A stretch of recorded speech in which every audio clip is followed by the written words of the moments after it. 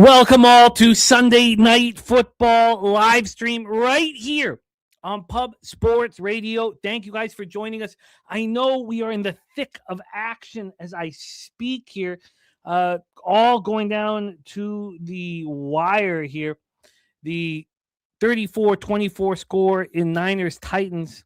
We have the Saints-Panthers game about to go into overtime. Rams up 41-34, and the Broncos with a huge interception here. So I got the red zone on, a lot happening here. Shout out to you guys joining us. Thank you guys for joining us. We got Crip Key in the house. We got Aaron Gaza. So much action still going on, but a giant Sunday night football game. I still have a lot of action hanging in the balance here. I am going to lose my 49ers. This was not a good afternoon stretch for me. A very bad one. I came into the afternoon slate 7-3, feeling very good about everything, but not so good because as I started my show today, our NFL Pub, told you guys that there was 8 bets that I hadn't pulled the trigger on. You know, I had 17 open bets. I'd made 19 open bets. There were 19 bets here.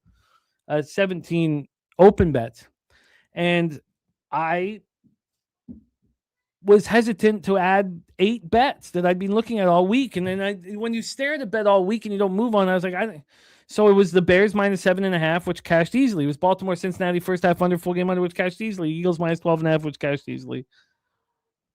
And the Washington Commanders, which cashed easily. So 5-0. I was just hating myself walking around like, why did I not empty the clip? And one thing that I've always done since my days in Costa Rica is I always have bet my leans because I was around Pete Loshak when he was hitting, his leans were hitting so much higher than his bets. And I noticed that his leans hit higher than his bets. So I always pulled the trigger on my leans. And, you know, I have no excuse for not pulling it, but big 5-0 missed there, which hurts badly. I, though, got off to a good start. There were some good things that happened today that I'm excited about. Let me grab my entire card here. Did I move it over? Jesus. Okay. Cleveland. Now I don't even have it. I put it here? No.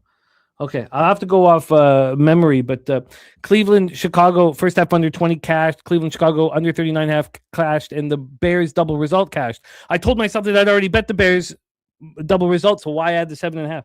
Cincinnati plus 2.5 was a loser. Kansas City double result was a loser. LA, Kansas City first half under 21 lost, but the full game under 42.5 cashed. Buffalo cashed. Arizona, Houston first half cashed. First half over cashed and full game over cashed. So I was in great shape there. 7-3. Then I lose Detroit, LA Rams first half and full game under. I lose Carolina, New Orleans first half over 20.5, and I've been now saved by overtime. So let's see, we have a kick here by the Saints to beat the Panthers and for me to push the total. And it's just happened. So Panthers lose. I guess that keeps all the Bucks action alive here.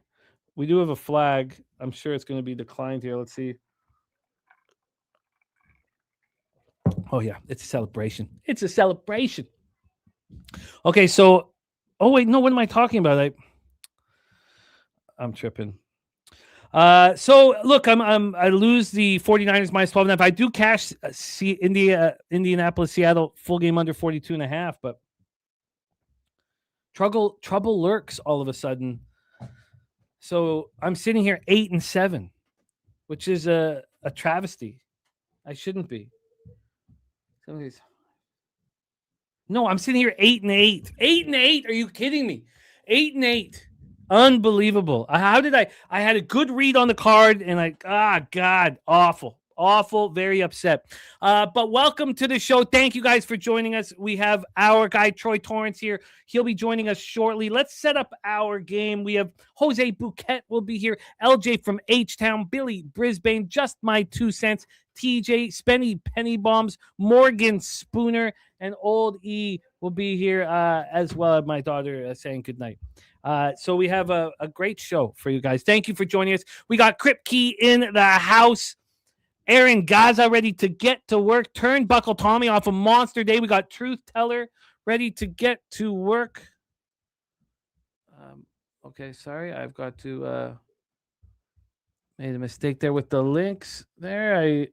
Oh, okay, sorry. Let me get Troy ready to jump on with us right now. I don't know how I missed that. All right. So we have a big show ahead. Thank you guys for joining us. We've got Big Daddy Boom, Jerry Jones, Rose Putt, AM, Irish King. It's great to see all of you guys. Vizzy Donut says keeping it simple. Cowboys result and Cowboys -4.5. I am on the Vikings. Now, I should tell you, and this is just for my own sanity, those 8 bets that I was thinking about adding, which I was also the first half under and full game under here tonight. I was very close on moving on both of those spots, and I didn't. And now I can't. I can't now bet the leans that I didn't bet earlier that I went 5-0 on. I take that back. I guess I could. If it leads us into that direction. Because I am on the Minnesota Vikings. I believe in the Vikings tonight. So let's go over all of our action and set this one up. My co-host in Bankroll Blitz ready to jump on with us right now. Oh my God. Did that really happen? I moved too fast there. Wow. The 49ers did kick that field goal. So that changes everything. God, you know how fast things change? I thought that was going to end 34-24. I was just moving around too quickly. I mean, if that catches, so I guess we're 9-7. That's a lot better, man. That's a lot better. Look, that's God. After everything I went through today to be 8-8 down Vig, I would have just wanted to punch something. 9-7. 9-7. Nothing wrong with 9-7, which also means 3-0 in the contest so far this week. But I opened up 3-0 last week. Oh God, 9-7.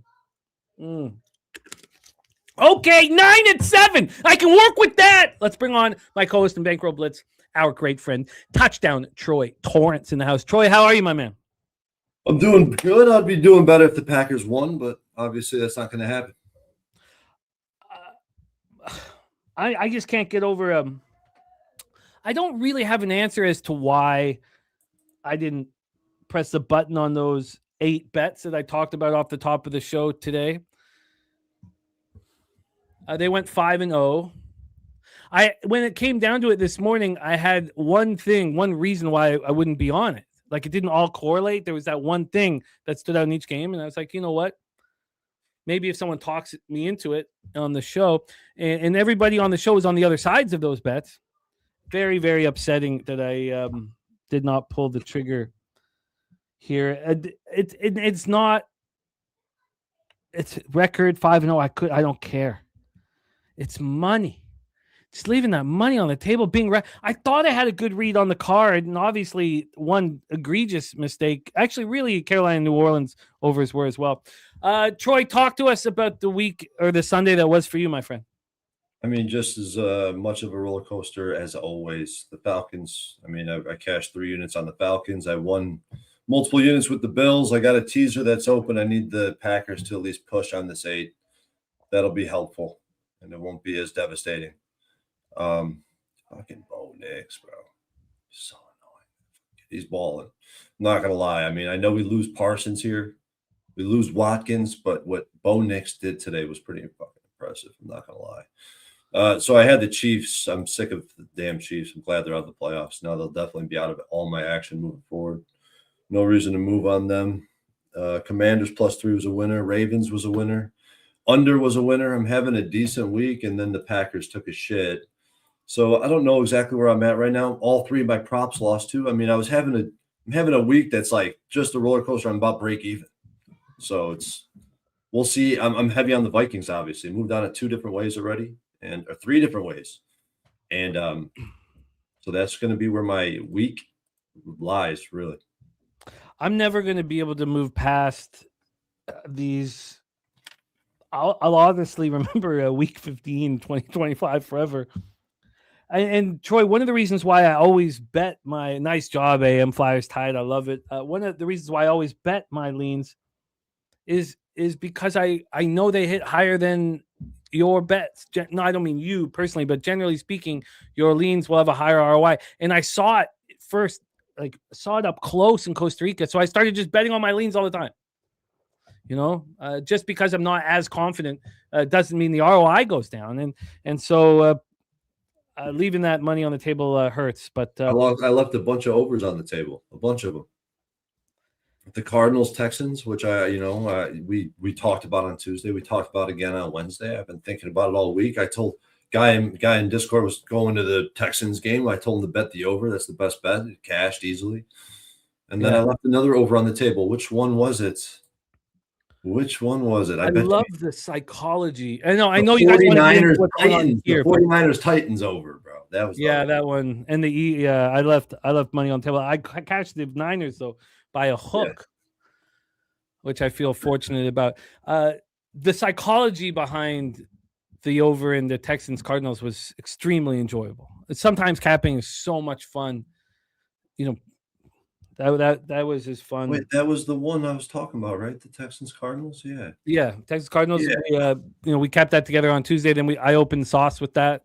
Yep. On Wednesday. Yep. First half full game over. That was gonna. You knew immediately what was happening. Like right when the game started, it was like. Now I was wrong about other things, so you take it with grain of salt. Hey Troy, it's nice to see you. Thank you for being here. Happy Sunday night football to you, my friend, and to everybody here in the chat. And so two of the two leans here were the under. So let's set up our Sunday night football. Thank you guys for joining us. I'll be copying and pasting all the action cappers in the chat. It is a torn ACL for Patrick Mahomes, according to Kong's clips. So it's a sad end to the season for them. Let's get into this here. We moved on the Vikings. I believe you moved earlier than I did. Did you move on it before we got to the show on Tuesday? I did. Okay, so but it was a 6.5 at FanDuel for days. All the other books, every single book in the world was at 5.5. FanDuel was 6.5, which is a great sign. It's a great sign. Speaking of every book in the world here at a 4.5, or offshore at a 4.5, except where we used to play poker. It's weird for them to have, and it's not like they didn't move it. They just didn't move it down to 4.5 with everybody. That is strange. The look ahead here for this was a 7.5. Troy and I, if you want to call out the issues or the mistakes or what could you be doing wrong? How could you lose this bet? Well, Troy and I cashed on the Vikings last week. Cashed easily. And watching the Commanders take care of business really stung. Sitting on the sidelines on that one stung so much. Of course, you back them after getting shut out. It stung. But 7.5 was the look ahead. It was moved to 7 before game started last week, and then Vikings smash and grab over the Commanders. It reemerges at 6.5, and it's just a constant move towards the Vikings. And now we're at a 4.5 at some books, a 5 at some books, and a 5.5 at other books. I wanted the first half under and the full game under. That's what I wanted. It's not moved. Oh, yeah. I want to check back on that. I'm going to be a little bit sidetracked. Packers got the ball back. See if we can make some magic happen. Because I've got it here on Red Zone. So talk to us about it as we go through. Jordan Love drops back. He's under pressure. He cannot complete the pass over the middle. Only maybe a good missed pass there, as you only have 1 minute with no timeouts. And this Broncos offense, Bo Nix looked incredible today, and he's way better versus two high safeties. I mean, it's something with single high. He's better versus two high safeties. We want to fade him single high, cover 3, cover 1, and he looked great today. So I mean, that remained true. Jordan Love has been playing great. I mean, they're just not coming down with the big plays. Surtain picks that pass off. That changes the game. He made the play. Bo Nix threw 3 interceptions. I mean, Bo Nix has like 6-7 turnover-worthy plays, and the Packers aren't, capitalizing on that. Oh, man. So what down are we at? It's a second down. They're calling a false start now, so now it's 2nd and 15, and we got a full field to drive and a 2-point conversion to get. But where there's a will, there's a way. Not always. It's not. I mean, we're not talking. I would say never a chance if we were down 2 scores here. But come on, This is the NFL. Let's get a I always PI. think of hustle and flow. I always think of the hustle and flow monologue. It's not always. You don't always have a chance. That monologue was beautiful. Fuck me. So interrupt at all times. Continually interrupt here. The totals only moved 2 cents from the look ahead. So this, how did I not Drop. have the under 51.5 in the Ravens Bengals game? I talked about wanting it. I was like, it's got to go up. It's got to go up. And then the fact that it didn't move, why did that not instill confidence in me? Huh. And now look, I just got to say this out loud because this is going to happen to me psychologically now. I had 8 bets that I said I was close to moving on that I hadn't moved on before I showed that I didn't move on them, and they're 5-0. So now I don't want to be late to the party and early to the funeral and bet these 2 tonight and then the 1 tomorrow, which I still could do. Because I think it fits my plan of attack here. But also next week, I'm going to be sitting there going, "Oh, you got to bet your leads." And that asshole going to be squawking in my ear, "Oh, you're leading there? Well, you should bet it." And so I'm going to be dealing with this shit, man. Mel in Denver, it is wonderful to see you. Look, Mel, it's been a really rough a couple weeks for people from Vancouver. They shut down our horse track that we all grew up at, that's been there since 1889. And then the best defenseman in our team's history gets traded because he didn't want to resign. And why would he want to resign to the garbage fire that Rutherford and Alvin have created? So, and Benning and all the assholes before them. So it's been a rough week. I'm not going to pity you with the best hockey team in the world. But yes, the Wild will be difficult to mess with. Okay. This doesn't need to be a night where there's any emoting. It is. This needs to be a night where we make money. Because I thought that I went 8-8. I really went 9-7. I love to hear that, Irish King, my man. Let's talk about do you want to touch on anything you just saw, or do we move on? No. Let's move on. It's time to move on. Let's do exactly that. So we just touched on this total that has not moved. It's not moved. Now, just because one thing happened one way doesn't mean it's going to happen again. You know, we all have studied this over and over again. So just because it's landed on red 8 times in a row doesn't mean the 9th time there's a better chance of it landing on red. But we just had a total in the Ravens Bengals game that did not move all week, and I wanted the under, and I thought it would go up. You didn't move on the under on that? No, first half full game, I never did. We talked about I was going to wait. I was waiting for it to go up, and then I just thought myself into a corner, man. It was 52.5. I bet it on Tuesday. I like that. That was from you. Like, I feel like you should have bet that because I was on the Ravens. God. I had it queued up. And you put me on the under. I had it queued up after the show. I was like, "Oh, this is going to go up," and then I just, one of those, think long, think wrong kind of things. I hear you, Mel, and I love you, Mel, and I hear you. So let's talk about the cash flow here. 53% of the tickets, 54% of cash on the over, 53 and 54. In that Ravens Bengals game, it's 52 and 53. I mean, it's the same shit, man. It's the same thing. It's the same thing. And if the line had been moving towards the Bengals, you could have said to yourself, well, it's going to be a high-scoring football game. But the line was moving to the Ravens, and their style of football is not really that way. And here, this line's moving towards the Vikings. That should mean this is not going to be a high-scoring football game. Dizzy Donut just added the Vikings over 20.5. Okay, so look, I'm going to forget about those 5 bets that I just left on the table. I'm going to forget about them and just leave them alone. So I'm not going to talk about them anymore. I'm sorry I kept bringing them up, but it's just, I'm a gambler and I left money on the table. It makes me angry. Let's talk about the football game in front of us, because I would like to move on the first half under and the full game under. There are problems within this under, Troy, and that's that Cowboys will get 3 points from what? Anywhere within their own 40. Every time they're a 4th and long within their own what? From the from the 50, their own like, 48. It's ridiculous. But so that's a problem. Now you want field goals and not touchdowns, but just in the punting situations, they're going to kick field goals.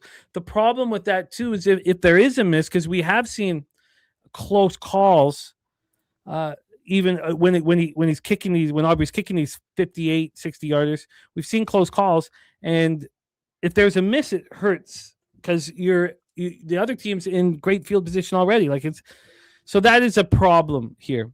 The Vikings snapped that 4-game losing streak, 31-0 win at home over the lowly Commanders. It was perfect for us. And I imagine that these J.J. McCarthy props have gone up. I think he's going to throw for some decent yardage today. We have a Cowboys secondary that's just continually been dealing with injury after injury all year long.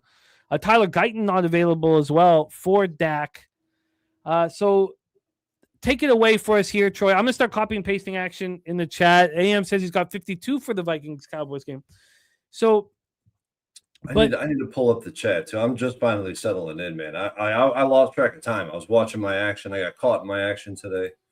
I got caught watching Bo Nix and being like, wow. I mean, it was really impressive what he was able to do on some of the downs and the reads he was able to make. Maybe Kyle had what Kyle had mentioned about Gary the glove man, Sean Payton, and holding stuff back, holding offensive schemes or like sequences back until big games like today. So yeah, that was impressive. But Ram saying over is the easy play. No, I get it, Ram. I get it that the over is the easy play. So what's the chat on? I wish we had a poll. I wish we could put up a poll and see what chat would be taken in this spot and get quantifiable data. Like, yeah, you could look and like kind of eyeball it, like, oh, a lot of Vikings, a lot of Cowboys. But until do you know how to drop a poll, Jim? I've done it before, but that's what those days are. Why don't you talk to us about the plan of attack, and I'll see if I can pull it up there. Okay, so I'm ready to talk about this game. Let me throw in some nicotine. I was able to get off the chew, get off the long cut. Now I'm dipping the nicotine pouches to keep me satisfied. When I make the transition. I don't know. You don't seem satisfied at all. You seem hungry for action. Oh, I am. I'm hungry for action, and I want more because there's one bet that I haven't made in this game that I've bet every single time this market presented itself. But what Jimmy just said is part of the reason I have not moved on the money line. And it's that long field goal ability from the Cowboys. Like, can we really expect the Vikings to overcome them? Because it's not going to be like the Vikings are really going to be able to blow the hinges off this team. So, but I want to talk about the market, right? I mean, this is something everybody should know, and I want to pound it in your heads because this is one you have to remember. When you see a favorite open above 6 and close below 6, it's an auto bet. It doesn't really matter what the matchup presents. It's really just about the market itself. The bookies are showing massive concern. Look at the cash flow. And right now, there's clear signs that the bookies, like the Vikings, are taking a position on the Vikings in the spot. But there's more than just that, because we could look at this Cowboys team and what have they really done? I mean, yes, they've looked more impressive. We bet on them heavily against the Raiders a few weeks ago when they just got the new pieces of their defense. Then everybody starts aping in, and they're able to beat the Chiefs, who are 6-8 now, right? Not a very credible marquee win at that point. And then you move on to the Eagles. They're able to beat the Eagles. We know the Eagles have had their issues. Now, that was probably the most impressive of all the performances. And then we faded them when they went to Detroit. They were able to put up a lot of points, but who's not putting up points on the Lions? What I'm saying, and by the way, every single game, their defense is getting beat. And if you look at this Vikings offense, I know J.J. McCarthy's had his problems, but there's a reason that O'Connell's sticking with this kid. And there's a reason there's belief in this kid coming out of the first game of the season. And here's what I really think about him is, when he's been indoors, when he's had favorable matchups with bad defenses, he's been able to be productive and keep his team in the game. We've seen him go into Detroit and beat them outright. We've seen him get a big win last week, a very convincing win, and a team that went on the road and just pounced on the Giants. And I was on them as well. But I believe that JJ McCarthy, with the tools he has and the coach he has, will be able to progress. I'm not saying he's going to be a long-term starter in the NFL. What I'm saying is if he's facing a defense that allows this much success from opposing offenses, why would I not expect JJ McCarthy to at least put something together with the likes of the talent he has surrounding him and the head coach he has? So I think that could be a good spot to double down on McCarthy and really, bet on sustained success, or like, I don't know, temporarily sustained success. I don't know how you want to look at it yet, but I believe that we're going to see good offense from the Vikings, and I believe their defense this is why I'm betting on them. This is the first time Dak Prescott will ever see a defense of this nature all season. Heavy blitz, zone, too high, cover four palms. And he hasn't seen it this season. The Lions, they play man coverage, they play single high. The Chiefs, they do two high safeties. They blitz, but they're not playing four, they're not playing six. And the Raiders, they pretty much played nothing but man coverage. And the only teams that have played heavy zone coverages have given them problems. The Eagles, Dak has a 90 passer rating against the Eagles in 2 games. The Cardinals allowed 17 points, and the Cardinals are actually a really good data point because if anything, the shell from their secondary is the closest to what we're going to see tonight with too high, pretty much every down, heavy blitz, open middle. So I like the spot. I like the market, the matchup. I think there's reason to believe the Vikings could win this game. I got the +6.5 on Tuesday. I followed it up with the +6 on Tuesday. I added the first half +3.5. I believe I got. Let me double check this. I got first half +3.5 -110. And right now I'm really flirting with the money line. You know what? I moved with you on the +6. I feel very comfortable there. I don't feel like I need to do anything, but we have our next guest ready to go, and we'd love to hear his player props and how he's planning on attacking this. So the question I want, my dude in the house, the question I want to ask you, Guillermo Zertucci, wonderful to see you. The question I have that I want you to answer after Spenny talks is in relation to the total. Because, I agree with Abram. I agree with him. I agree with him. And he's saying basically the Cowboys have no defense. The Vikings move the ball or play very quickly. And that with the Cowboys not having a secondary, even though McCarthy can't, that's not his wheelhouse, that this should be an over. I think you could have made a similar debate in the Ravens-Bengals game. And it's sitting at that number that is too low for it. I'm astonished that I didn't pull the trigger on the under. So I would like to touch on whether you think McCarthy can move the ball through the air. If we are on the Vikings, what does that correlate to? Total wise. I want you to touch on these things in a second, but let's bring on our next guest. Look forward to watching him cook here. We get a lot of people asking, what is his action? Well, let's figure it out right now. Please welcome. He's up here from the 6, going to be with us at Pubapalooza 5.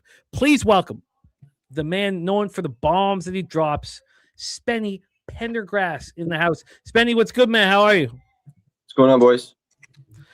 It's been another roller coaster ride here, and I'm in the thick of it. We're in the thick of it, Spenny. I know that you focus in the player prop market. How's your day gone so far, and how are you moving on this game? Pretty good day so far. Pretty decent pretty day with the props out there, so not too bad. Obviously the Pats game was a little bit of a disappointment there, but I think the refs kind of carried the Bills a little bit, but we'll just leave that for another time. But tonight got a couple of spots that I like that I'm gonna take a shot with here. Again, like we've been talking about, McCarthy, O'Connell has to have some trust in him. They can still move this ball. This Dallas defense is just terrible. They haven't been able to stop anybody here. If this is ever a spot for Jefferson to get himself right and get involved back in a primetime game here. So I'm going to go Jefferson over 62.5 receiving yards. I got that at -115. Also going to jump on his receiving partner on the other side, Jordan Addison, over 45.5 receiving yards. I just think both of them can go over the totals here tonight. Like I said, these there's no secondary for Dallas. I think they can take some shots and give them maybe a little bit more time here for McCarthy to get the ball to them. So I like both of them on that side. And then also going to do George Pickens on the other side at over 74.5 receiving yards. Again, Minnesota secondary is, they gave up some big plays as well. Pickens had an off game last game because Lamb was out. He plays so much better when the two of them are in. Lamb's going to be back in again here tonight. Give me Pickens over the 74.5. What is the juice on Addison and Pickens? Both of them are minus 110. Okay. So we have Jefferson over 62.5, Addison over 45.5, Pickens over 74.5. Keep rolling. Yeah, and I'm gonna do touchdowns here with Aaron Jones plus 150, and then also Jefferson plus 165 and Pickens plus 130. Jefferson plus 165 and Pickens plus 130 here. So the whole focus is on Jefferson. So why did you not add Addison in that one? I just took three of them, but if you like Addison as well, it's definitely a good shot there as well. If I get one of them early, then maybe I'll jump in on Addison if he doesn't score early. Jones, Jefferson, Pickens, so for the receiving prop, Jefferson, Addison, and Pickens. For the touchdown, is Jones, Jefferson, and Pickens. I think Jefferson's, like, we're back 35 years ago watching TV. What is anything else? Do you put an SGP together? I'm still working on one. I might put an SGP together as well. Well, it's wonderful to have you here. Wonderful that Spenny Penny Bombs is with us in the house. Let's get our live odds up as well here for us. Thank you to Swiggy for getting this here for us, locking us down here. So, Spenny, I have a question here for Troy that I asked him. I'd like regarding the total. When we come back, I'd like to hear what you left on the cutting room floor. So if you could set up a almost bet or what you're looking at for your SGP. Troy Torrance, talk to us about the total. If we believe in the Vikings, does that not correlate to the under? I can understand what Ram's saying. We've gone through these situations with the Cowboys, and take it away. Yes, the line movement, the Vikings certainly correlate with the under. The line movement towards the under has favored the under significantly. Also, the higher totals have favored the under and has favored the road team. Since, like, it just blows the profile up. I'm not the side is way more clear than the total, but I would only be looking towards the under because you could clearly see historically it's correlated, and so that's the way I would be looking personally. So why are we not pressing the button, Troy? What's our biggest concern? My biggest concern is what I've seen from this Cowboys team and how willing they are to give up points. And I think that the Vikings could be in a good spot to score some points.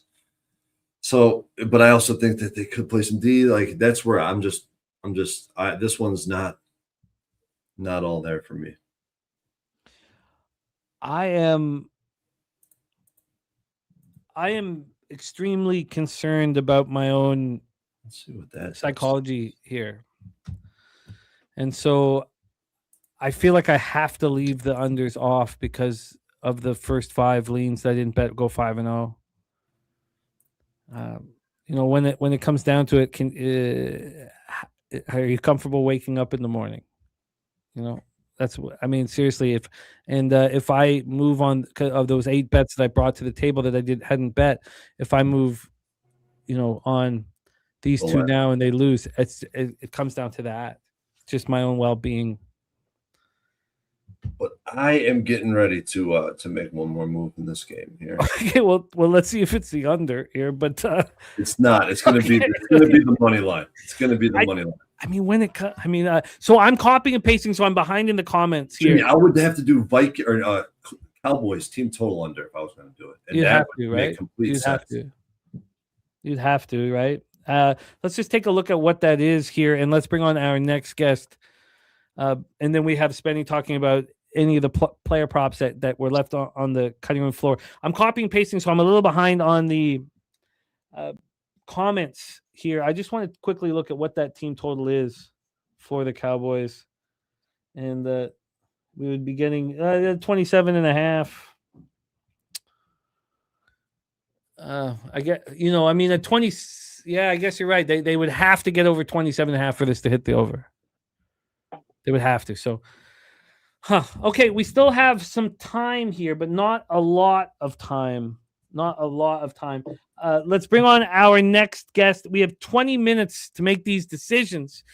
Looking forward to spend the night working with him, betting live with him, and hearing his plan for this football game. He had another big winning day on NFL Pop-Up today. I'm looking forward to track all the action that went down today on NFL Pop-Up. The group has been doing great work here. Please welcome our next guest, TJ in the house. TJ, what's good, man? How are you? Oh, it's been a good day. So doing well. Did okay on Pub-Up, and then on my personal bets, I was heavy on the Bills. So looked pretty bad, but you can never count out Josh Allen, man. What game. So that went well. And, got to see old man Rivers look pretty good in there. I mean, he didn't look great, but at least it was a good game. It was exciting. They had a chance to win. Their defense just couldn't hold late. I just wish Seattle would have ran that clock at the end, because that last throw lost me his passing attempts prop, that last interception there. But that under was a gift. I should have first halved it too. I kind of had a bit of a different script for it. Obviously, it wasn't old man Rivers taking control of the game, but TJ, plan for tonight. My head will be down copy and pasting, but what is your plan for tonight?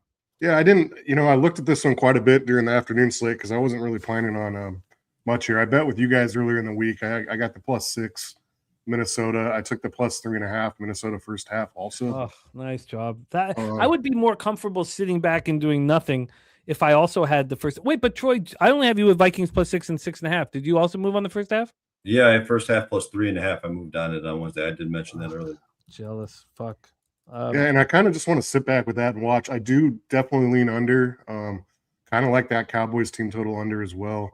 I just don't want to really it's been a good day for me today, up 8 or 9 units. I don't really want to give too much back on this game that I looked into a lot. I looked into some player props and some other stuff. Kind of just want to chill tonight. It's super windy out and it's really cold, which is rare for this area. Power's gone out like twice, so could lose power. I don't know. But it's only flickered a few times, so which never happens here. So Mahomes torn ACL. Yep, he's out. He's done. Jimmy, I texted you that Tennessee 10.5. Yeah. Like 20 minutes later, it's 4.5. Oh, I know. I tried to get it. It. But I didn't realize I did. There's so much going on. They're like, I was slow to the task. What I did? I wanted to drink tonight. And so I went to the gym. And just it was very difficult to try to focus and run but I was like, I got to sweat, move, get my heart beating if I'm going to sit here and booze for another 6-7 hours, So I love that logic. I gotta go run this off so I can go home and booze the rest of the day. I'm seriously at this point, it's all going to fall apart if I don't. So I went to the gym and I just moved because I've not been moving. The only time I go outside is to take the garbage out. That's a bad sign. That's not a good sign here.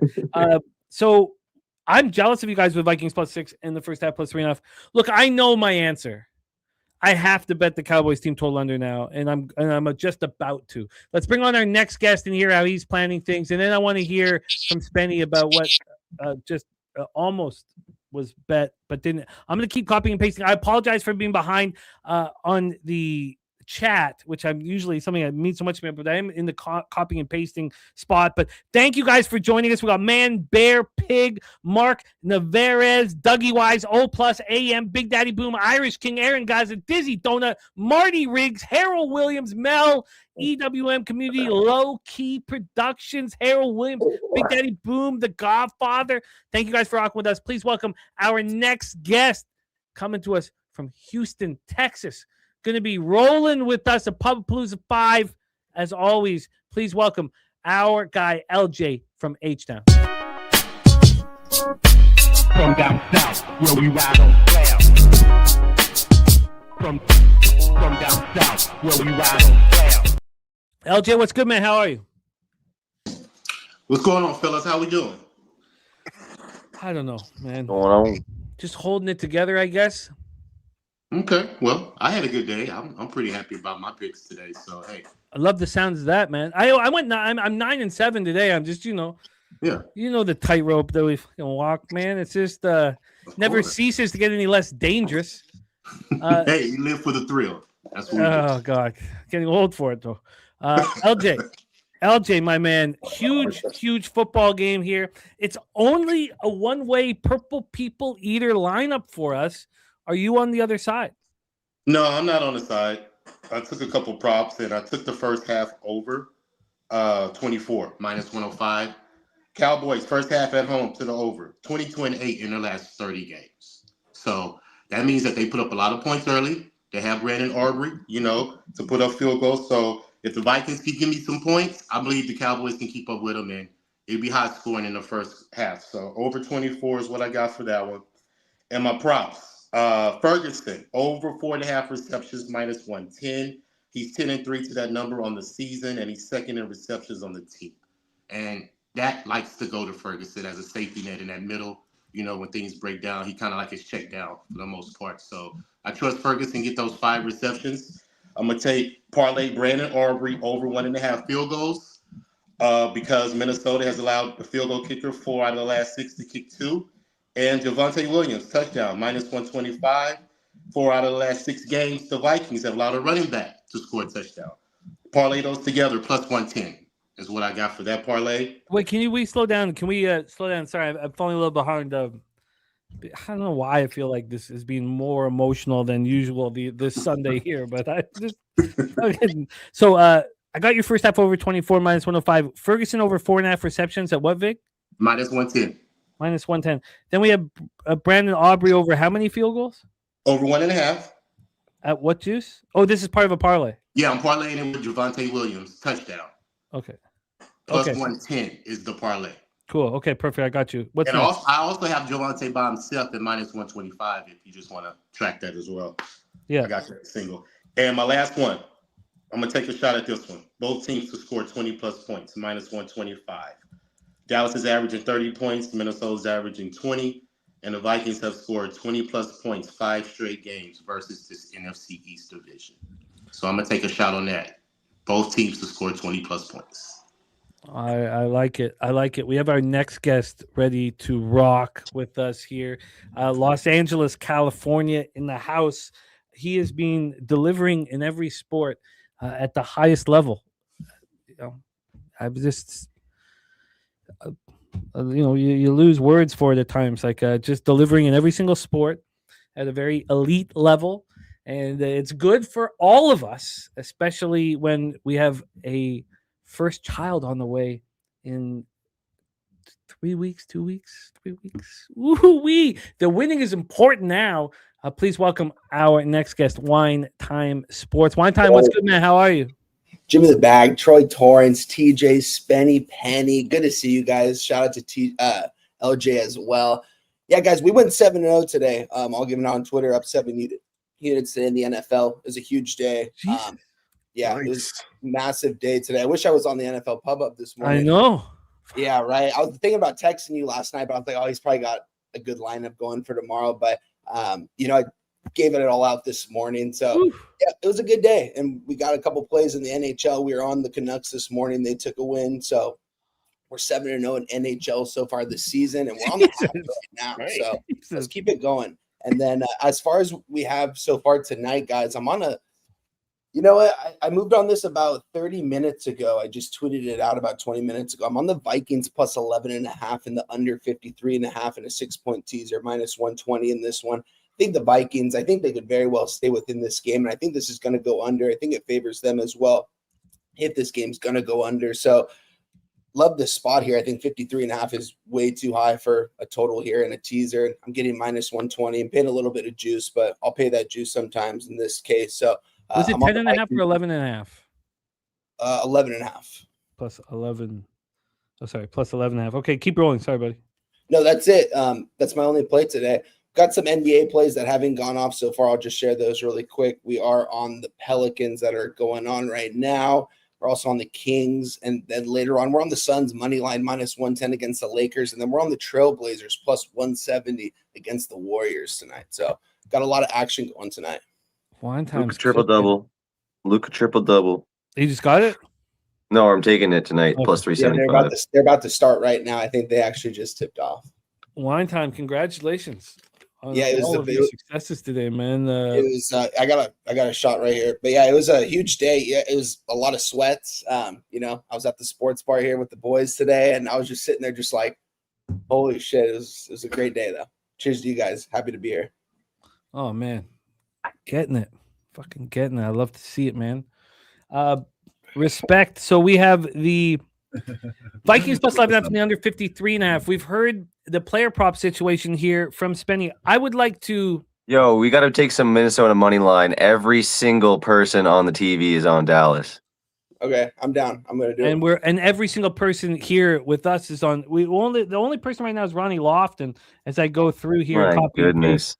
Every single person on the TV there was on Dallas. I did bet. I put it in the chat. I did bet about 5 minutes ago money line at DK +220. I got +200, guys. I'm gonna give it out with you guys as well. I just bet it. I'm typing it in right now. Okay, and this is official, Troy. Oh, absolutely, absolutely. Jimmy, I always do this. You know. I know.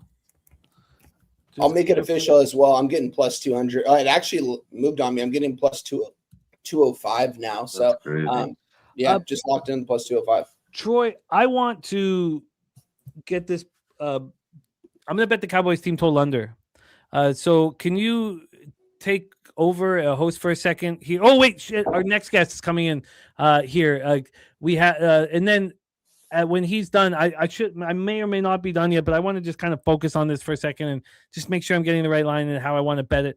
And then I would love to hear from Spenny with the player props. And Troy, I would like to hear if you've got any last minute thoughts on SGPs. We're 8 minutes away from kickoff. Let's bring on our next guest after the final UFC of the season, UFC Apex. He's back in business, ready to get to work. Please welcome our friend, Just My 2 Cents in the house. TC, what's good, man? How are you? What you say, boys? What you say? Let's get this Good money. evening. TC. Jimmy, thank you for the link. Shout out to all you fine gentlemen on screen. Shout out to all the ladies and gentlemen in the chat. Smash the like for the boys. The day has been going okay. Been up and down day so far. I did cash the Broncos +110, which felt nice because it seemed like everyone was on the fucking Packers. So that felt good to get a little line movement going in my favor, closing line value or whatever. But I got 2 bets tonight. I really feel sketched out about one of them, and I feel good about the other. The one I feel good about is J.J. McCarthy to throw 2 touchdown passes against one of the worst, if not the worst, fucking secondary in the league, my Dallas Cowboys. So give me J.J. 2+ passing touchdowns +155. That's the one I like. The one I am super duper skeeved out about is I have my fucking dumbass Dallas Cowboys to close out a fucking 3-leg parlay. It feels like this is going to be the one that bites me in the ass. Feels like the Vikings are one of the hottest underdogs of the week, and I don't blame people. We're just pretty much a 500 team. We're super unreliable, so I get it. Best of luck, everybody. But yeah, I got the Dallas Cowboys to close out. Houston Texans, Chicago, the Bears, and Cowboys +106. Let's go. And the 2+ passing touchdowns was what? Sorry, it's +155. +155. Go get it, TC. Go get it here. Love to hear the plan of attack from all of you guys live script wise. We're 6 minutes away from kickoff. I've got a ton of copy and pasting to do here. We have Vikings, Crip Key on the Vikings, KT on the Cowboys team total under, Ronnie Lofton on Dallas -5.5 in the over 47.5, as well as Pickens over 5.5 receptions. EWM Dallas +1 last leg of his teaser. Dizzy Donut added the Vikings team total over 20.5. Philly Eagle Flyer on the Vikings +7.5 and the over 41.5 and +108. O+ on the Vikings +5.5. KT on the Cowboys team total under. I'm going to join him on that. Aaron Gaza on the Cowboys -5 and Pickens anytime touchdown as well. So Spenny, what was there anything that you almost hit? And then after that, I'd love to hear from TJ with the live script. Spenny, was there anything that you almost moved on that was left on the cutting room floor? Yeah, Aaron Jones rushing and receiving yards. I like the over 65 or 69.5. I was just gonna take a shot with the 75 plus. I think it was like plus 110. Just didn't want to take three different Minnesota guys. I already got the 2 receivers there, but I do like Jones there as well. That's why I do like his touchdown, because I think Jones gets involved in this game here as well. He's been a little bit more involved in the last couple of weeks, and he's a good receiver and a good rusher there. So I like, and I feel like he always kills Dallas. I feel like he always scores against Dallas too. So yeah, I do like Aaron Jones. That was a spot that I was looking at. I actually did involve him in the same game parlay that I made. So Pickens 70 plus receiving yards, Jefferson 60 plus receiving yards, Jones 50 plus rushing and receiving yards, and then Pickens and Jefferson touchdown, and that's 10-1. Can you do that again? Yeah. So Pickens 70 plus receiving, Jefferson 60 plus receiving, Jones 50 plus rushing and receiving combo. Yeah. And then Pickens and Jefferson TDs 10-1. Pickens, TD, Jefferson, TD, at plus 1,000 here. Love it, Spenny. TJ, talk about the live script and your plan. I did jump on Minnesota money line with you guys for a little bit. Just had to be part of the party. You don't need to make it official, but no, I just want to see how JJ McCarthy looks. See if he looks competent. I'm not going to be afraid to jump on Dallas live at some point if he comes out looking like he's not prepared. But I do expect him to be. I like our action at what it's at. Total wise, obviously, as usual, if we see a bunch of points early, I won't be afraid to get on an under as well. So that's kind of what I'm looking at. If we think that Flores, his defense should, we know that the Cowboys scripted plays may work at a high rate, but Flores's plan should succeed early. Like if it gets pummeled early, I know that he can make some changes. Can he make enough? Here is the question. LJ, do you have a live plan for a live script or a plan for live betting, my man? No, not at the moment. I'm just going to see how the game goes. Hopefully I'll, probably find some before I, jump off at halftime, but we'll see. But none right now. Wine time. Is there a script for you that you're looking at for live? Yeah, I mean, if the Cowboys go down and score, let's say if they get the ball to start the game, they go down and score, I will be moving on the Vikings live at whatever number they give me, and I will be moving on the under on whatever they give me, depending on how fast the Cowboys score. Kind of hope that if they do score, it's kind of they go down there and score quick. So that's what I'll be on. I will be on the live under, and I will be on the Vikings if the Cowboys score early here. TC, anything you're looking for live? I think you're muted, my man. Yeah, sorry, I was trying to unmute it there. My computer was being funny. Not necessarily live. I'm looking at props right now to see if there's anything that is tickling my fancy, but I'm not necessarily looking to move on anything live. And from a player prop market, LJ, was there anything that you almost moved on that was left on the cutting room floor? Yeah, I almost moved on Justin Jefferson, but I just I had too many props. In my opinion, I had 4, so I didn't want to put too many on there. So yeah, I was real close to pulling Justin Jefferson touchdown, but I stayed off. Justin Jefferson touchdown plus 170 right now. I'm gonna take a little stab on that actually, LJ. Hey man, cash it for me, my friend. Plus 170, just a little stab, just a little something on it. But I just moved on a minute before game time. I wanted to move on some kind of prop, and that sounded right. So he's due for a game, man. They got to get him the ball. That's the thing. They just got to get him the ball. They haven't been able to do that. I moved on the Cowboys team total under 27.5. That's available right now at 365 minus 125. It's a little bit more expensive at the offshore I'm looking at. That's very sharp. I'm surprised. But I wanted in on the under. I think this is the best way for me to handle it. So here we go. Here we go. I got lots more copying and pasting to do. Thank you guys so much for joining us here. We have Sunday night football, and I'm way behind here, way behind. So I'm going to be focusing on the copying and pasting to get everybody's action here. Vincent Hawkins on the first half full game under on Monday. Thank you guys for being here. Wine Time Sports, TJ, LJ from H-Town, just my 2 cents, and all these great cappers in the chat. Thank you guys for being here. Big Daddy Boom, Low Key, Aaron Gaza, Harold Williams, Marty Riggs, AM, Mark Navarez, Myron Kidd, Pacheco de Gallo, Sky, my dude, Guillermo Zertucci, so many great friends. Ram, all of you guys, let's get this money. I need one more rebound from Jalen Johnson for a triple-double. Bro, he is a monster, bro. Yo, this kid's a fucking stud, bro. Dude, it's Trade crazy. away Trey Young. They don't need him. Get rid of Trey Young. That's How what much was the that's what I triple-double said tonight? a couple weeks ago when he went down. I was telling Jimmy and Stacks that I was like, I think this team might actually be a little bit better without Trey Young. It's kind of crazy. And they've been Bro, they play so much better without him. They have their star right there. He's their star. He's their starter. This will be 3 in a row for him if he gets this done. I think How much was 3 or it? 4 in a row. What was the juice on that? 260 plus 260. Yeah, see. We talking about a 2 plus 200 triple double? Come on. Yeah, I know. Man. He's He did well. It's because he used to be like 5 or 6 or I more, know, but then I he did it. thought it was He did it in the six. first. He did it in the first half, and he dropped in half immediately.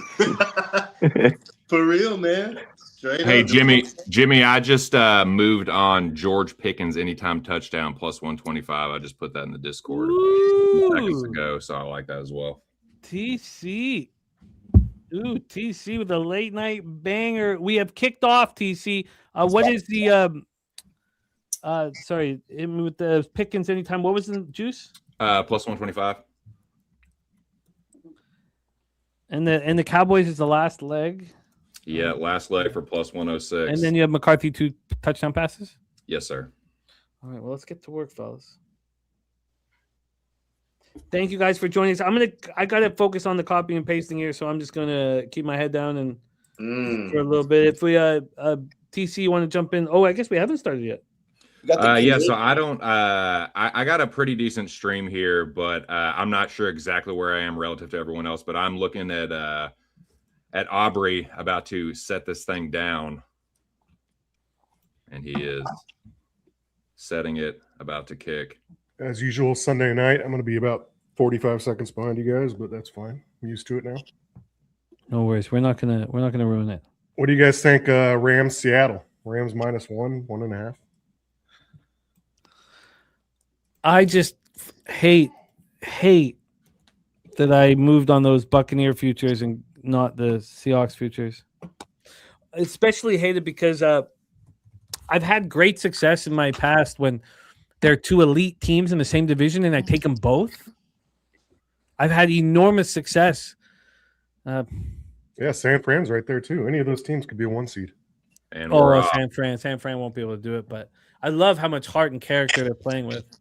Minnesota returns, gets about to the 31, 32, 33, 34, and then they whistle it dead.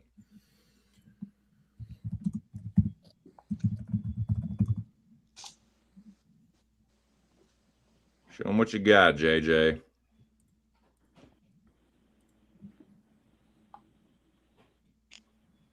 Win or lose, you need to throw a couple strikes.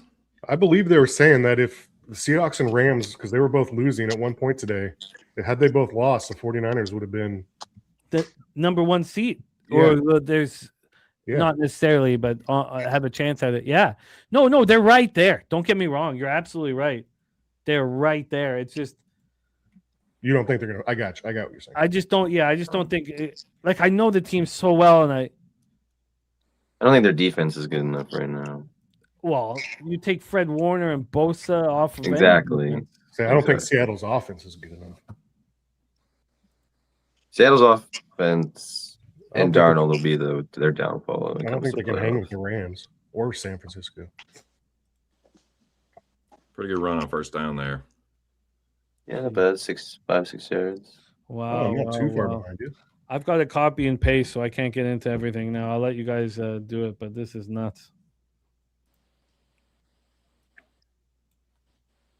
Do you go back and look at every Oh, single that's person in the a pick. transaction, Is Jimmy? that a pick? That's a pick right there. Holy shit! Let's go. They do pinball with the football in midair, yeah. and the Cowboys come up with it. Holy shit! On Minnesota's 34-yard line too. Mhm. Not good. Stuck his arm up there. All right, Cowboys. Throw one to George one time, Dakota. Especially the Cowboys have like the best kicker like in the Oh, league right now. man. This guy's automatic from 58 to 60 yards. It's crazy, man. Jeez. Good night, Minnesota Just plus skits his 9. fucking hand right there. Minnesota plus 9 at bookmaker right now. Really? Yeah. They're off by 1.5 off market.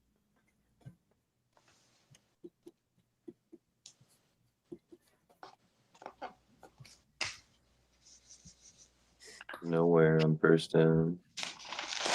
What a yard. Good job, Williams. Yard run for Javant.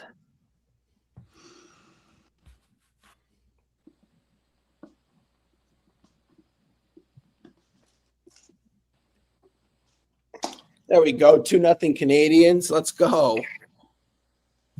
Wine, you're against all of us in that game. Is a hobby Oh, really? Yeah. Oh shit. I got plus 110, I think, on them this morning. Yeah, I'm looking at your action. I'm looking at your action right now. I took them in the Canucks. Oh, you're in business, man. You're in business. But Yep. still, I mean, Misses the pass that's banned for it. we'll see. I'm about to lie Covered about the well over. there. I don't know why you fucking threw that in double coverage, man. Much rather have you win though. You got a baby coming. And he's gonna be undefeated. Yeah, Yes. this would be, I think, 8-0 plus 9.1 or 9.2 units. I mean, I don't even. You guys asked me if I can name 3 players on each one of these teams. I couldn't tell you. You know, that's a crazy thing. You will soon if you keep up that record. You'll start watching. Again. Yeah, it's more. Yeah, it's more. I'm throwing a half unit on all these NHL plays. I haven't thrown a full. I wish I was. Lamb for about 5, so they're gonna be short, probably gonna kick a field goal. Wah, wah. That's about right. Stocked him to Dallas 3. not being able to capitalize on a turnover. That's classic Oh, Cowboys culture. This is madness. Madness 101, man.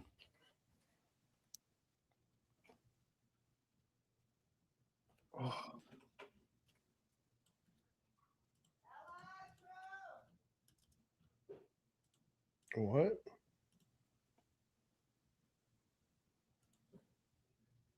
Did it work? What the fuck? Wow, what a sneaky fucking play. Holy Mahoney, baby.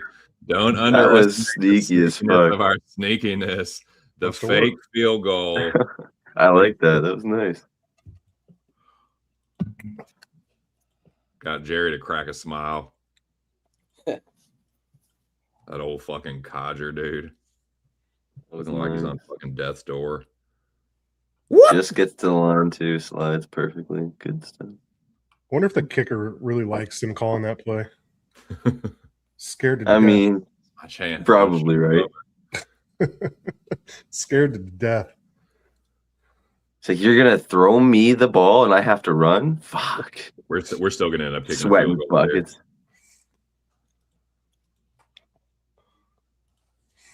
I mean, perfect design though. There's nobody there. We're gonna run it again with Williams, go nowhere, and then Who we're would gonna have miss expected Dakota that? gonna miss it. Just take your 15-yard penalty and crack him right in the leg, man.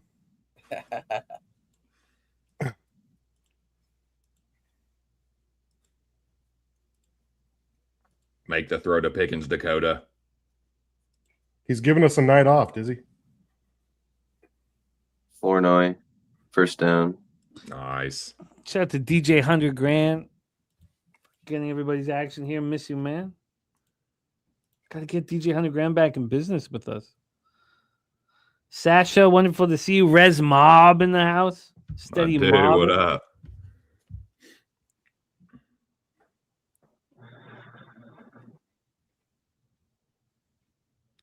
Dougie Wise on this Cowboys first quarter. Got to feel good about the start of this one. Let's make it happen, Douglas. Javante up the middle for about 4 or 5. Res Mob Vikings in the over 41.5. I'll give it to him again. Just hit Pickens on a little crossing route or a corner route. Yeah, that'd be nice. I'd take that. Just a corner fade route.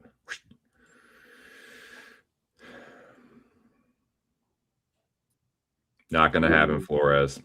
Chris Warren on Vikings plus We're gonna have to 5.5 do and anytime nowhere. touchdown. Stopped. Only about a for yard. Jefferson. God. Classic. 3rd and 3. Chip shot field goal coming. Or we go for it on 4th down and fucking turnover on Don't downs. split up. Hino Ball jumped on with us. Dizzy Donut staying strong with Dallas. What up, Dizzy? One.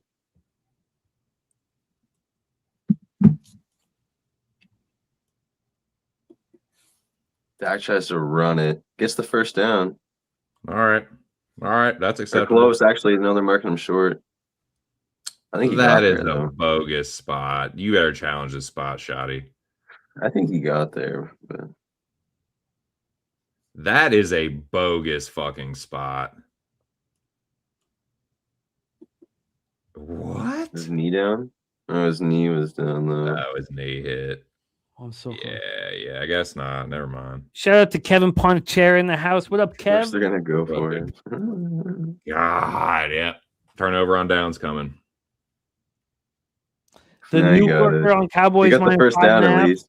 I think he got the first down at least. 53. It's close Yeah, though. definitely got first down. Yeah, he's right there. Both refs coming in, both side judges coming in for the same spot. All right. Fake the handoff. You can do a Dak. Play You can do a action. Dak push. Yeah, or a fucking brotherly shove. Yep.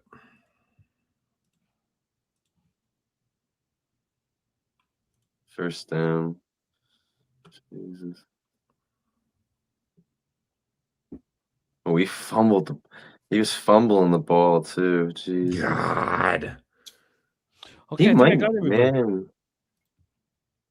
I think we're in business. He might not have got there.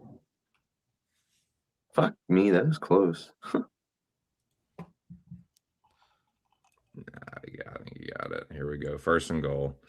Come on, Cowboys.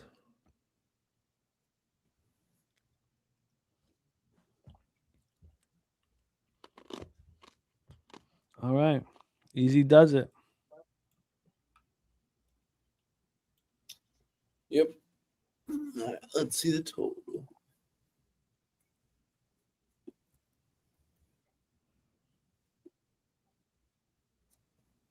Bacon's in here, fucking in there.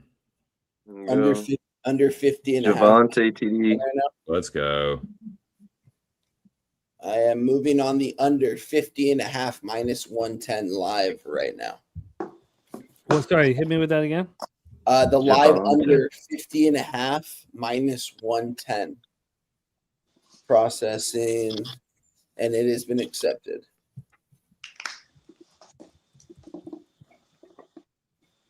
You're in business.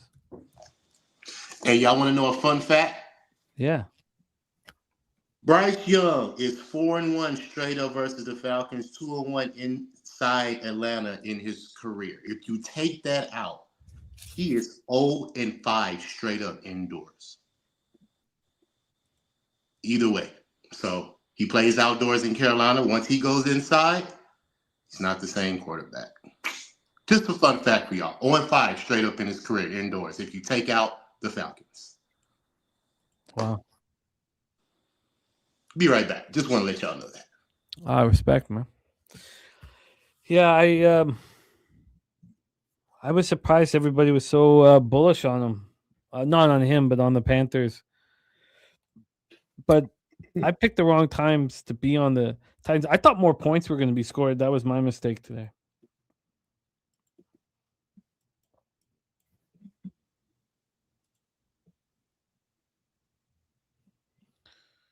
All right, here we go. Cowboys have taken a lead. Thank you guys for joining us here. Sunday Night Football live stream. I'll go over everybody's action here a little in a little bit. Let's get a little more action to have come in. Our first live bet's being placed though by Wine Time under 50.5. TJ, you looking at anything live? Not yet. You looked at the need to see- 9.5, I need to see what the 10.5. Vikings do here. Say what, my man? I need to see what the Vikings do with the ball here. It wasn't enough of a look. I agree. I need the Pelicans, man, plus 150. They're up 8 points right now in the third quarter on the Bulls. I'm telling you, Jimmy, I think I'm just going to continue to fade the Bulls this entire season. At least for a good minute, man. These guys have been, I don't know, this is not a good basketball team. We'll see. There's still a lot of ball to be left to be played, but this Bulls team, man, they are not playing good. No, they look like an absolute mess. Aaron Gaza thinks there might be another interception coming. Yeah, I told you guys I was thinking about potentially moving on, not just the live under if they scored, but the Vikings live too. But I don't know. I didn't see enough from their offense to make me want to move on the Vikings there. That's why I only moved on the under. I think the Vikings, it's going to take them some time here in this game. Hopefully we see a couple drives without any scoring, and this total continues to go down and they burn some clock here. But we'll see. There's a lot of game left to be played, but I don't know. This Vikings offense, they look good against the Commanders last week, but we know the Commanders defense isn't good. And I don't know. I doubt that they do anything similar to what they did in that game in this game. But again, their defense, I mean, you mentioned it, Jim Flores, he's one of the best DCs out there right now. He can definitely scheme it up for you on the defensive side. Yeah, I think that was just a terrible field position situation that we had to deal with there. I'm interested in joining you at some point. I'm interested in getting involved. I don't think we're ever going to see a 50.5 again at some point in this game. I hope we don't at least, but. Well, we're at 48.5 now.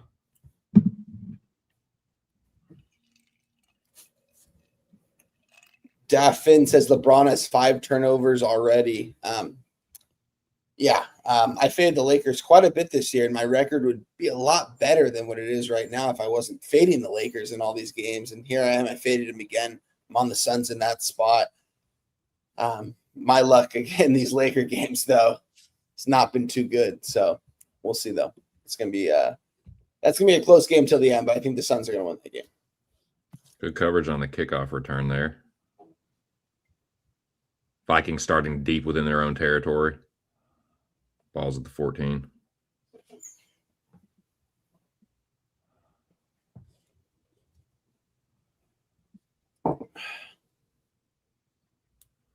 Cowboys all over that.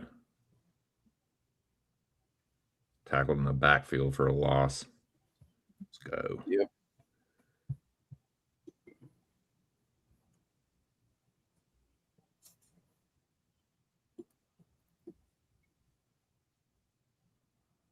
Will Clark was all over that. Just barreled him over. Big first down for the Vikings. Get some confidence. Oh.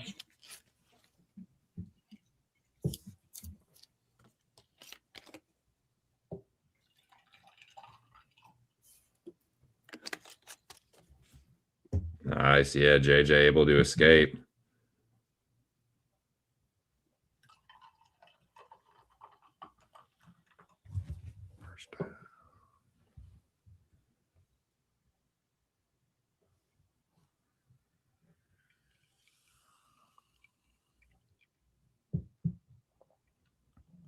He got there.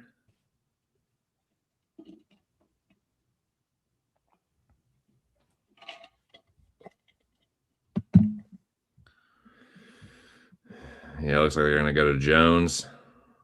JJ under center. They do hand it off to Jones. And again, he goes nowhere. 2nd and 9 coming up.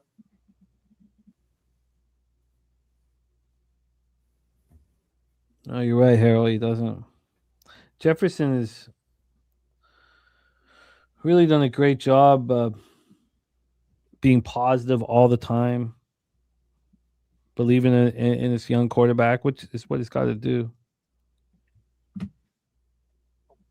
Oh, sorry, we got Mr. Bombs.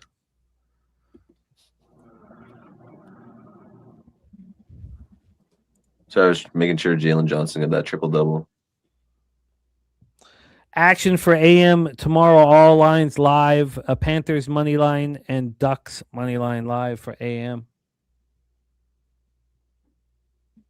Nice pass to Addison, 3rd and short coming up.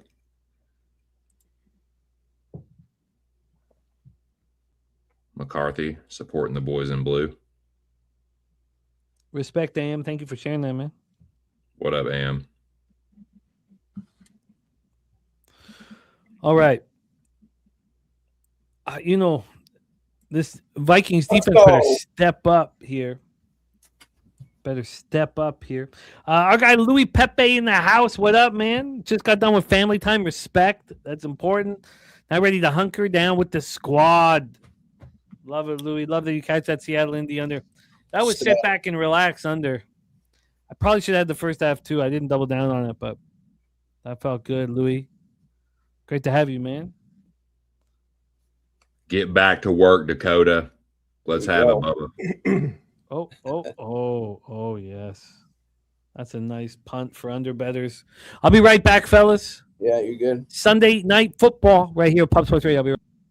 We've got a live total right now down to 46.5 right now at minus 110 right now. So definitely like that they got away with the punt right there. Now we just got to continue.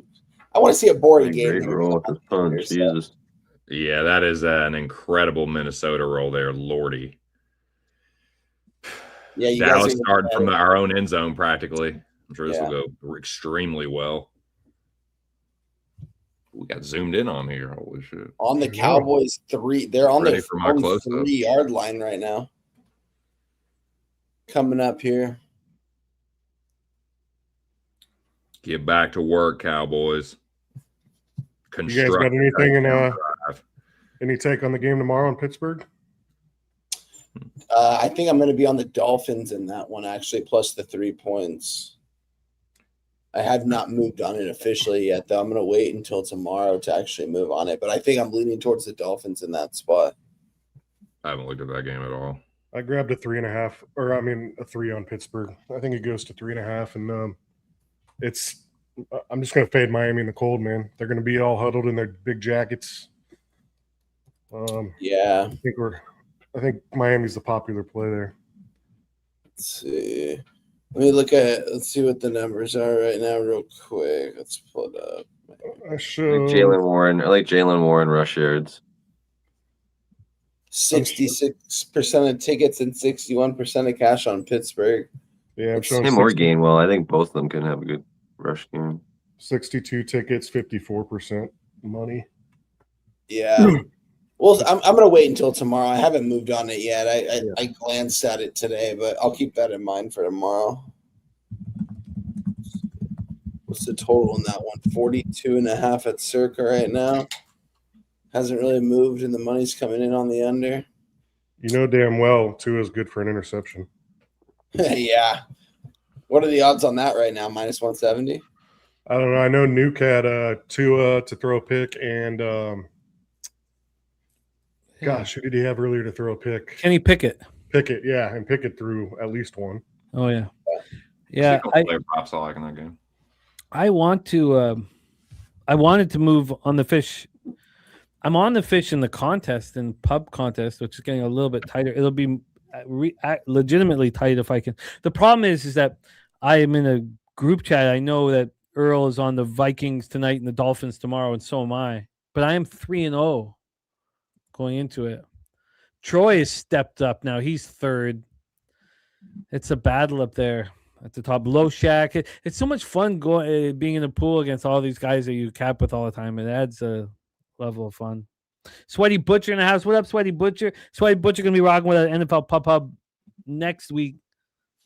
That the prime cut Commanders was a thing of beauty, Sweaty Butcher. I mean, it's going to feel like 10 degrees with 16-mile-per-hour winds. Yeah, 3rd and 10 coming up here on the Dallas Cowboys 3-yard line here. I'm not questioning the Dolphins' heart and character, though. I know that's what everybody wants to question, but I'm not. I think that there's fight in the dog. So let's talk about thoughts on changing the deadline in the contest, since we don't ever. I know that originally it was so that we could talk about it, but PubHub is so packed now, we never talk about it. Well, I mean, in our chats we do. Oh, okay. Like Nicholas Earl puts out who's on what side, who's on that side, who's what the who do we fade because too many people are on one side, like but continue on because we want the contest to be the most enjoyable as possible. You think it should be till kickoff? Yep. It's a legitimate. There's injury. There's news that comes out on Sunday that affects. I mean, that's my personal opinion on pool contest, but I mean, you could still have or a couple hours before, but if that's what you guys like, and then because you have a chat that talks about it, then that's fine. I mean, it'd be cool if you did it into Discord or something where everyone has access to that. But yeah, no, definitely. That's where, because the Discord's really just been popping up for us for the last month or so. A live under 47.5 for Mel. I love it. Nice. I got on that 50.5, Mel. Let's get it. They're gonna punt. They punted it right now. So Minnesota's got it at their own 47-yard line. Yeah, so nice pretty good field territory. How about a drive punctuated with a touchdown pass, JJ McCarthy? I just took Minnesota plus 9.5. Let's see. What's that? Minus 105. I like it. Get your ass back to work, JJ. I like it. Luke Burrow, who is our leader in the Heartbreakers Cottages Perfect Week contest, $1,000 bonus. Says 2 in the cold narrative is interesting. The teams he's lost to were all Super Bowl contender type teams. Not sure Pittsburgh falls into that category. I think that some demons must have been exercised last week. I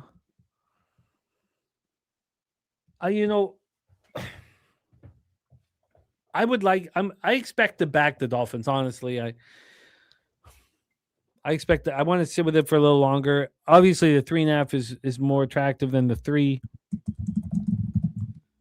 3-point dogs are not the type of dogs you want to generally back, and the market efficiency database that Troy's been building is telling us that story. I'm just not sold on the Steelers. I know TJ Watt not going to be out there. That hurts them. They have an aging defense where there's going to be injuries late in the year, and that we can take advantage of the statistical profile based on the injuries late in the year. What was their best game of the year? It was off of the bye. Because the 35-year-olds on the defense could, get a chance to recover. All you ever hear from older athletes, like Phillip Rivers was great today. Want to know how he's feeling tomorrow? That's what I said. He's going to be sitting in the hot tub until the next game on Sunday. Yeah. You know what I mean? Like, yeah. I watched that game. It was perfect. They had such a good scheme for him. So many slant passes over the middle, wide open receivers. The run game was opened up because their offensive line opened it up for him. You know what I mean? I mean, Seahawks are a good team. Phillip Rivers didn't look great out there, but he was definitely serviceable. I was watching that game. Everyone at the bar that I was at was just like, everyone was watching that game. You know what I mean? It was pretty funny to see this. It's such a fucking sideshow, dude. I've never seen a turd get polished more. The motherfucker threw one touchdown pass and they lost, and it's like Phillip Rivers. It's like, everyone clapped in the bar. Everyone clapped. Every single person. It was pretty great. It was pretty funny. I mean, he's a grandpa, man, going out there with no training. Like, I know. Impressive. It is impressive. He looked definitely like a grandpa for sure. Yeah, it's not. I didn't realize that quarterback. He's gonna look worse by the fucking day, boys. I didn't realize He's that. rising sun. Yeah, I didn't realize that. Get going, Jones. Get going, Jones. Get going, Jones. Nice play. There you go. Nice. The playbook that he had at his high school with his and a horse collar. Very similar playbook to the Colts offense. So that's how he was able to pick it up a lot more because he actually knew the playbook. Check on 15, baby. Not to keep going back here, just to go back to Turnbuckle Tommy's comment. So the 5 games sub 40, if we talk about sub 40 degrees, and I don't put a ton, I mean, this isn't my whole cap on the game, but Buffalo twice, Kansas City. Okay, I'll give you Super Bowl contenders in those ones. But at Tennessee and at Green Bay, both those teams were not Super Bowl contenders those years he lost to them. So I'll give you 3 of the 5 games were Super Bowl, but those other 2 were not. So I'm talking sub 40 degrees. The Jets games were not sub 40. But anyways. No, that's Enough- all important. enough on that. Important stuff.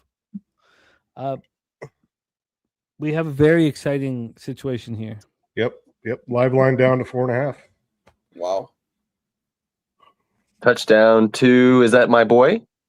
No, Who is that? it's who is Josh that? Naylor, and Oh, Naylor, he's nice hurt. catch. He's done. He won't be playing the rest of the game. Probably not. Nice catch though. Jesus. I mean, unless no, he's in concussion Is that a protocol. touchdown pass? Yeah. Yeah. Wow. What Damn, a catch! fucking What a Naylor. catch. Dealing with Of that, course. the 2 hits of the back of the head. I think he's going to be fine. I think that's an okay place. Like, look, I know it's a gray area that we're talking about, and I hate to. Oh, I love it, Mel. I respect it. I'm interested in getting involved as well. That's You know, head what's bouncing this up. live That ain't, total at that's, right now? that's a little It's live at different 52 and a half or 51 and a half on DraftKings here on our screen, 52 and a half on 365 here that I'm looking at. That's still not Fucking enough Naylor. for me to double down on here because I got the 50 and a half. I'm surprised it's actually not a little bit more. What are we seeing? I'm seeing 52 and a half right here. We're halfway there. We're living on a prayer. One more touchdown pass, JJ McCarthy. Oh man, you've been running nice on these live streams, man. Yeah, 2-0 in the last one. Let's keep it going. Jeez, yeah, he smacked his head real good. 53 and a half at FanDuel, says our guy Nick. That's a nice juicy number. Crone, my fucking ass. Yeah, that hurt, man. Hino Ball saying wait for that 54 and a half, get over that key number. I think that's an interesting call because you have to think that I don't know Dak if is they going to want to answer. I don't think they do though, but yeah, like I'm gonna stick with the 50 and a half for now. God, this balance of the balance of when do you pull the trigger and when do you not, and again, I told you guys about the being around Peter's leans for the first couple of years of my career made me really want to bet all my leans. But the madness I see in the future. Did any of you guys see Proof? I saw Proof when I was in New York with my girlfriend like fucking 15 years ago. I don't know. And it was just this. It was a. I don't mean to compare this to what we're doing, no, but The rapper Proof? no. Good call there. But it was this mathematician, and he was old now. He's retired, but he was just mumbling nonsense. And his daughter was certain that what he was mumbling was something real important. No, Elaine, that was gibberish. And I see that future. I see whispering to Ella. Is that where you're headed? Yeah, you got to bet that. No, it's a lean.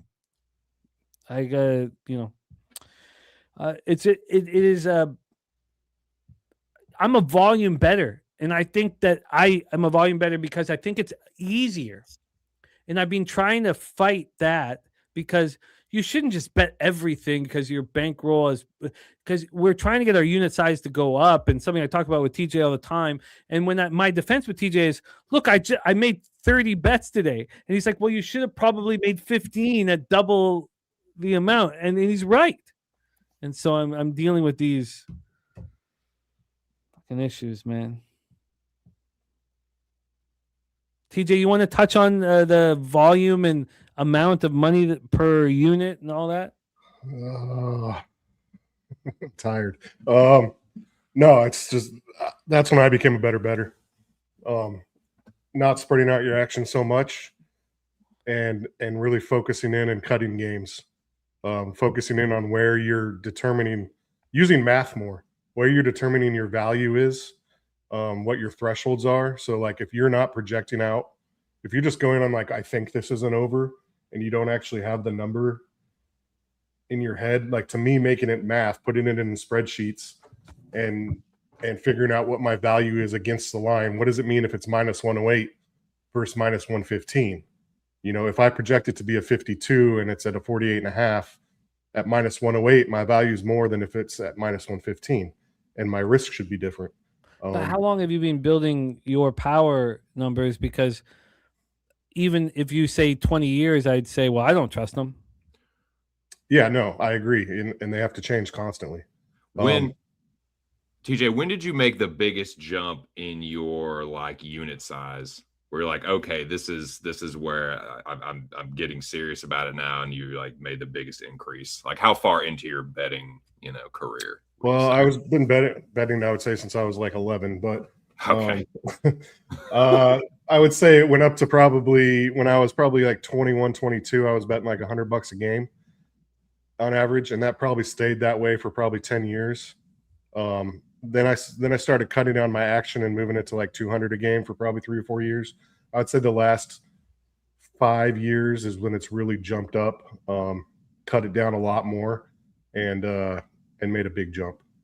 But I also, life changes, jobs change, got a little more money, got a little more bankroll, and I got very disciplined about having separate accounts, one for gambling, one for life, right? And very disciplined about how much goes into my NFL account each year and how much goes into my MLB account each year, things like that. Yeah. All that kind of stuff. All that kind of stuff matters long term. If you're just living, and most people in the chat, most gamblers do this, is like, I'll have an extra $300 this week, boom, deposit it. It might be up $1,000 and next week lose it all, boom, deposit another 300. You're not going to succeed long term. I don't personally think doing it that way.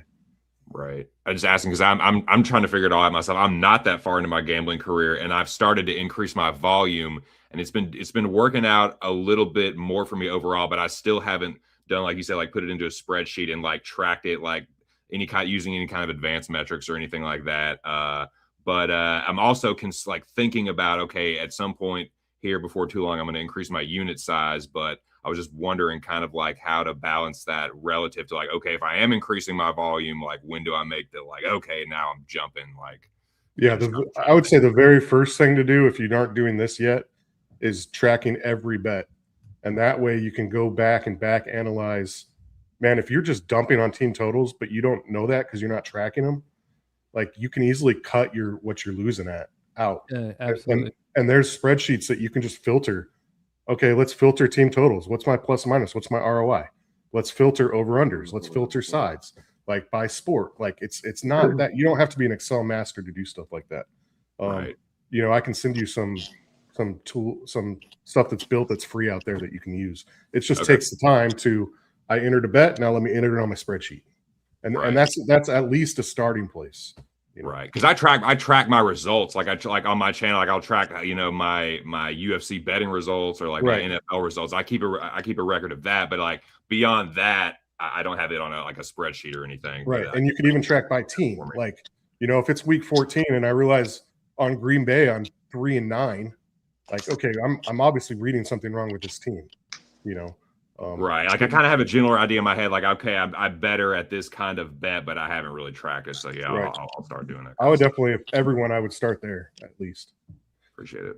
Because it's cool to track. Hey, I'm 48 and 13 plus whatever units, but or I'm 112 and 100 minus this, but you can definitely get into the finer details, and then I'd be happy to talk bankroll and unit size and how to work with that with anybody that wants to.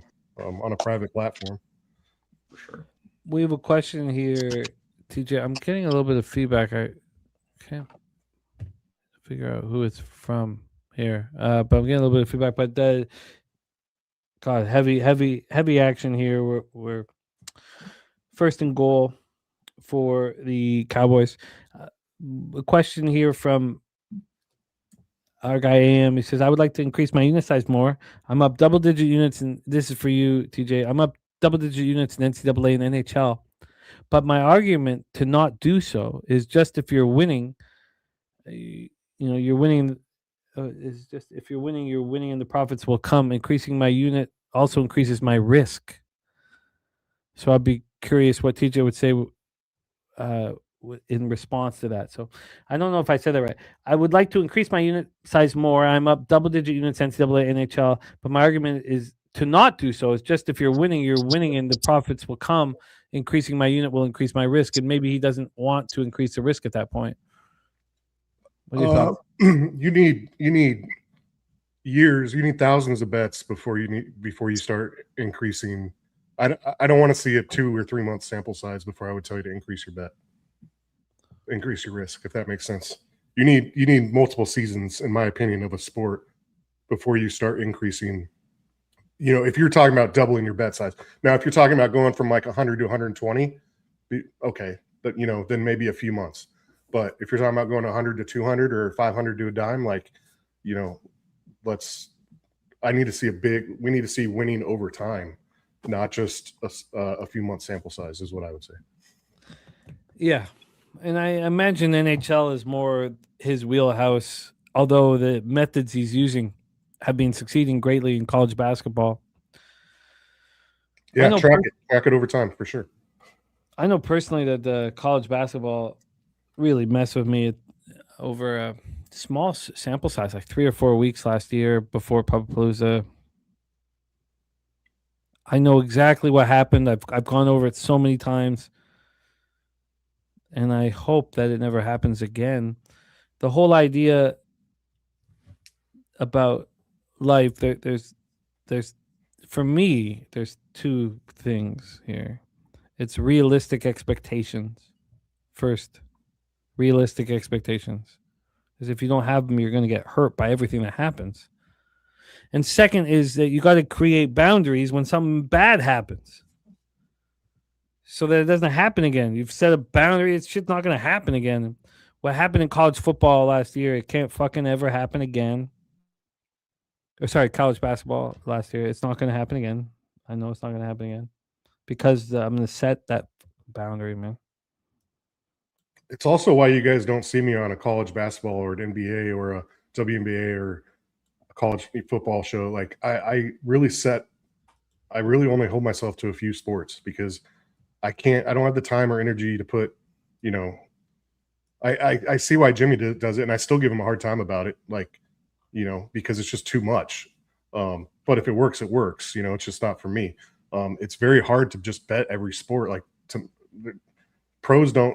Most pros don't do that. They have people that give them information. Some of them bet every sport because they have people working for them, but they don't do it themselves. Mm-hmm. So it's very hard to spread yourself that thin and bet everything. Come on, Dallas. No, I'm right with you. All right, fellas, we have a very exciting football game here. What the fuck was that pass, Dak? I think it was a throwaway mostly. Dude, I just switched to that stream you put in the chat, and now I'm right up there with you guys. I didn't know. That's faster than my paid service. Yeah, shout out to Billy for that one, man. Who put it in the chat? It's in our private. It's in our. I put it in there. That's the one I'm using. Billy put me onto that. It's probably going to give me like 14 viruses, but it's worth it. Yep. I put it on my iPad. I didn't put it on my computer. Just like hot chicks, man. Fucking Malik Davis.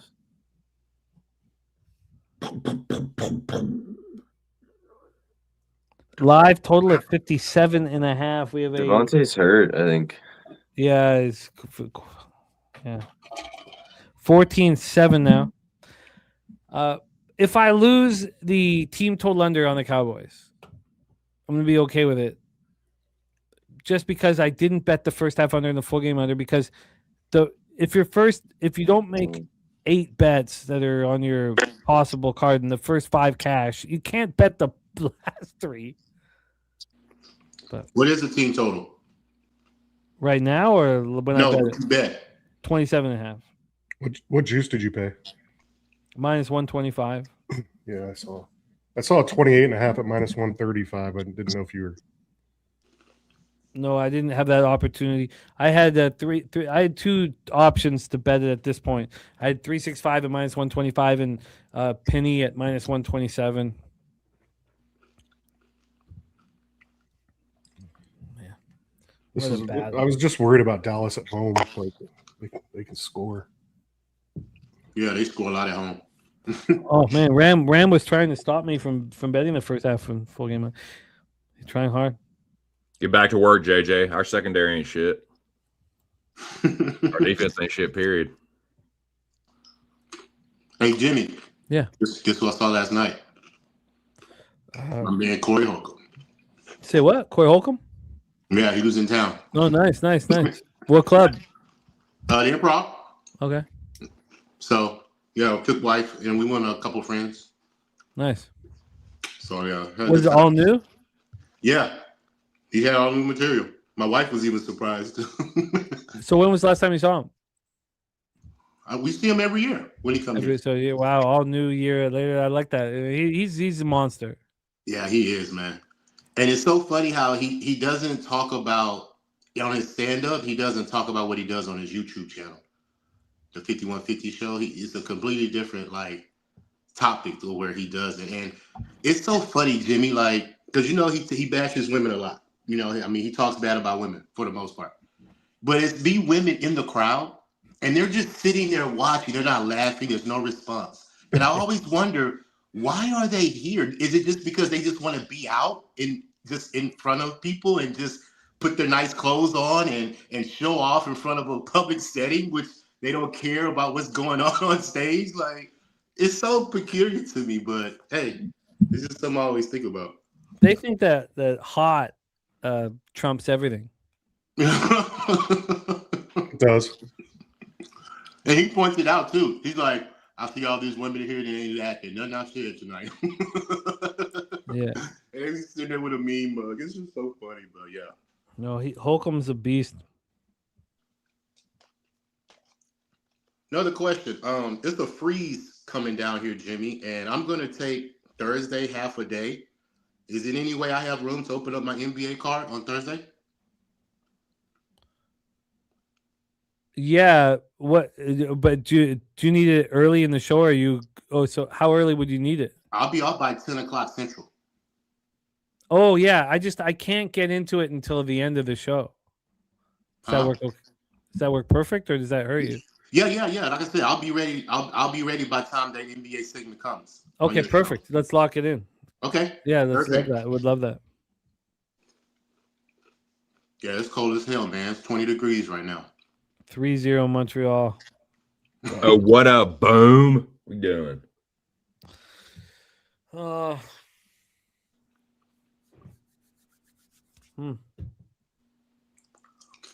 Guess we just tail wine times hockey. Yeah. Yeah. Hot hand. I mean, it's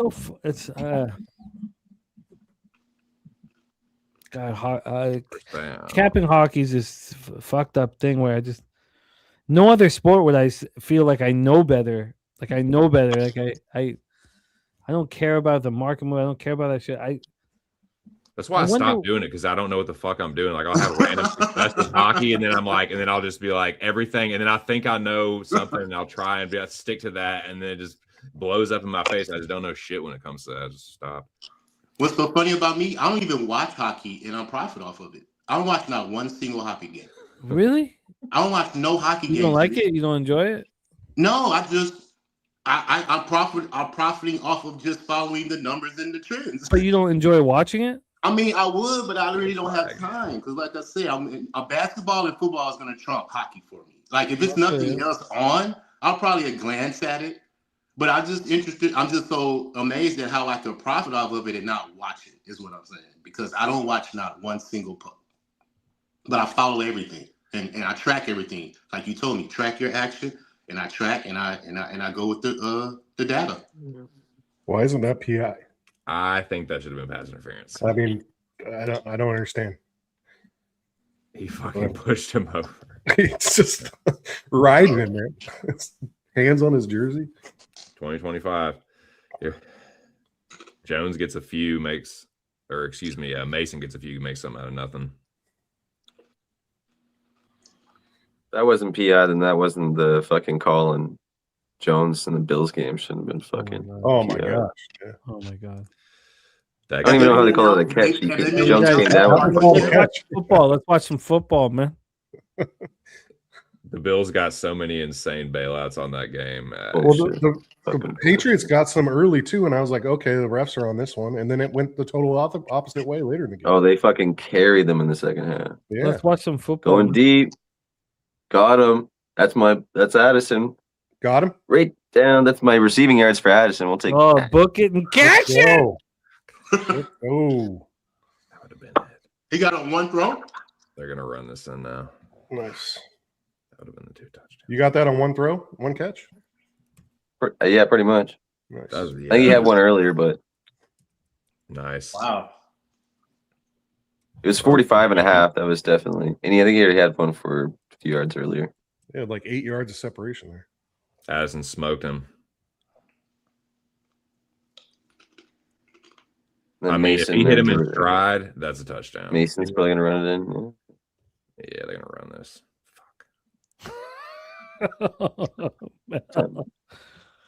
Mel, you have a way.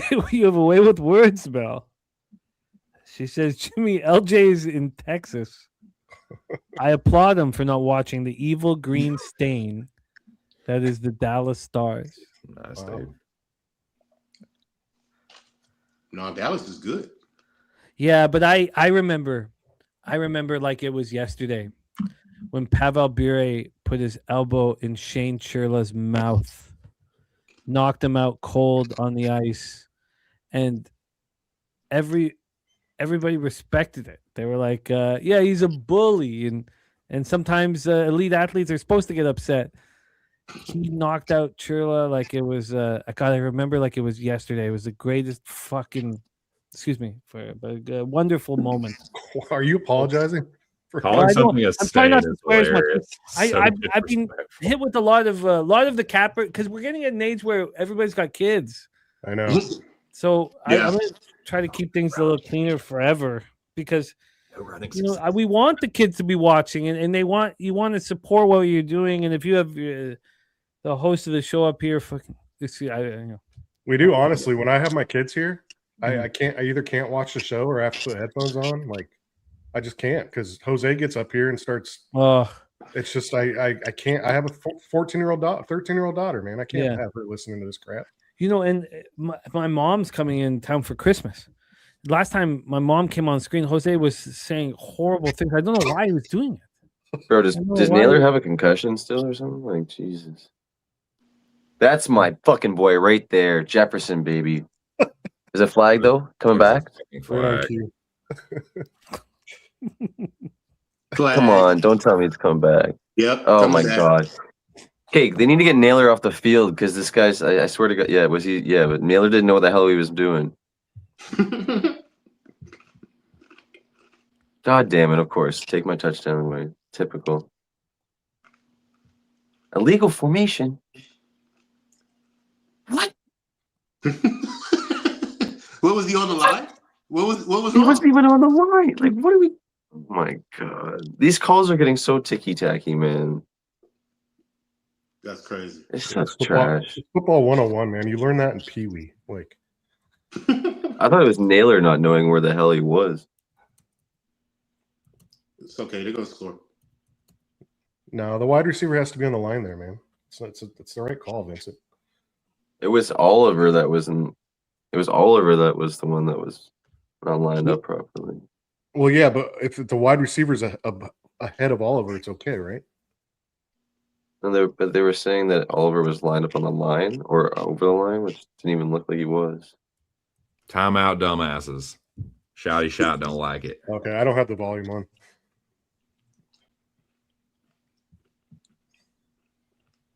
Oh, Phillip Rivers, man. I mean, he played okay. No, he played decent enough, but I'm pretty sure next week. Who they play next week? Let me pull it up. Oh, you have that, TJ? Yeah, I got it here. Okay. San Fran at home Monday night. San Fran 5.5.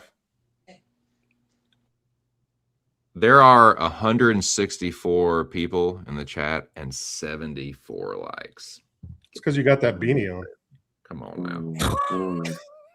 I tell people all the time, like, don't hit the like for me. Like, Yep, look at well, the panel we got up here, man. come Look at all that on, good man. information TJ been giving y'all. You got LJ up here, Spinny Like, get the Penny. fucking ball to him, man. Oh, it takes a half second to click it, and it does. It It actually is works. nigh effortless. Like, he had him beat on the inside corner. Like, just get the fucking ball there, man. I think people just don't understand what it actually matters for the algorithm for YouTube. Right. but Well, whatever. I mean, sometimes people just don't think about it, which is why I Like, remind what them. kind of throw is that? Yeah, what kind of throw was that? He had him open. Like, what do you? Back shoulder, Yeah. man. You can't throw a back shoulder throw. Man, like, Complete the pass, McCarthy. Run it in. I love the way Oh. McCarthy's playing, man. there you go. Close. Is he in? No. So close. So No. close. The problem was that he went ass first. Yeah. You know, Josh Allen would have been in without getting touched. Yeah, you're Or right. you just I think plowed the Aaron guy Rodgers over. might have been in untouched Yeah, right there. or you just plowed the guy over. Oh, look at that though. Philip Look at, Rivers the might have next, got in untouched. look at the next play. You can tell he's never been in that situation before. No, watch the next play before we start calling him out. You know, he was doing it with his head. He like was extending his head forward. But watch the next play before we call him out for being in, because he might be smarter than his body. He's not a physical good specimen. sneak. Sneaky. If he had a Crip walked in there, man, he'd be the biggest hero. And he Oh, that is the man. First half pass over. nice job. Oh, Go. out of way, LJ. You called that with confidence too. Such Man, that's a bullshit, man. crazy Take stat. away That my was Jefferson 23 touchdown, and man. I'm In the so last pissed 32. about that, man. You said it with got confidence robbed too. on 2 chances to fucking get the second touchdown. That's all right. A lot of game left. All right. Look at About the to walk be tie in game. too. Oh my god. He should have cripped in. He had a chance. Oh, I did the whole my dig. Oh, my dig.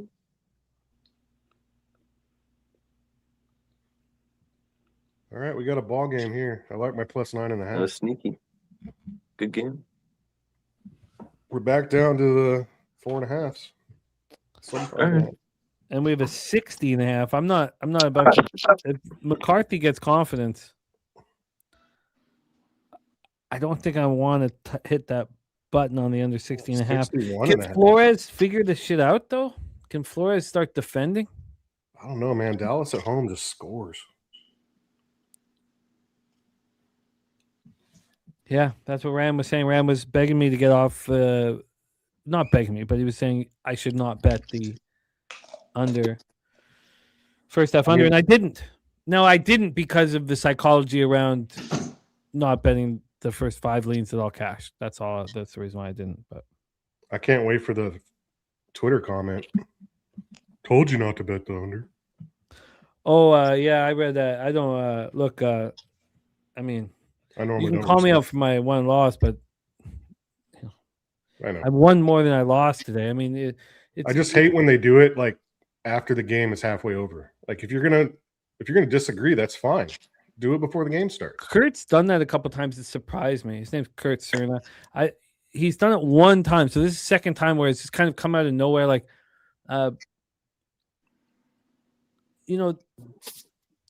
you're going to be wrong on these angles that you believe in.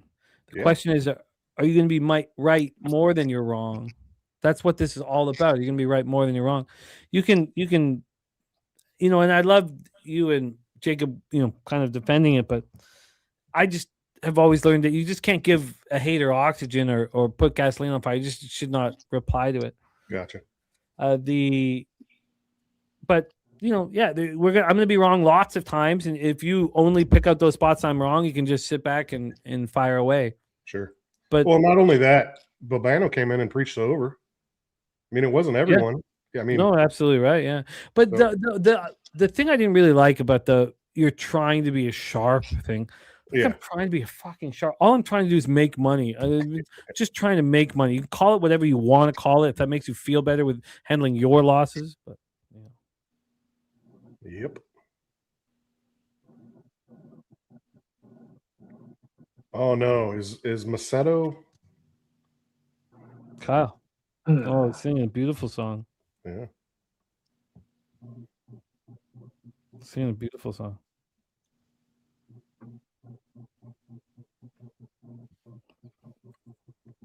I mean, I know we've gone here before, but for what he did, I was impressed with. I know it wasn't special, but I was impressed with the performance. Man, he stood in there the whole game. He stood in the whole game. He took hits. Oh, he made that back shoulder throw on that third down, and they had to have it at the end of the game. Oh, he's a monster. He should. I think every quarterback in the world has a ton of love for him. And Great I mean, return there. watching him, I mean, that guy, he'll never say a bad word, but he talks the most trash. I mean, yeah. He fights for his team. Like, you would love to play for that guy. Oh yeah. I wish they had won it. Yeah, I kind of do too. I'm glad I left. I almost had them in the second 10-point teaser, and I switched it out. I'm glad I did. Just because so many people were on Indy that I respect, and I was like, okay. My brother is a hardcore Colts fan, and he has talked so much shit about Phillip Rivers over the years. I know there's a part of him that's pissed off that he now has to kind of like, fuck, now he's our quarterback. Shit. He took him to the playoffs his last year. Yeah, shout out to the bro, man. All right, here we go. 14 up. Loss on first down. Great. Come on, Prescott. So Dallas still has a very small chance of the playoffs, right? I think so. Eliminated with a loss, I believe. Oh. It's a wobbling duck. It's a Peyton Manning pass. Incomplete. How about those Chargers, man? That was a gritty performance. I mean, yeah, it was a pretty crazy game, and then tough for KC with Mahomes going down too. They were already going to be done anyway, but still. It's kind of a perfect ending to the dynasty. I shouldn't watch that game. But I said the dynasty was over. That's what I said earlier. Didn't Dutch give out? Yeah, Dutch, I think, gave out the Chargers today on the show. Ferguson, close to a first down, about 7 yards. It's like maybe a stop, though, unless they go for it. Do we go for it here? The Rams would. The Rams would. Detroit would. What is that fucking? Yeah, they're going for it. Campbell definitely would. See, that's bullshit. That should be 4th and 2. What the fuck? Wow, that line's down to 3.5 now. This is fucking. Are we just trying to hard count this and draw them off? Oh, don't be pussies. Go for it. They're going for it. First down, someone said. Got it. Lamb, first down. Let's fucking go.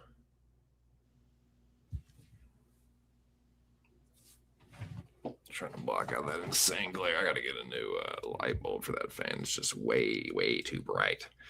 But yeah, first down Cowboys.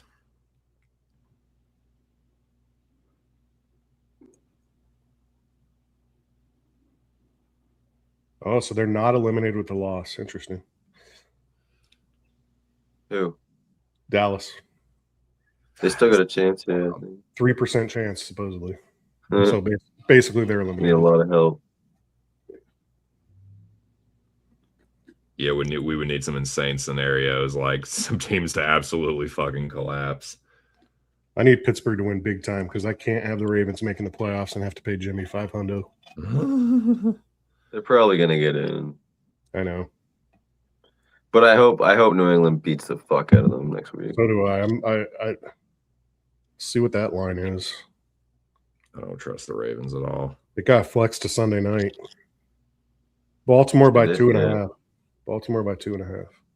Really? Looking like it's going to go to 3 because it's juiced. Dak with a panic doinker into the dirt. Honestly, think that was a good. I mean, obviously not a good game for New England, but for character built, like they needed to have a loss like that before the playoffs. For sure, and they hung right in it. Like they were right there. Like they can show that they can, be right there with these. You'd rather have them do that now than in the first round, Yeah. I mean, they won what, fucking 10 in a row. They were. Yeah.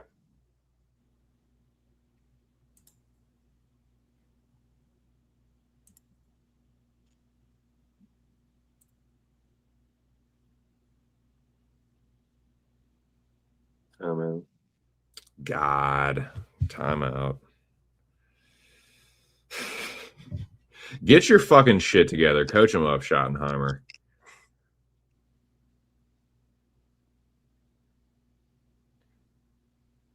That fucking stupid ass mechanical pencil in your visor.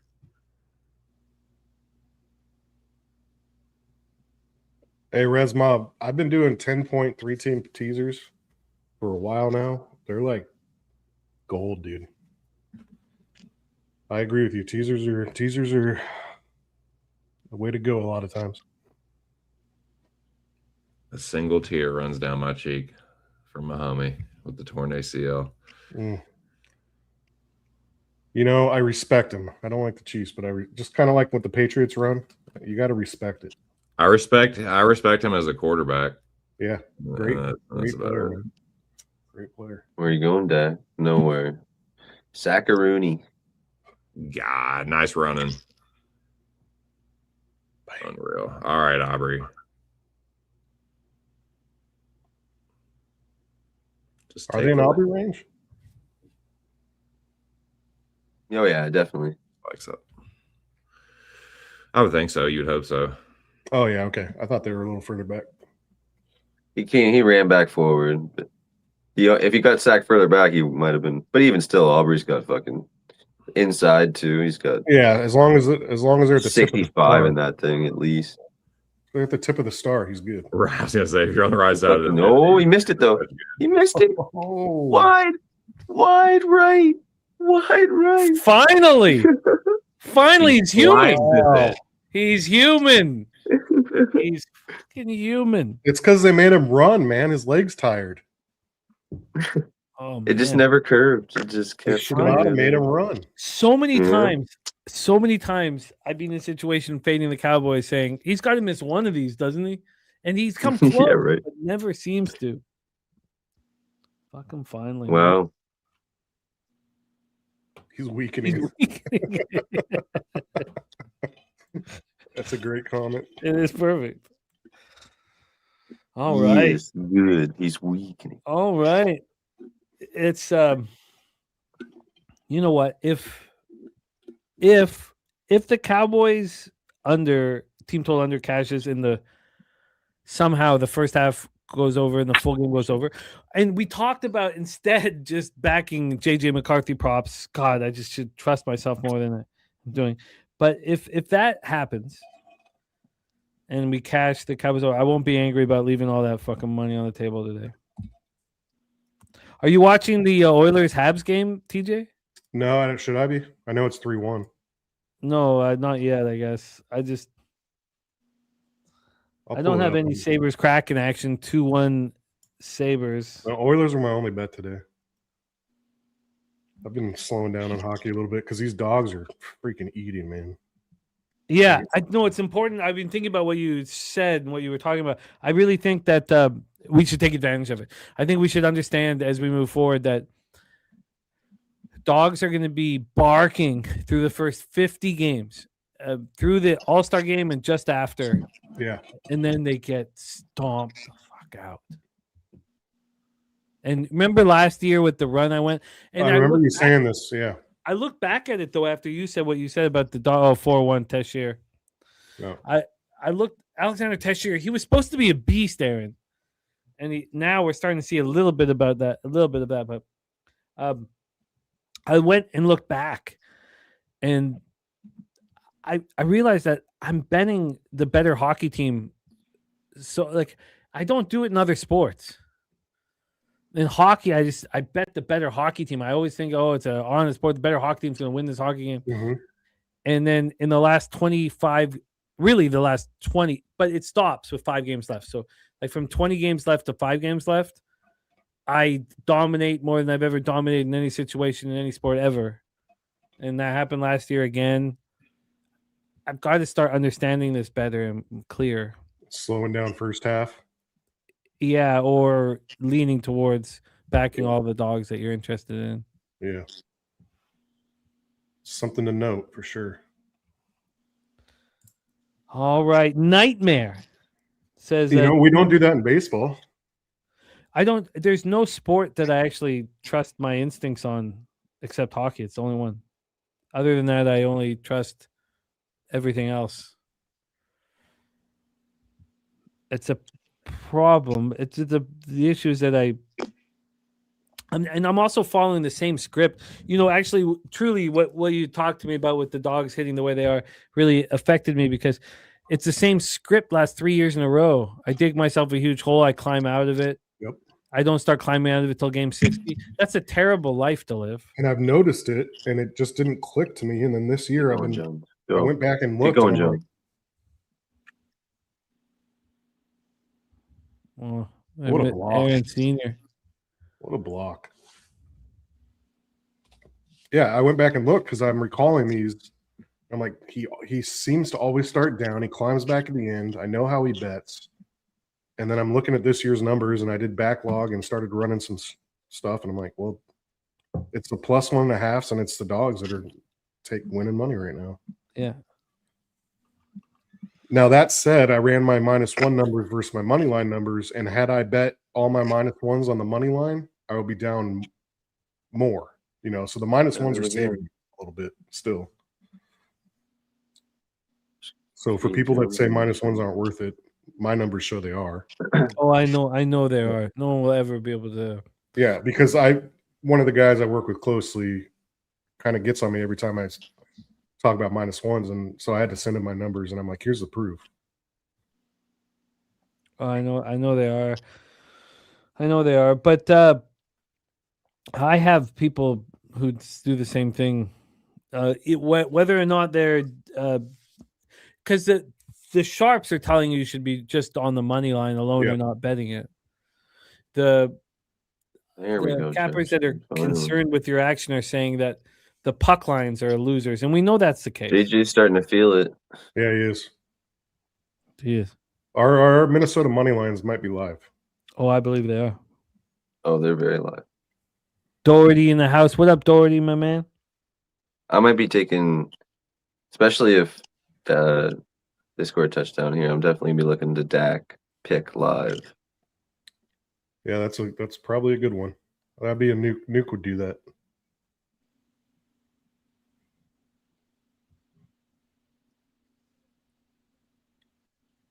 I wonder if Nuke has a nuke worker on this game. Oh, that's coming back. Is that a hold? No, not on this one. Not that I know of. Is it on the defense? Shout out to JoJo Rabbit in the house. What up, JoJo? Is it offsetting now? Oh man, now they're no. Oh, that was a punch to the face or They're something. losing their minds now. I feel like there's offsetting.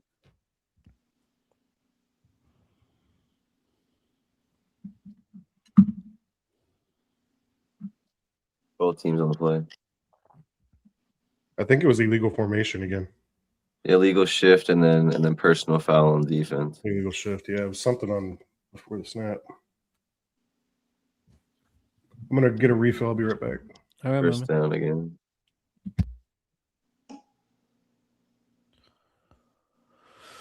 Well. Purple people eaters driving.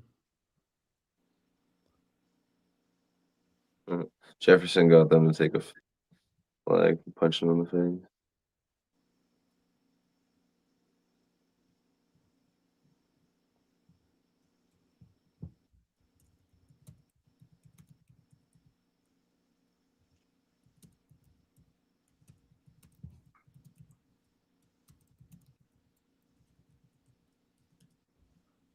Come on.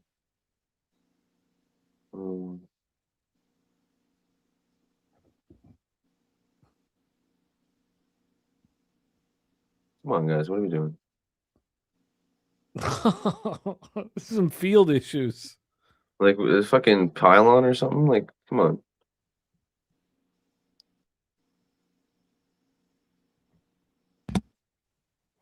Is NSFW Snips coming on today?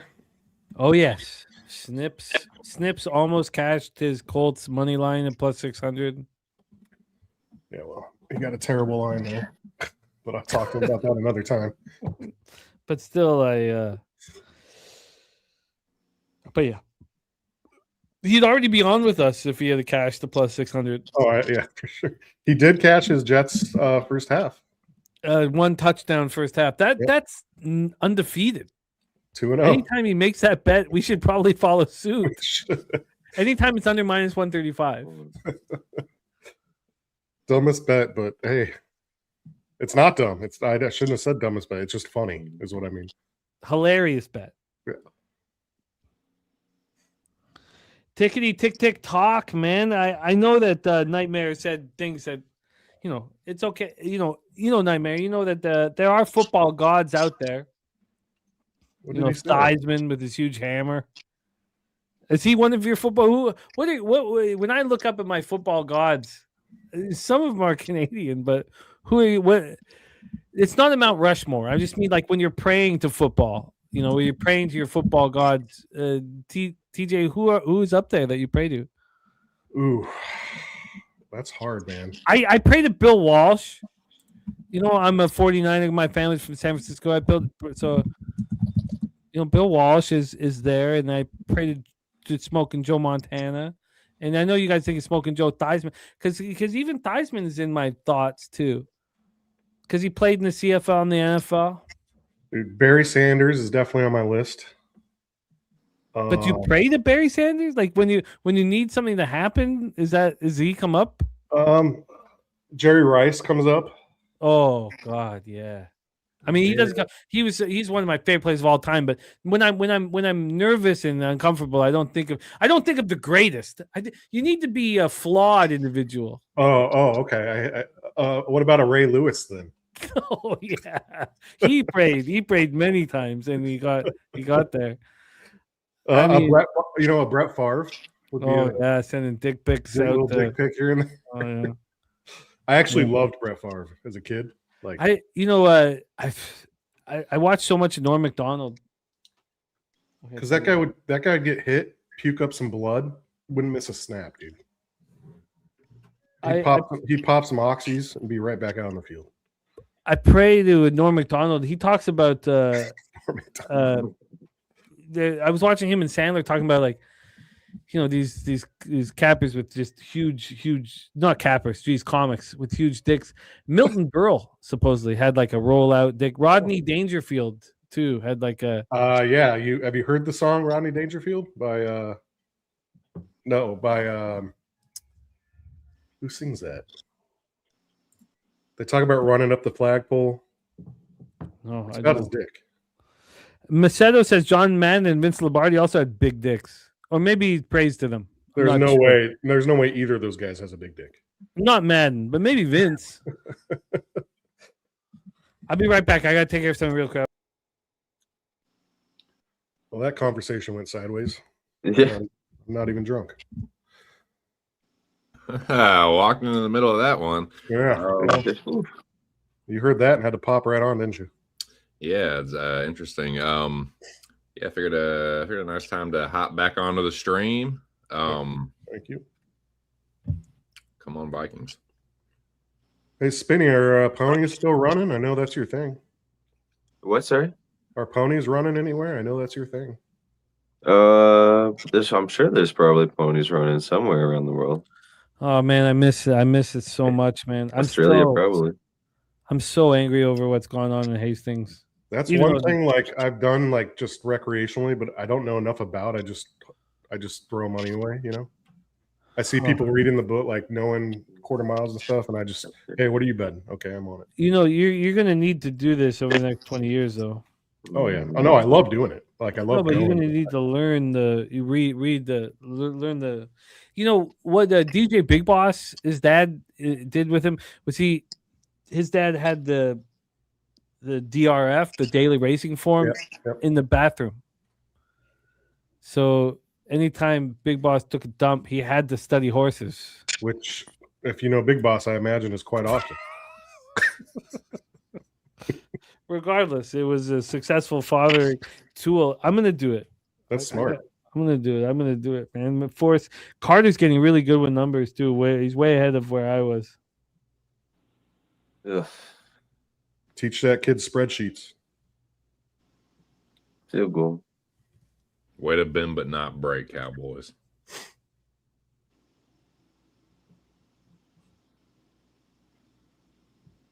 Who was your favorite quarterback to watch play? Montana? Joe Montana, yeah. Yeah, Montana was awesome. Well, it was just because he's not my grandfather, but the dude that was banging my grandma, we'd watch 49er videos in 49er games, old 49er games. And we couldn't talk during plays, and obviously my grandfather was a big Stanford fan and 49er fan, and this dude was just, banging Mimi. He also loved football, not as much as my grandfather, but I guess I'm just stirring to a sad story. But we would watch all the the old step grandfather blues. We'd watch all the 49er games, and we'd focus on Joe Montana and his look. He had the perfect situation. Roger Craig, Jerry Rice, Dwight Clark. Come on, like it was just. I mean, it was very easy for Joe Montana to deliver the offense, and then when you saw Steve Young in the same offense, you saw the same shit. I like Steve Young. Oh, Steve Young is a beast. I mean, I still love Peyton Manning. Like, I wasn't a fan of any team he was on. I just thought the way he controlled an offense was unlike any other. I mean, it was like a conductor out there, man. Yeah, there's no doubt about it. I mean, Dan Marino was fun to watch. Dan Marino going to the Super Bowl in his rookie year and never getting another taste of it is hilarious. Yeah, I mean, shit team. What are you gonna do?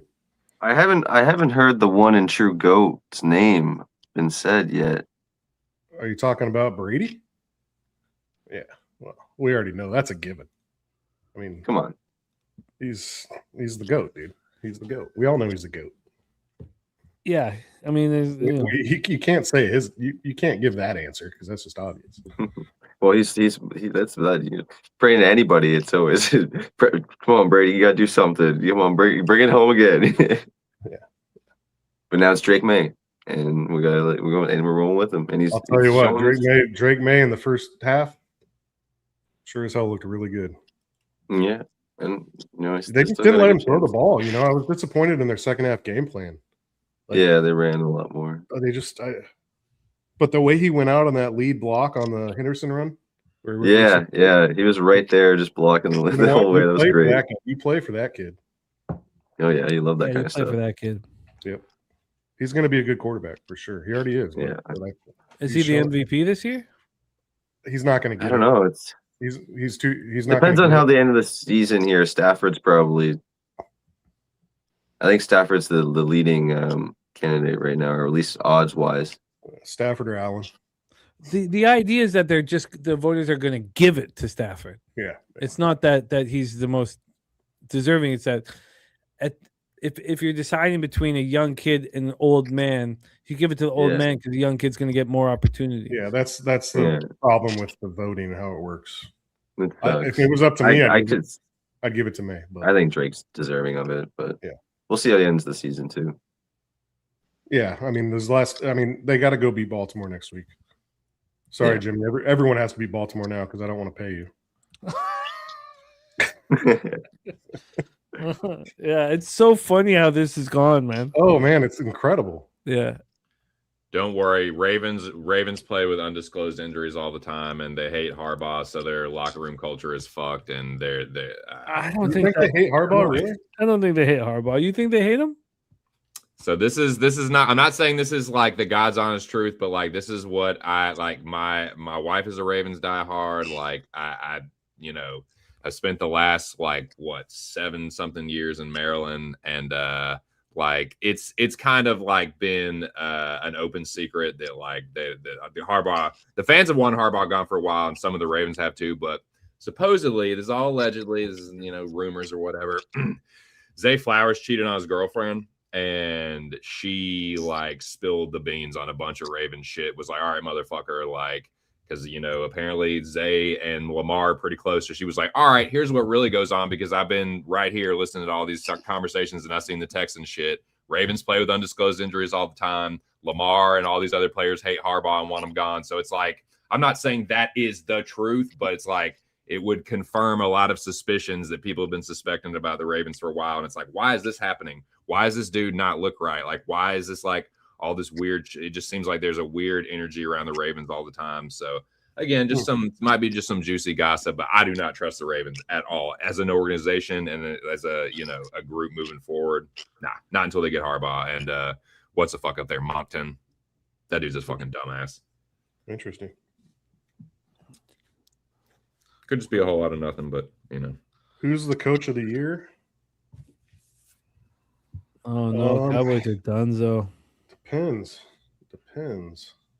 Smith is gonzo, and the Cowboys are going to be donezo, man. Lovie Smith has a shot.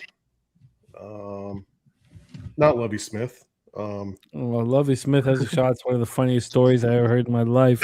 That fucking failure. You mean Ben Johnson? Ben Johnson or Vrabel.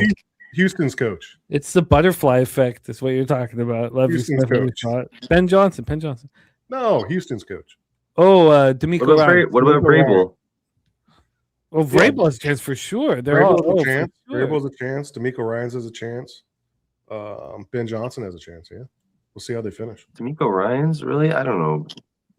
I agree. Depends. I feel like Ben Johnson probably has a really good chance. Especially got a chance. They win this division. Yeah, I mean, it's dealing with the Stroud injury. Yeah, I think those are the guys. Yeah. Yeah, their defense is is elite. If Chicago doesn't beat Green Bay at home, then Ben Johnson's out of it. Do they just give it to Peyton? Give it to Sean Payton. Give it to Peyton too. Yeah. I mean, piss everybody off. I mean, hey, I'll tell you what. Denver took a step up in my book. Oh yeah. Denver took a step up because. But even the Patriots, look, they're not going to beat the Bills. I cannot believe I still haven't moved on the future market with the Bills. Let's look at that. I'm going to look at. No, I did already. I've been looking at. You don't think we can beat the Bills in playoffs? The Bills have gone. So it's gone down from the game. I could have got the Bills plus 875 during the game. It's now 800, and like. You don't think New England can beat the Bills in the playoffs? Sorry? You don't think New England can beat the Bills in the playoffs? Oh, anybody can beat the Bills. Are not a juggernaut. There's a whole bunch of teams that can beat the Bills. The problem is that their quarterback is the best quarterback in the National Football League, and at times. He just takes over. He completely takes over. It doesn't matter what's happened. Doesn't matter what any other football player has done on the field. He's that good. Yep. So yes, the Patriots. There's multiple plays on third downs today where he got bailed out in the second half on fucking PI calls. So I don't know if it's. But there are a lot of. He can do a lot of things too, but the Bills are not a great football team, but their quarterback is. For sure, he's great. I think I still am of the opinion that if you make Allen beat you, he will get you pretty far, but he will ultimately still be a gunslinger and throw a costly pick when it comes down to it in like the AFC Championship game or like the playoffs. So that's that's the hurdle that I'm waiting to see him overcome when it's like when the game is back on his shoulders and it really, really fucking counts. To see him not choke would be the evolution. I have no concerns with that whatsoever. Zero. The only concerns I have is the defense good enough? It's the defense. They can't Because I have zero concerns about him, man. What are the Rams down to win the Super Bowl? I haven't looked. And how bad is Adams hurt? He just pulled his hammy. How bad is Puka Nacua hurt? He came back in the game. He came back. Okay. He came back. I know, because when he fell down, I was like, "Oh shit!" Yeah, he came back and finished the game. But they're only 1.5 point favorites at Seattle next week. Come on, Dak. I don't know if they win that game. Oh man, those Seattle Ram games are always close. They're always tight. Yeah. What's the total? Has it gone down? I'll tell you right now. I got it up here. Job to I know. mean, like they've 45 been and a half. using. We cashed that first half under, full game under so easily last meeting. What is it I now? was going hurry 45 and a half. They've And what's been the using like Puka and Adams as chunk play kind of guys. Anyway, they still have Tutu Atwell. They still have that Xavier Smith guy. They still got They their use their tight ends. ends Like so nasty. yeah, like they still got a bunch of guys. It's -1, pretty much. Well, -1.5, -102, or -1's the true line. Our line And is then so fucking 45 and a half, 45 at circa. Look, I don't know how you don't bet the Seahawks in this football game. As Really? someone who's holding futures, heavy futures on the Rams. I'm not saying this is like a hedge. I just. No, you're the second person that I respect that said that. But how do you not take the Seahawks at home here in the situation? I mean, it's just. It's against everything we've just seen, which is why I respect it. But if it was flipped, if the Seahawks were the big, not big, but if the Seahawks were the favorites in the division, and they were going into LA, So we want the Rams. if you think that, why not just bet the Seahawks to win the division? Well, that's the thing. I screwed it all up. Yes, exactly. I've just screwed it all up with the stupid Buccaneers futures. I won't bet 3 teams in the conference, but I screwed it all up with those stupid Buccaneers futures, man. Yeah, but you have Rams. Oh, yeah, we already talked about that. A beautiful Rams futures. Yeah, you have great, incredible ones. Preseason, I know. And like And I not disagreed- like I life disagreed, changing, but but like yeah. situation, not situation changing, but comfort changing. You have them what? Division, AFC, and Super Bowl? Or I have NFL? 4. I have Super Bowl 20-1. Conference, I didn't bet until like 4 or 5 weeks in. And I was like, oh, I got so I got only 8-1 on the conference. Still good. I have the division, I believe at plus 250. I have to double check. And team total? And then team total over 9.5, which already cashed.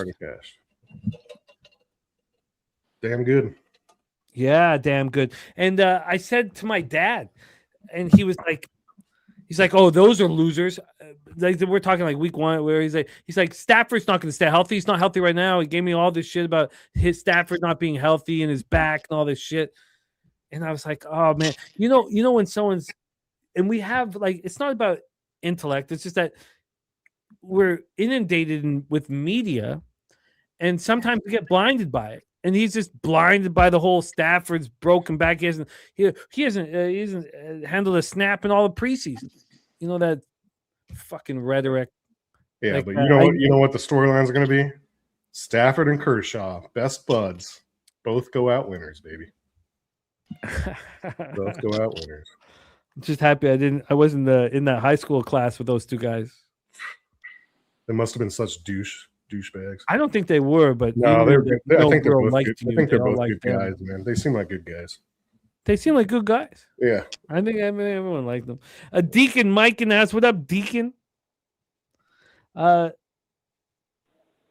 Jew said your dad didn't know the Rams have a good offensive line to keep Stafford healthy. I think the big thing was Poona Ford, man. The Chargers' run defense was spectacular with Poona, and then Rams get him. I don't think people value McVay enough. Cause he's Andy Reid, dude.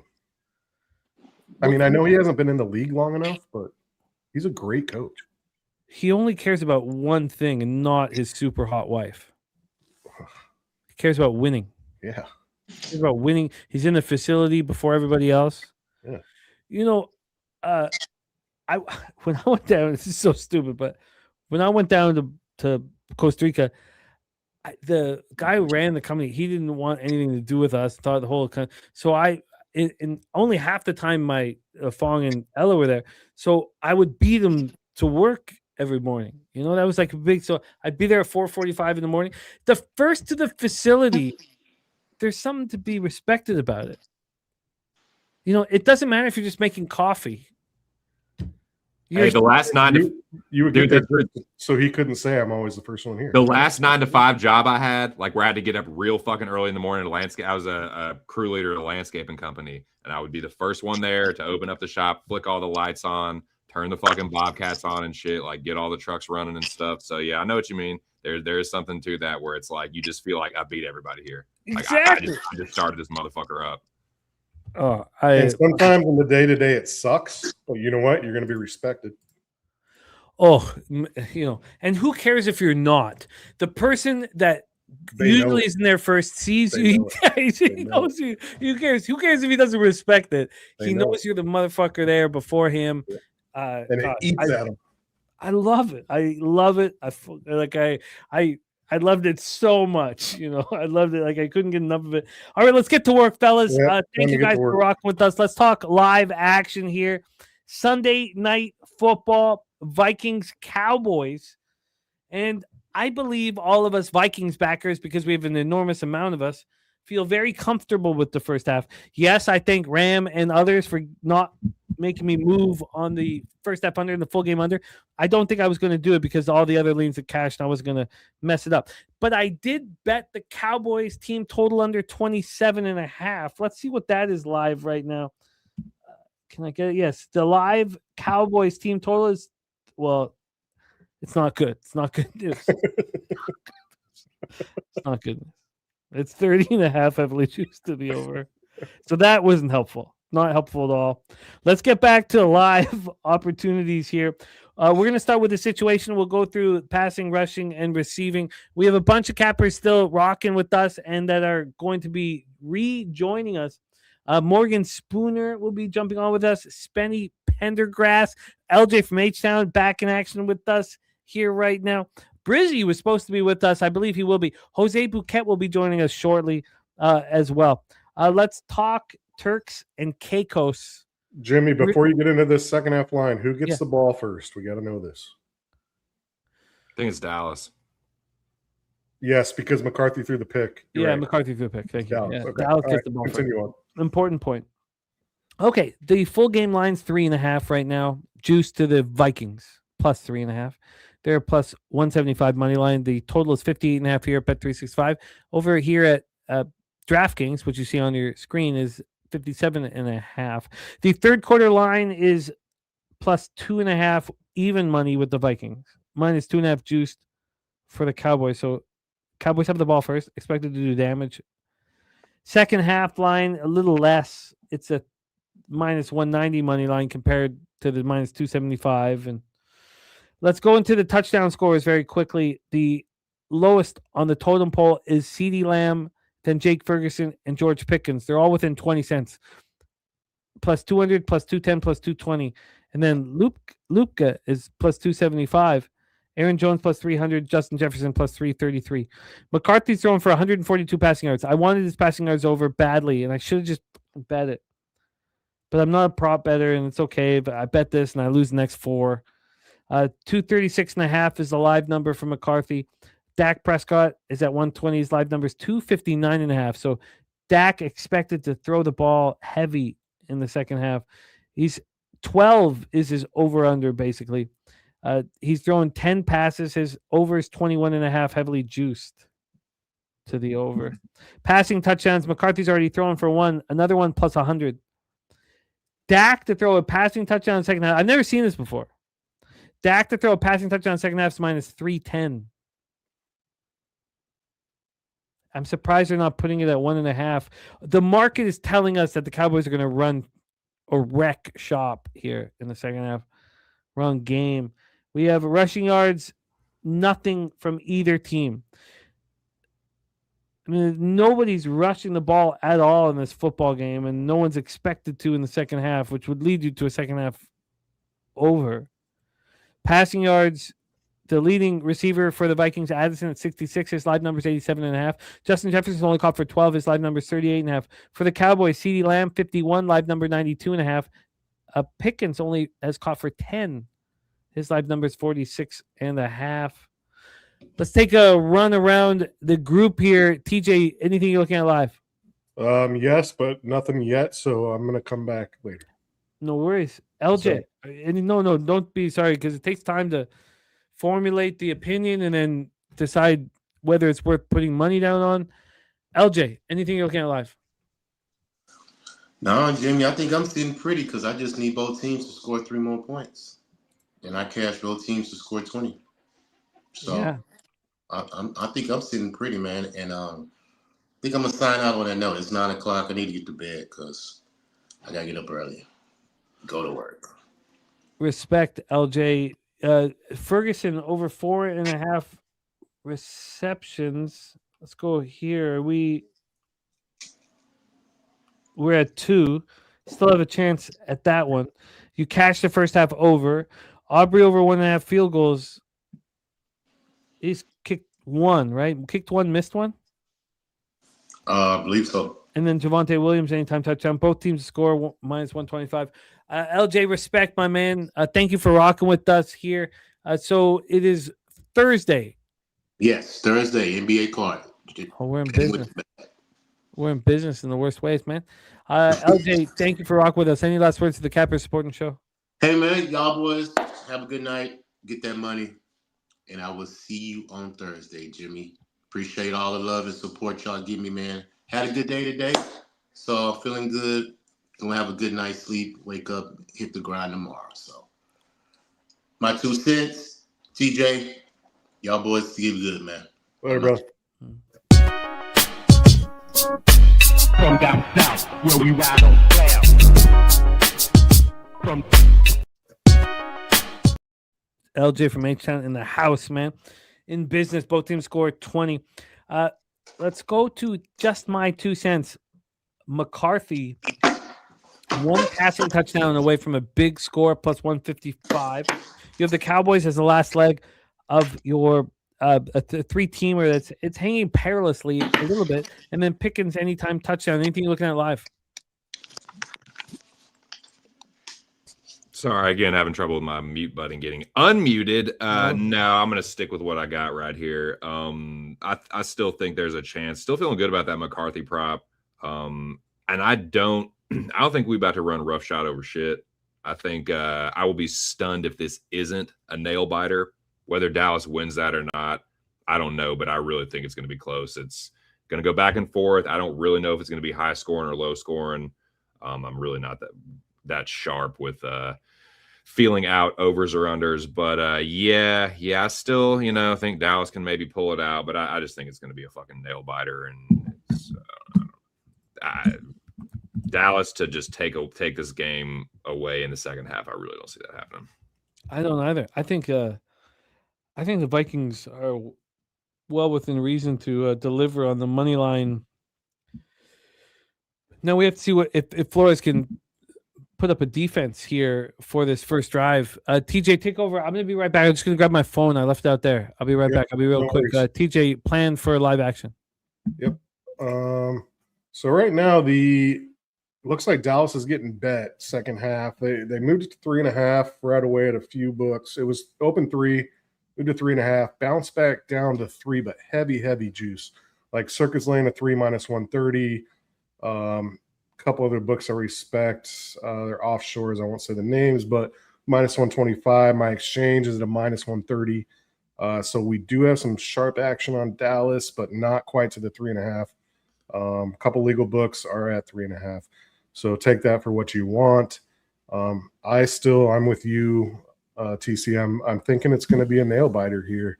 I kind of like where I'm at. I got Minnesota live at 9.5. I got them at +6.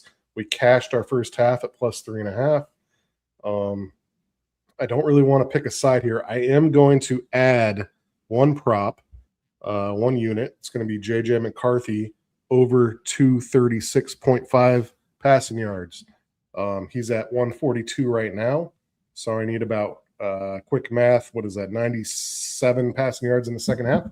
Mm-hmm. So I'm gonna do that. I think they're gonna keep throwing because the rushing attack hasn't worked. As we're looking at Aaron Jones, 6 carries, 16 yards, 2.7 average. Mason, 5 carries, 14 yards, 2.8 average. The only one that's been halfway decent is McCarthy, 2 carries, 8 yards, 4 average with a touchdown. So, Aaron Jones had that one good run of 13 yards. He had another one called back by holding, but their only success is throwing the ball right now. And I know one was a deep shot, but I think they can get to this Dallas secondary, and that's where they're going to find the success. Dallas has been mixing it up decently. They did have the turnover early in the short field The fake field goal, found success there. So, no, good game. It's tight. 7-7 first half. Second half, obviously both teams scored 10. So, good game going on here, which is kind of fun to see on a Sunday night. We've had some snoozers, but No kidding. that's where I'm at. Over, well, it just moved right after I said it. So now it's 238.5. 236.5 is where I'm at on the second half. JJ McCarthy passing yards over. I like it, dude. Yeah. I like it, man. Yeah, I think I imagine some people are waiting to see what happens with this first drive. So I don't know. It just feels like, I'll tell you what, the Minnesota pass rush has really been keeping us honest. Been getting to Dakota, and really, even if they're not sacking him, they're like forcing some like really bad passes. And I wouldn't be stunned to see a costly Dakota interception at some point. And I wouldn't be surprised to see Aubrey kick the game winner. I just don't know, man. It just feels like a really fucking close game. But like you said, dude, I mean, we've had some really fucking shitty games in these like primetime spots. At the very least, hope we get an entertaining game. I still think there is going to be plenty of chances for us to cash. So yeah, I think Minnesota backers, especially if you took the points, have got to be feeling pretty good right now. Yeah, I really do feel like it comes down to like Cowboys by a field goal. Like I think that second half line is right at 3. I don't know, Jim, if you heard my action. I'm on McCarthy over 236.5 passing yards, -108. I need like 97 in the second half. I think they're not having success running the ball. So No, they're not. 97 yards in the second half. I think just like T, like it's going to be a close game. This whole thing is going to be a fight, and the way Minnesota's getting yards is by throwing the ball. So that's my only move. And like I said, I have Minnesota money line cashed first half 3.5. I got him +6, and I got him +9.5 live. So I should have moved on that in the pregame, but this was a little different from the other games where I really wanted that first half under and the full game under, and at least I knew enough to stay off of that.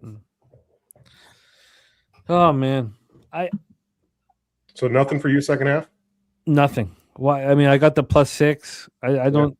I was wrong on the total. I have the Cowboys team total under. Yeah, you do. So it's not dead. It's not dead. It's not just likely, not but it's not dead. I need to stop on this first drive here. Yeah, big time. We'll take a pick 6. That'll work. Yeah, I think Flores has something for them. I feel like he hasn't been bringing like the blitzes quite as much in this game. You know what? I guess I would be very interested in the under 58.5. Well, we got kickoff. Yeah. Look at Dallas skyline, the Metroplex. Oh, up to the 44. Oh wow! I'm gonna need some mix. I'll be right back. Man, this lighting makes me look like I'm half Native American. Super red. What is that? Dude, shout out to Salty Pete. He said with the bright light makes my shit look like a gas station. Dude, it fucking does, man. It looks like a fucking convenience store. I need to get some warmer light. Holy shit, another decent return there by Cavante. It's harder than people think being on here. The lighting, the everything, man. I'm moving again in March, and I'm going to get a setup like Jimmy, something decent. Oh, man. I look forward to it. I'm going to actually be somewhere for one point of time because my ex-wife can't just keep moving around, and that'll be nice. I can't speak for any of that, but I can speak for needing you in San Antonio.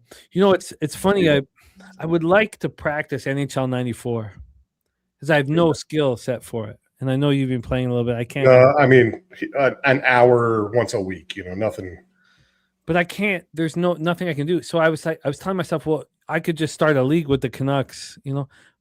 There's not 1 second to go downstairs and play. Like there's no. Where am I going to go? Like I'm struggling to stay above like the work. Maybe when NFL ends. I only play when I play with my 6-year-old, and he only wants to be the Western Conference All-Stars. I like that. And so I pick the crappiest team. He picks that team. He only shoots from the blue line. He doesn't go. It's not very good practice. It's not. Put it this way. It's not very good practice. It's like 18-0, and then he starts to score on his own goal. The thing about NHL 94 is that you can practice it for the rest of your life. we'll play it 10 years from now, 15 years from now. There's not going to be a new game. Like It's a great game. so I'm going to work on it. But then he also he turns offsides off. Oh. He doesn't like to play line change. Like I don't mind line the you tournament. don't mind line changes off. Okay. Well, just the tournaments that are played from the group of guys I grew up with. They Okay. play. What are their settings? No line changes. Okay. What about two line pass? Oh yeah, offsides. Everything is legit. Is legit. Okay. Yeah, but then penalties, everything is legit. But no line changes. 10-minute periods. I want to moving the ball quite easily here. NBA Jam and NBA Jam Tournament Edition and NHL 94. You can work on for the rest of your lives. There's no new game or nothing. I'll go $100 a game against anybody NBA Jam Tournament Edition in San Antonio. Yeah, I would like to do that with NHL 94 at some point. I'll be there, Jimmy. I already got the money set aside. Oh, I'm excited. January 1st, I'll put in my dates with work, and I will be there. I can tell everybody I haven't booked it yet. Unless a helicopter goes down or something the day before. That probably won't happen. But that's that you have to. That's your life. Yeah. But Wednesday, I'll get in Wednesday, and I leave Monday. I think that's the perfect time to do it. It'd be great to. I would have come in on Tuesday if Troy could have made it. I'll do the same thing. Are you gonna do like a huge Airbnb, or you're getting a smaller one? No, I'm getting a small, tiny one, man. Just you? Yeah. Need a place to sleep, man. I'll probably do that too, then. Need a place to sleep. Nuke wanted to go halves on one. I don't know. I'll figure it out. Airbnb is the way to go. Nuke would work, but you need to just place crash because you're only. Yeah, I don't want to be with like 14 guys. I'm old, dude. Those guys are hilarious. I know, but I don't Look on the earlier side. I don't need a lot of those extracurriculars in my life right now. Look on the earlier side too, because with March Madness, they start. Yeah. I like to wake up and do my cappy and. Wow! Look who's come out is Brandon Aubrey. God. Yeah, Guillermo, I'll have to do my homework and get some advice from you guys on. I don't want to be in a. Is it like rough around there, or is it pretty? No, nice? It's wonderful. It's great. Oh, it's nice. It's nice place. Nice. But you need to be very close to the bar and like within a minute or 2 minutes. Like you can walk and not get jumped. Oh, there's no one's ever. But you might not want to walk home at night. At some points, if you're alone or whatever, like you might not want to. But only if you're alone. I've walked. Well, it's Texas, so my concealed carry works there. Yeah, your concealing carries in business. Yeah, Texas, everybody got a damn pistol. So, but yeah, like the Southtown, like the immediate, like whatever 2-3 block radius is pretty just like hipster, chill, like kind of. Oh, okay. Like bars and. Oh, stuff. It's great. Yeah, I've never even when I one year, like year 3, my phone died, and I don't know what happened. It was 4:30 in the morning, and I'm in front of the bar. I can't get back in. No one, and no one's around. It's like worst case scenario. I walked to my hotel down to the Riverwalk. With way too much money on me, like way too much cash on me. Like at least like $2,000 on me, like the biggest. And I remember I walked through one area where there was just this huge dude, like at a playground, and he was just laughing. He thought I was a mark, like he thought it was a setup for him to get, like no fucking honk. You're gonna stroll through this fucking. Right. Dude, I'll say this: we stayed like. I think it was like a 7-minute drive. It wasn't really too far from Southtown 101, but I will say like a couple of the drivers that picked us up to drive us there were like, man, you guys stick out like a sore thumb around here. It's like it is pretty funny. Like it wasn't like we were in a bad neighborhood. Like I've lived in way worse places, but nah, man, it was pretty cool. It was like, but we were just kind of like a little out of place, but nah, man, it's. Didn't you guys say someone hopped like a fence with like barbed wire, ran the wrong way or some shit? Oh, Spenny climbed the fence. Spenny's a climber, man. Well, the group of us, they're more athletic than you would guess, man. Oh, man. Well, all former athletes gamble. So we all played sports, I never felt unsafe at any point down San Antonio. Well, that's all good. We have a 3.5 and a 58.5, 57.5. Where are our other guests? Like these guys need to get on because we've been carrying this shit a while. You know what I mean? What's I next? I can reach out. I can reach out to them. They are I was pretty tired when this started. okay. I'll take it. I'll hit them. I'll hit them, but no worries, man. I'll hit them up though. I'll hit them up.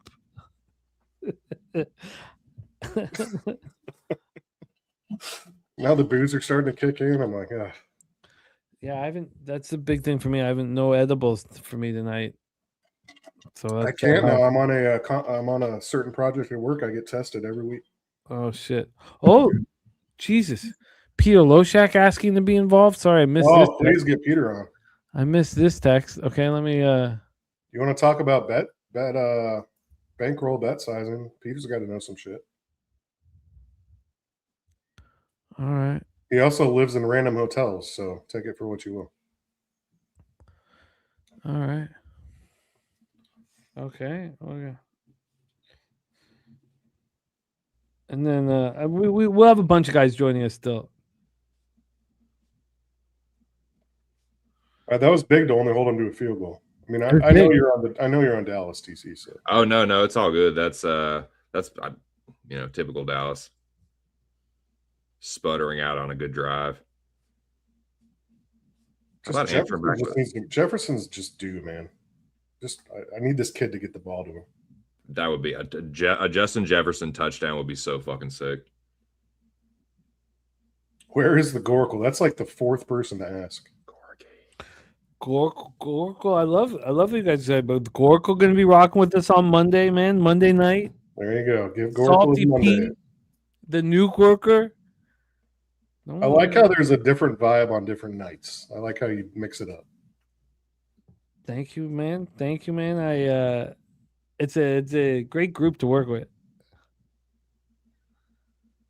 It's an ensemble cast of characters. It is. And cappers.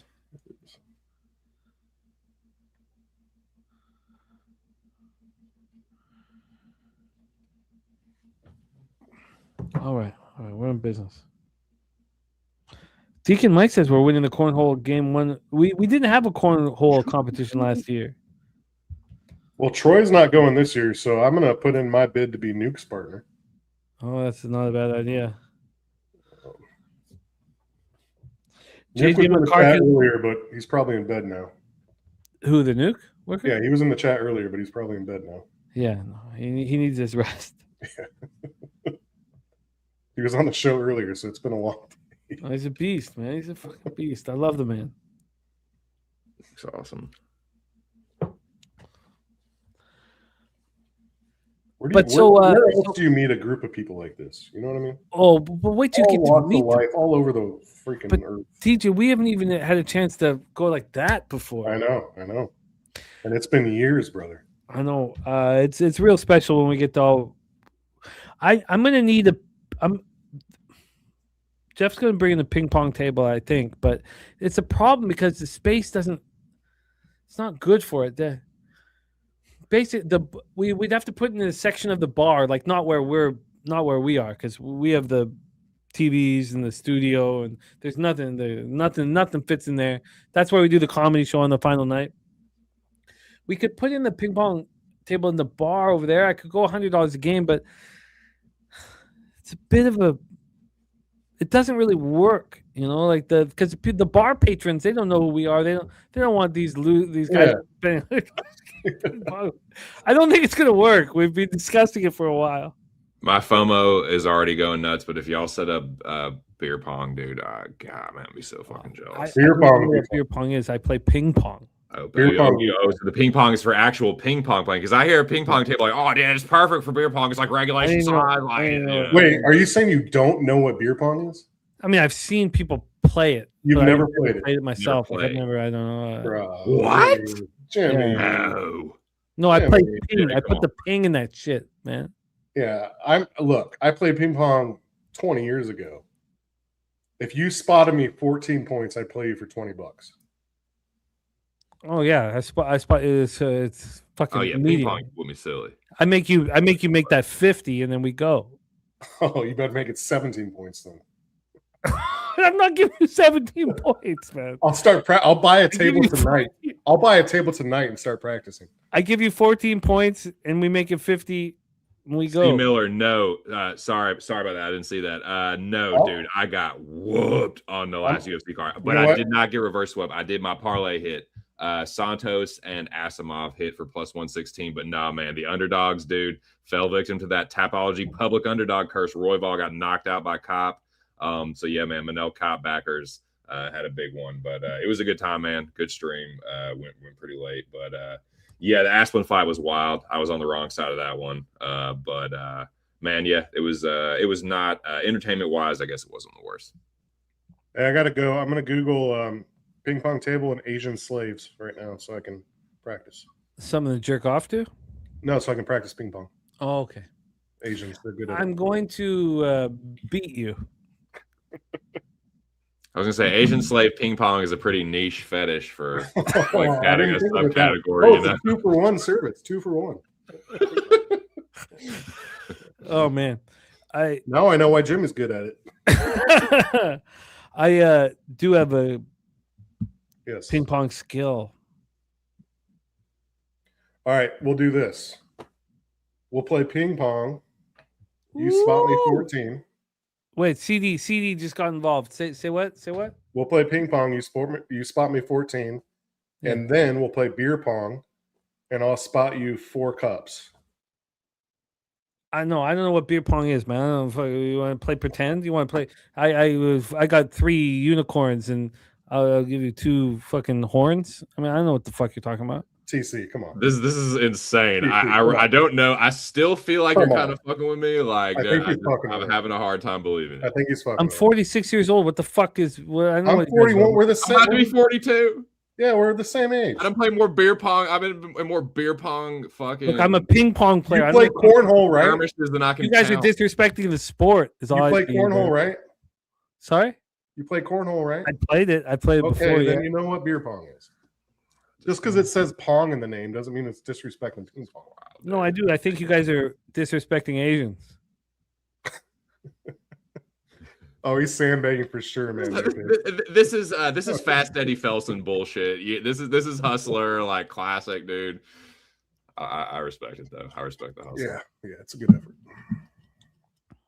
Come on, Javante.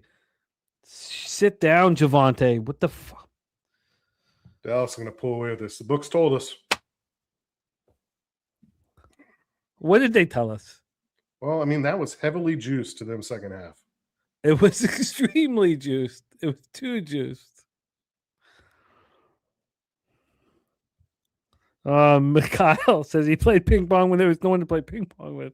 Yeah, you put this other half of the table up. Yeah, I put did the that table back up. when I had a Put the table table. Yeah, I used to do that. But the problem is spin doesn't work as well. You know, Spenny tried to play ping pong with me, man. oh, I've seen video of you playing ping pong with Dabby. That was embarrassing as shit. Dabby's trying to talk so much shit. Oh, that looked bad. Yeah, it was, Shout out Dabby Cabby. Shout out Bro, Dashboard. Dabby looked, we that looked love him. bad We for love him, the dude. man. We love the man. Let's bring on our next guest. Excited to see him rocking with us here. It's a big night ahead. I believe the Sauce Network is calling him in an hour and 37 minutes. College basketball on his mind. He's on the grind. And I'm interested to see how his NFL pub went this week. Very thankful to cap with this next gentleman. Please welcome Mr. Morgan Spooner to the show. Spoondog, what's happening, man? How are you? Spoon doggy. In classic fashion, he's on mute. Needed. Classic. Classic. No, he's good. Can you hear me now? Now we Yeah. can, and it's nice. It's music to our ears. How are you, Spoons? Sorry, I've been having mic issues recently, so trying to hook up, it always puts the old mic onto it. Everything's going pretty decent. NFL, I was hoping for a better day. I went 2-3. Was holding on there at the end for the Denver game. That was rough. All the games together involved were really rough, to be honest. But 2-3 is nothing that's going to make you go bankrupt. So I'm just fine with that. It's been a good NFL season. College basketball tomorrow. You're talking about it. I was talking with Sauce and Toast earlier, and I don't think we're gonna do a show tonight Toast said, "What games are there?" He didn't want to talk about the Alabama A&M game, and I was absolutely shocked because I'm really excited for the Alabama A&M game tomorrow. They're not all built like us, man. Because what you talked about, and I don't know why it puts a smile on my face. Obviously, I've been drinking, but you've talked about the sickness. I fucking look. Got me in trouble today with the Chiefs, Jim. Who is taking the Chiefs? Only retarded people. Yeah, but the sickness makes us work harder than everybody else. 2 cents. 2 cents. Check this out. Oh shit. Nice, dude. I like that. No. We need to all see it. Oh Jesus. I was gonna flash some tits, but still real nice. The sickness makes us work harder than everybody else. What do you think about that? Because when you talk about the sickness, I do believe in it, but it makes me want. There's only one. One possibility for our families to succeed.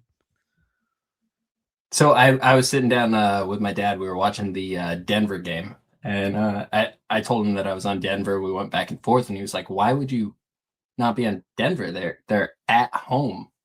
They're like you're getting plus money with them." When I explained the situation, and I was like, "Yeah, they're at home. They've won 10 games in a row. Why would that possibly be a good thing? Like they're just fishing that out there for you. If you consistently take things like that, it's not going to do good in the long run." We're watching the game, and then they throw a pick, and he just gives me that like smirk kind of thing. I'm like, "Whatever, Dad. Whatever." His consistent. He's not a sports gambler. Does not believe in it for the slightest bit. So the smirk was wonderful. I don't know. We're not supposed to know. But sorry, I had to run there. But there was a bang, but the Colts game on the other hand. There was a bang at my door. Colts game on the other hand was wonderful because he was sitting there saying that the Colts were going to get absolutely run out, and I was so close to pressing the button on the plus 700. I didn't do it. Oh, Jose did. My popo knocking on your door, TJ. I was absolutely kicking myself. There's 50 seconds left, and then they somehow lost the game, and I was like, yes. But you know what I took of that? Jimmy, I told you I came on and I took the opposite side of the line because you had to. The 3.5 didn't cash. The opener, if you had gotten that wide opener, it didn't cash. You only get one side of it. Why are they going for this? Oh my God, we're going for that. Why are they going for this? Kick the field goal. Because we're Dallas. I guarantee you he's thinking, "Oh, we're up by 3. Let's fucking take him." No, what are your final? Okay, what are your final thoughts on what happened, Spoons? Denver game then? No, Colts. Oh, well, exactly as I expected it. I mean, you get an old man out of bed just one time. He's going to show up. He's going to get the job done. He got the job done. He kept them in a position to win that game until the very last drive. He did. It was exactly what I expected.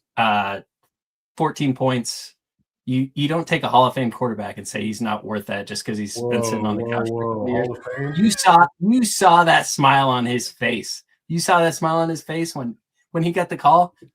You put your cleats in a bag 5 years ago. You put your cleats in a bag 5 years ago. You hang it up. You're saying, "I'm never doing it again." They call you back 5 years later. You're sitting there at the house with 11 kids. He cracks the neck both ways. "I got this." The neck crack both ways. Hey, Spoons, did you not bet it because you put it in the chat and I said don't do it? That actually made me want to do it more, TJ. Because I was thinking about it the minute they take the lead, and I was like, shit, I hope you didn't do that because of me. What made me not do it is my more just like want to hold on to my bankroll, and I just don't do stupid bets. But and you did take Indy. Just because I think it should happen doesn't mean it should happen. What I should have done is taken the other side of the plus 3.5, the opening line that I didn't think was originally going to cash, and that would have cashed. That would have been awesome. That would have been the smart thing to do. Jose would be on the show now if the Colts had have won, because he had the plus 600. TJ, what were you gonna say, my man? About the front door? Oh yeah, was there a violent intrusion? Oh, I showed up with the shotgun, man. That's why I ran off the screen. And did you cock it? Or I did. I cocked it. I ran to the front door. Nobody's showing up at my house at fucking 10:30 at night in the middle of nowhere. Oh, Remind me not to walk into TJ's house. got cookies for sale. No, nobody should show up at my house at that. So I opened the door. I opened the door. It's just a snowbank fell off my roof and went on the porch. The slug right through the snowbank. Open the door. Cocked shotgun. Yep. Oh man. But it's a snowy night. It's a snowy night. Spooner, it's great to see you. TC, my man TJ. Thank you guys for rocking with us. 23. Is there anything to bet in this game right now, Jim? Sorry? Is there anything we can bet in this game right now? I've gone back and forth. Sure. I wanted to take the Vikings at like a 10.5 number. I got really distracted with everything. I completely missed the boat on that. And it just kind of back and forth. I think the 10.5 is probably not going to pop back up. What are you at? TJ moved on at 9.5. Is that right, TJ? 9.5? Yeah, 9.5. No, I've not done anything. You know me, all my live bets, I'll hammer live bets in the second quarter. I'm hesitant to move on them as the game moves on. A lot of us are on money line, Minnesota money line. That's kind of a family bet here. A lot of us are on Minnesota +6. Jimmy's on that, right? Yeah. Troy, I didn't jump in on money line with you guys. I did. No, you didn't. TC's on Dallas, I believe.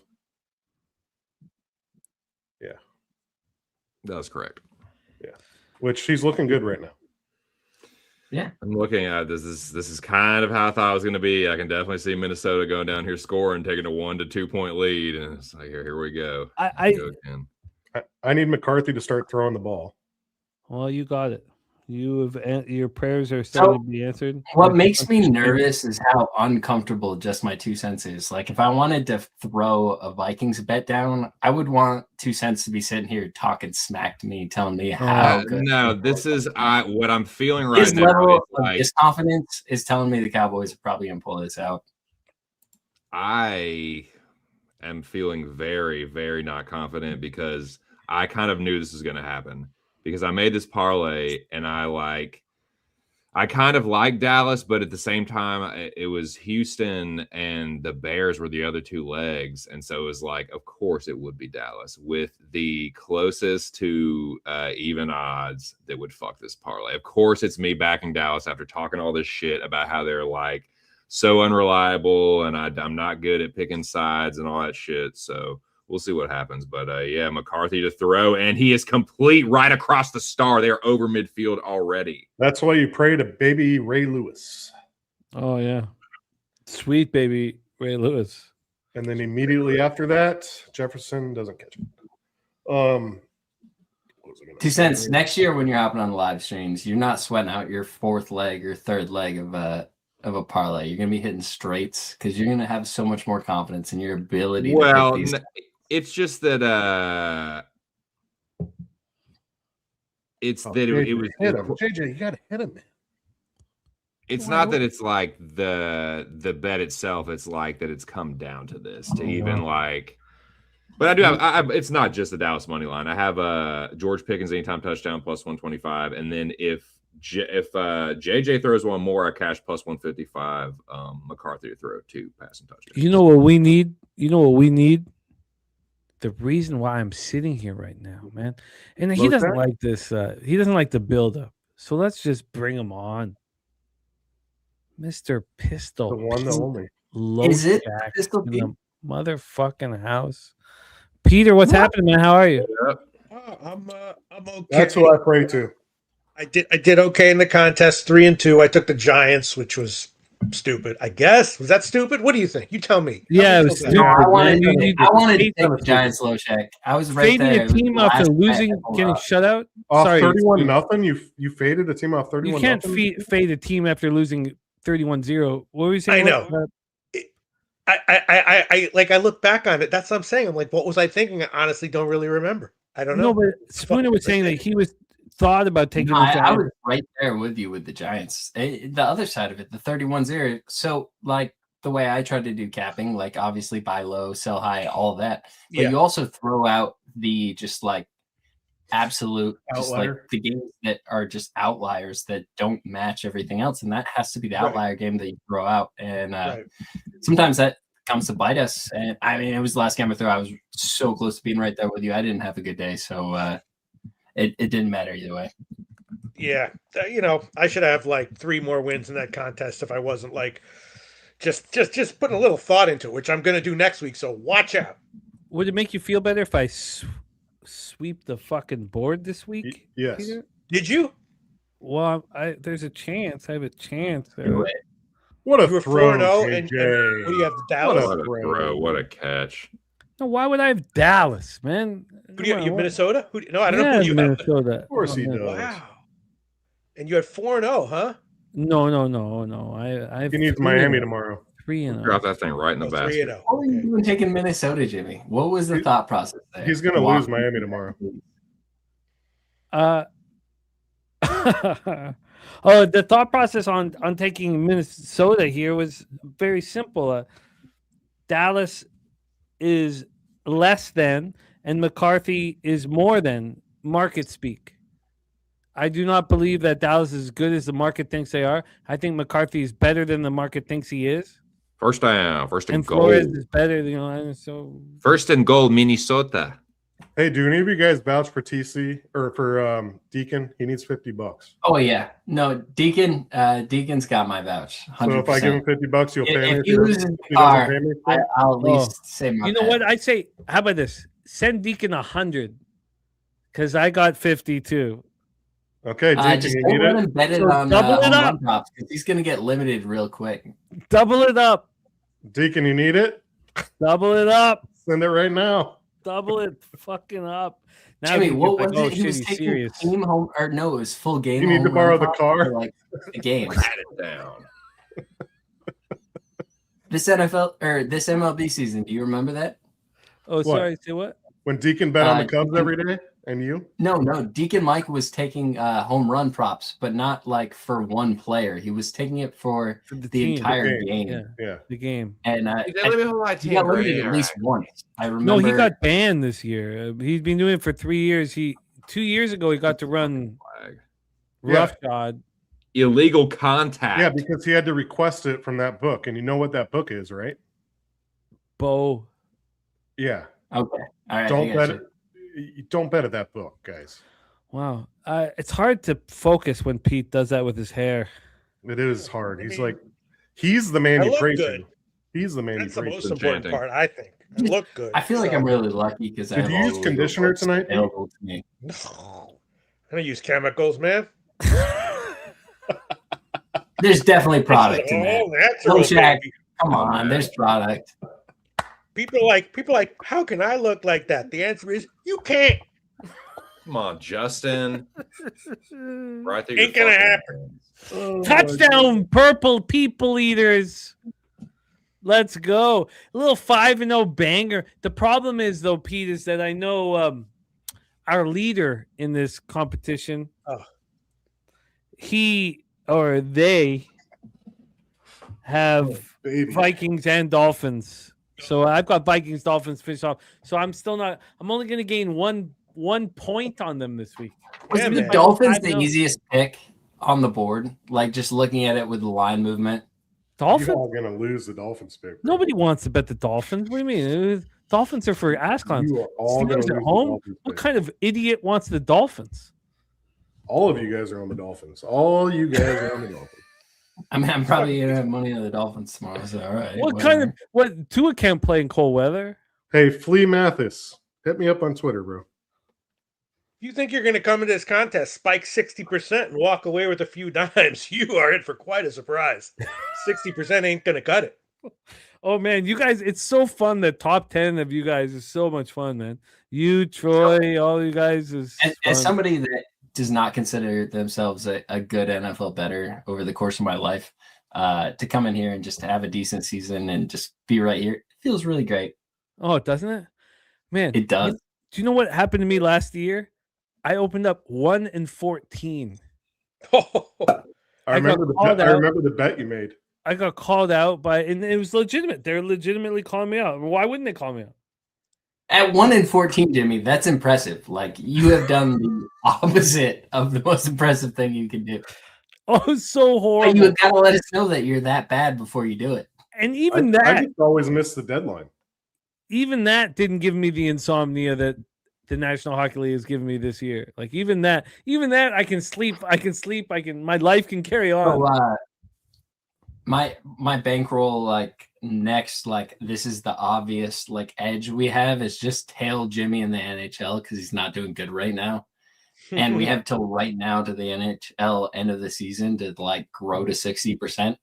And I don't have to deal with the losses at the beginning of that to get there. And I'm like, this is what I want to do. You're dead wrong, Spinner. Tail wine time. He's 8-0. 8-0 in NHL. 8-0. Yeah, I've seen hot streaks from newbies before. It works out for a little bit. I know where Jimmy's going to end up this season. He said, yeah, no. The weaker, the strong. Who got it going on? He went 7-0 in NFL today, too. And he's got a baby coming. So you know how wrong. Let's bring on our next guest, South Jersey in the house. Oh, Billy Liz. Yeah, it's about time, man. He's late though. How could he possibly have that, dude? Are we gonna get drunk Billy or sleepy Billy? Who knows? Who knows? But could he possibly have a winning bet for us this late in the football game? No. I find it difficult. I'm telling it if he's got it. But we should still have him on the show. Please welcome South Jersey. Now it's Billy Brisbane. Brizzy, what's good? Yo, what's up? What's up, party people? No, this is no drunk Billy. This is very calm Billy. If you wanted drunk Billy, it was last night on the UFC stream. Do we have winning Billy? Do you have a bet for us? This is recovered Billy. On the road to recoverability. that's what you're getting. This is Billy. I swear to God, if you would have gave me an extra 4 to 5 more hours of sleep in between that UFC and NFL card today, I would have smashed it. But I was running on too many fumes. I'm not gonna lie. We had the CJ Stroud shit, but I didn't have enough energy to cook up the rest of it. Well, it is nice to see you, Spooner. Spooner, Peter Loshak, and Brizzy joining our show. The three of them, because we had the three of us were holding it down for a while. Yeah, Great to see the three of you guys, man. Locking us down here, 24-23. Brizzy has no live action. Peter Loshak, what are you focusing on right now? I did early take over 46.5 live. I did do that. And then I hedged out a little bit at under 58.5. So we'll see. There's no Philippine handball. Oh no. I'm preparing. I actually took. Sometimes you just got to understand when your limitations are. I took the entire day off. I was ready to do soccer today, but I didn't. No, I get it. I love that, brother. Yeah, I know you need it. You need it. I've been dealing with really bad insomnia and I didn't want to. It was like there was, when I was up this morning, it was like the pain of having to get up versus the pain of missing out on all the games. And I just made the decision. Missing out on all the fucking games, Pete. It's 2025 going into 2026.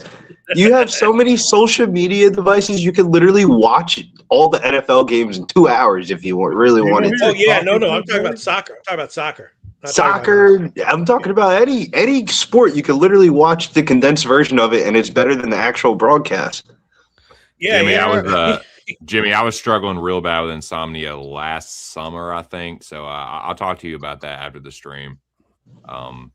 Because that shit fucking sucks, dude. Yeah, you at least try. Snoozy. You just gotta fall asleep, like either with a win or with a loss. Like you just go to bed with it.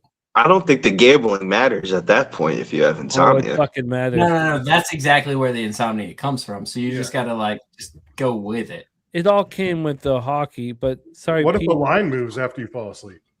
But is it insomnia or is it the back knots? Because those are two different things. The back knots are Go get a massage. or eerie. Like you gotta like lay a certain way in the bed. You gotta like. Really, what are you like 26? Yeah, you should wear about your Just front saying. knots. What about your front knots? Back nuts, TJ. We eat, sleep, and breathe this. Come on, man. I thought Peter was going to heed some Peter has some advice on this for sure. You could try. Have you at least even tried some of the CBD sleep gummies and stuff? I think at least try it. CBD, give me the real thing. Yeah, or the real thing if you're nasty. If Wrong you're nasty, with a bunch of mirrors. I mean, what the hell does that mean? Get you some good indica, a bunch of myrcene, a bunch of linalool in it, knock you right no, out. they can't. They're at least worth trying. Snoozy is a brand. This segment is brought to you by Snoozy. Beast Bites, man. Beast Bites. Check them out. Oh man. So I would like to know, Peter Loshak, as you are the most mysterious man in all of sports handicapping. When the sun rises in the east, right? J. Rue the damager. You think I don't know sun rises in the east? But when the sun rises in the east, what is the sports you're focusing on tomorrow? Okay, well, I got my soccer stuff all ready to go. Tomorrow's a light card. Full What week is a light card. countries are you focusing in with your soccer stuff? Tomorrow? Yeah, Somalia. Well, I did.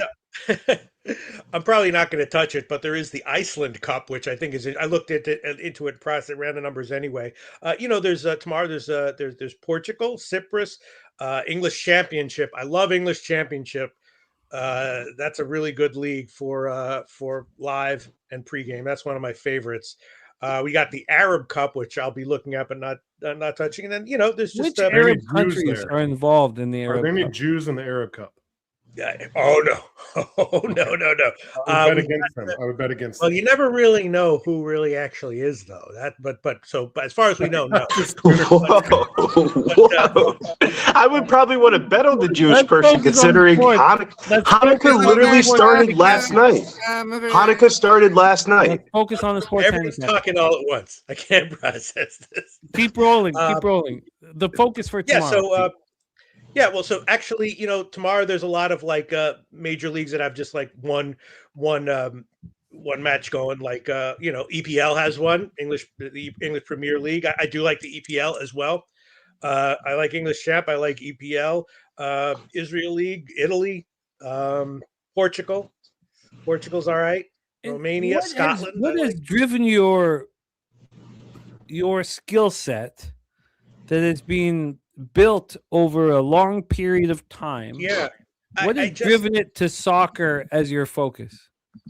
I just started looking into things, saw some things I thought worked. They did. I was like, they'd probably be scalable. They were.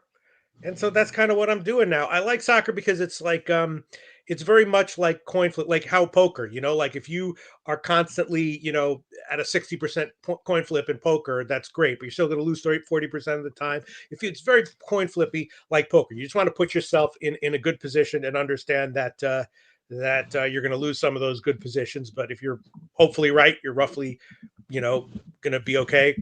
If your estimations about what's going to work. And so I do a lot of pre-match stuff, then either hedge it out with halftime, with live stuff or halftime stuff, and that's what I do. It's all stat based. So you started winning, and you said, what? I'm gonna stick to this. Yes, and I guess I was a little bit surprised. I'm not really though. I don't know, and so that's what I do. Is definitely like anything that's coin flippy. There's variance will hit you, so there's downswings and stuff, and a few days ago on the Discord, I posted in Champions League, I think it was all of my early card. I had almost no winners in the early card lives, and then the second half of the card, I had almost all winners. So that happens a lot. All right, I was. My kids are doing things. No, Pete, I'm interested, and we'll talk more about it. It's all about succeeding in what we're doing long term, and if you found a niche per the other thing that's good about soccer is it's just the volume is high, so it's good for if you have relatively low margins. Unless you happen to be living in a country with absolutely insane new tax laws, in which case it's a whole different story. But yeah, in theory, high volume with low margins is great for betting. Can we get another miss from Aubrey? This fucking ass clown. God. Yeah, we can. No, he missed Yeah, it we again. can. He missed Yeah, it again. we can. This guy doesn't know how to kick. This guy doesn't know. He doesn't know. He's TC. falling apart. This He's guy falling is apart. his hanky leg. This He's guy. falling apart. They ran that fake field goal and fucked up their leg. Wow, I want to bet the Cowboys so bad right now. It came at great cost. I'm bored capping college basketball That's tomorrow, what you but get for running I'm just a fake looking to field fade goal. that level of confidence. That's what you get. I got the angry eyes from the wife there. That That's is a what you get. counterbalance.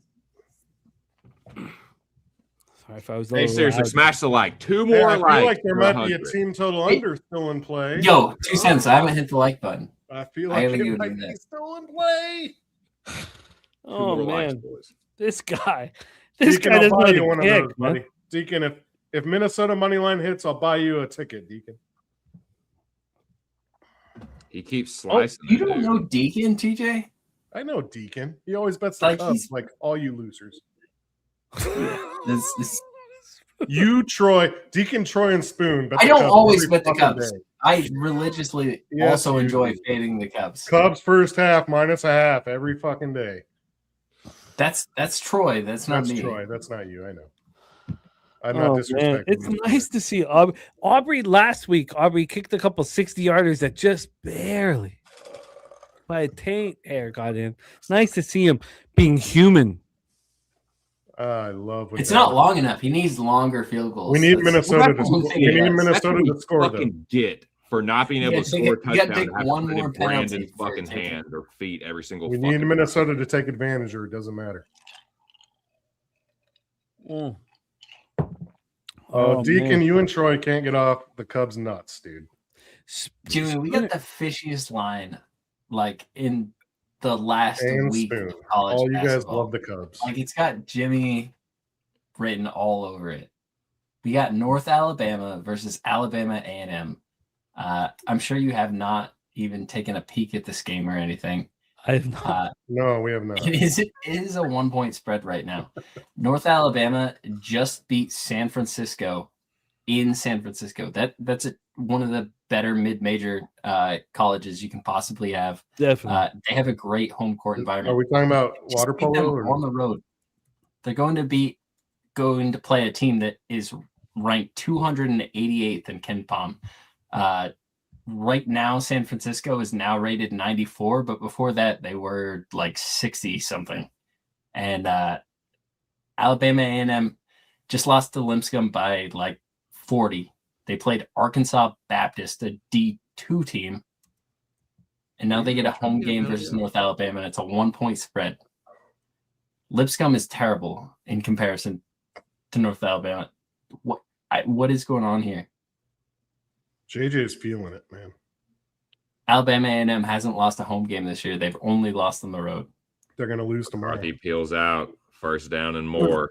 I love it. I love it. I love it. No, they're a love it. terrible team. Like, you have to take the other side. Like, if you're looking at any sort of like, this makes sense perspective. But Okay, so Spoon, I got a Mine's- question for you. When you're looking at that, do you look at it like baseball where like this line makes no sense? Or do you not? so this line makes no sense. So I feel like I have to take the other side of it Oh. because it is Dude, a 1-point spread. JJ. The team that is terrible. The teams they've beaten at home, Blue Mountain State, literally from the TV show. Booze and cash it, Charleston baby. Southern, Cash it. terrible basketball team. Lindenwood, Tennessee State, and Arkansas Baptist, a D2 team. Like, they're 5-0 at home, but like they haven't beat anybody. North Alabama's a good basketball team. I love it. I love the North Alabama A&M breakdown, man. Yep. I love watching Spoon sweep the board on Thursdays, betting with the bag, man. Yep.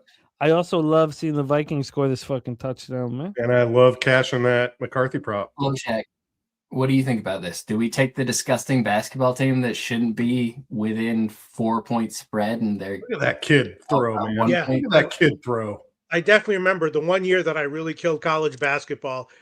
That was like my thought process on sides, not totals, but on sides, absolutely. And I usually do badly on sides in college basketball, but those are the kinds of things the way I would look at it. And I would almost not even look at the line. I would just look at the situation, and sort of like not even worry about the line because the line's going to be roughly where Let's it should fucking be. go. JJ McCarthy, 2+ passing touchdowns, plus 155. Cash it. Sorry. And I already hit the over yards. Like I said. Sorry. Already hit the over yards. Already hit the over yards. I should have been on the over yards. You should have been on it, man. He only needed 97 second half. But look, I bet the Vikings with a full unit. Like I feel like I'm sort of on them. Yeah, you're on it with us. And then I bet the Cowboys team total under, which is in peril, but I bet it because I believe in Flores.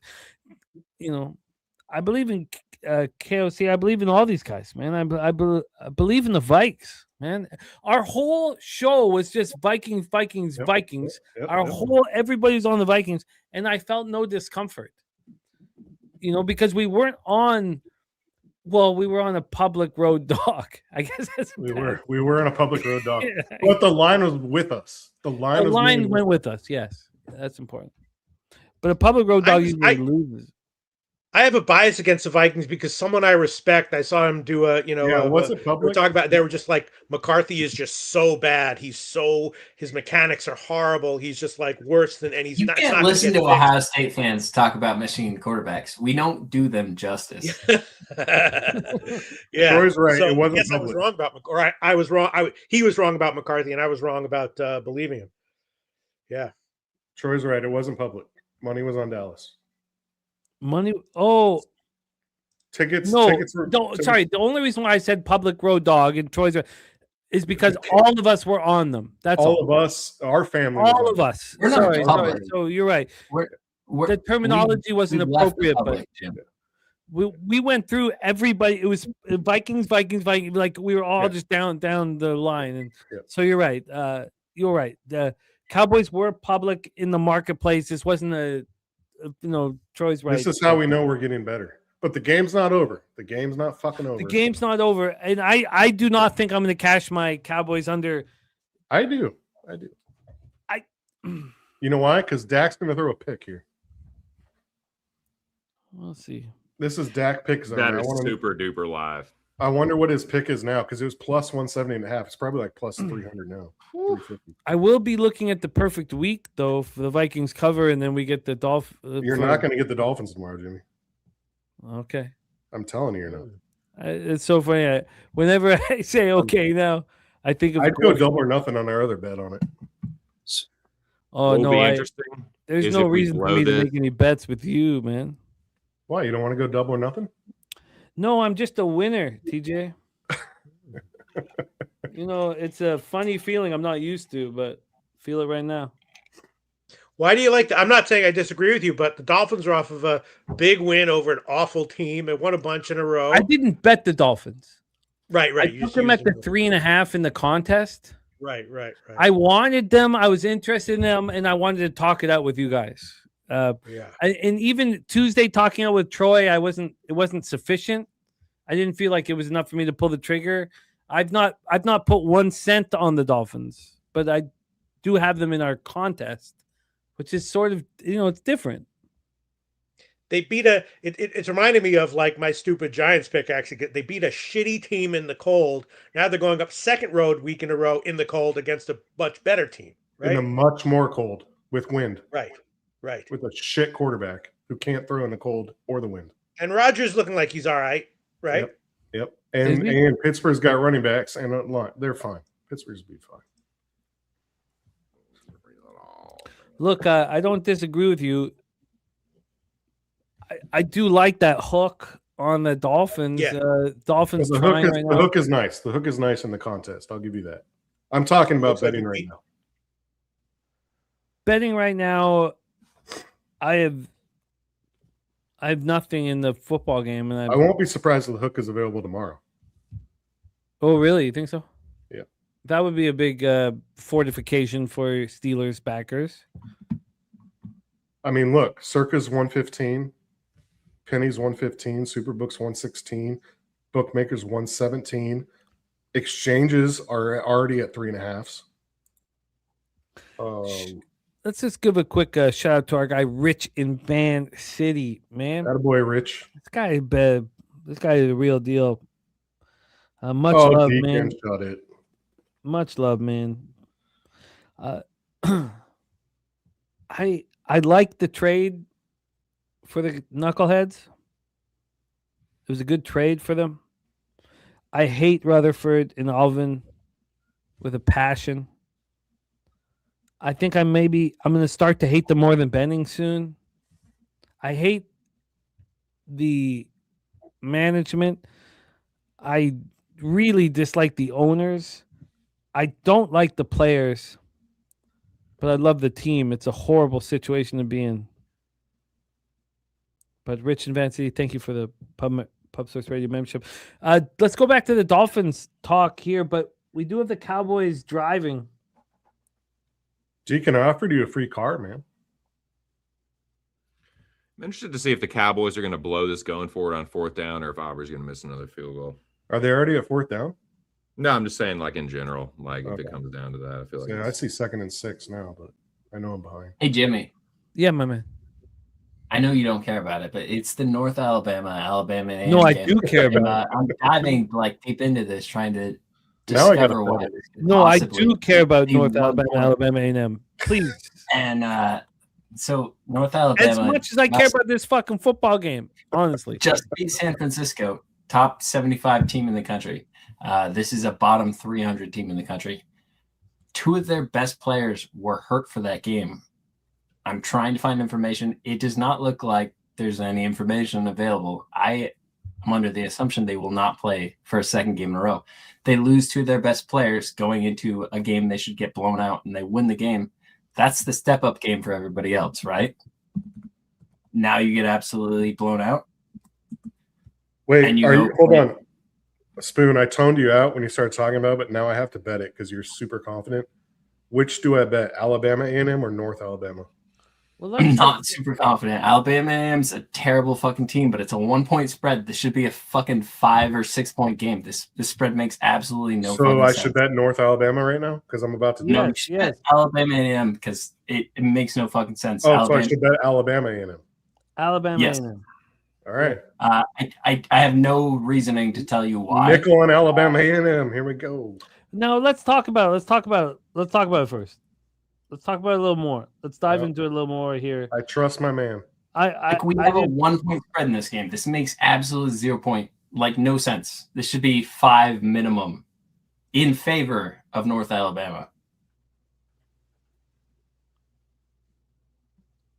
Okay, I'm so assuming now I'm too confused. Now North Alabama A&M has been playing Div 3 schools at home. Is that what you're talking about? That the statistics. No, look at the other side of this. Why is this 1 point? It does not make any sense. Not even close to make sense. North Alabama just beat a really good team in South San Francisco. If you look at their rating right now, it's lower, but they were a top 75 team last week. So what do you expect this line to be tomorrow? But wait just a second. Alabama A&M has played at Indiana. They played at Indiana and at Clemson. So they played extremely tough opposition in their court. We don't know who they are. They've only played. That's why they're, undefeated at home because they played cupcakes at home.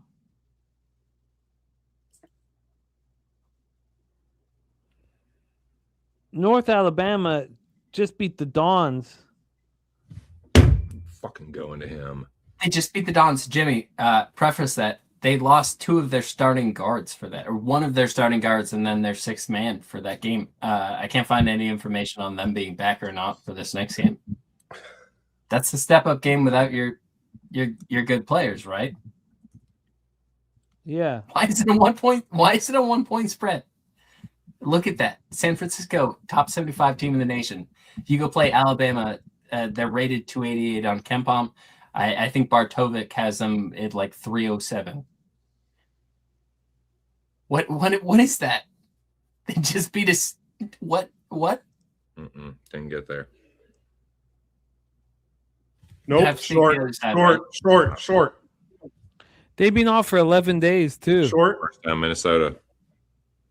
It's got to be. Did they mark it short? Definitely short. He has to be marked short. There's no way. Most ridiculous thing I've seen this year. What is Have that? you locked in your Jason. action? There's no way he got I'm there. sorry, dude. I'm sorry. I'm just staring at it. Like I assume people are going to put a bunch of money on North Alabama, right? I mean, Alabama A&M when they were on the road against way better teams, they got blown out. But their 2 home games against comparable competition, they covered both of them, won by a margin. And look good. They're undefeated at home. Well, yeah, they played 2 games against comparable competition, covered both. Blue Mountain Last one State was and margin. Arkansas Baptist. I mean, Oh, it's a fascinating capping situation that I would like to spend more time on. We do have a football game where we, as a group, are in complete control of. You know, Run the ball. I remember when I started, I would be so nervous when we were all on the same side. Well, it's because of the guys I was hanging out with. We're getting better, Jimmy. Yes. We're getting better. Oh, without a doubt. Let's bring on our next guest, who almost please. cashed that plus 600. If your kids are listening, turn off the show. No, I don't think. It's interesting. It's an interesting thing you bring up. I don't think he's. I don't think he's going to be swearing as much in the future. Well, if your kids are listening at 11 o'clock at night, you're a bad parent. Exactly. And also, but my mom's going to be rolling with us through the Christmas holidays. He's sworn too much in her face. Yeah. I hope he tones down the swearing in my mom's face. promise I won't swear in front of your mom, Jim.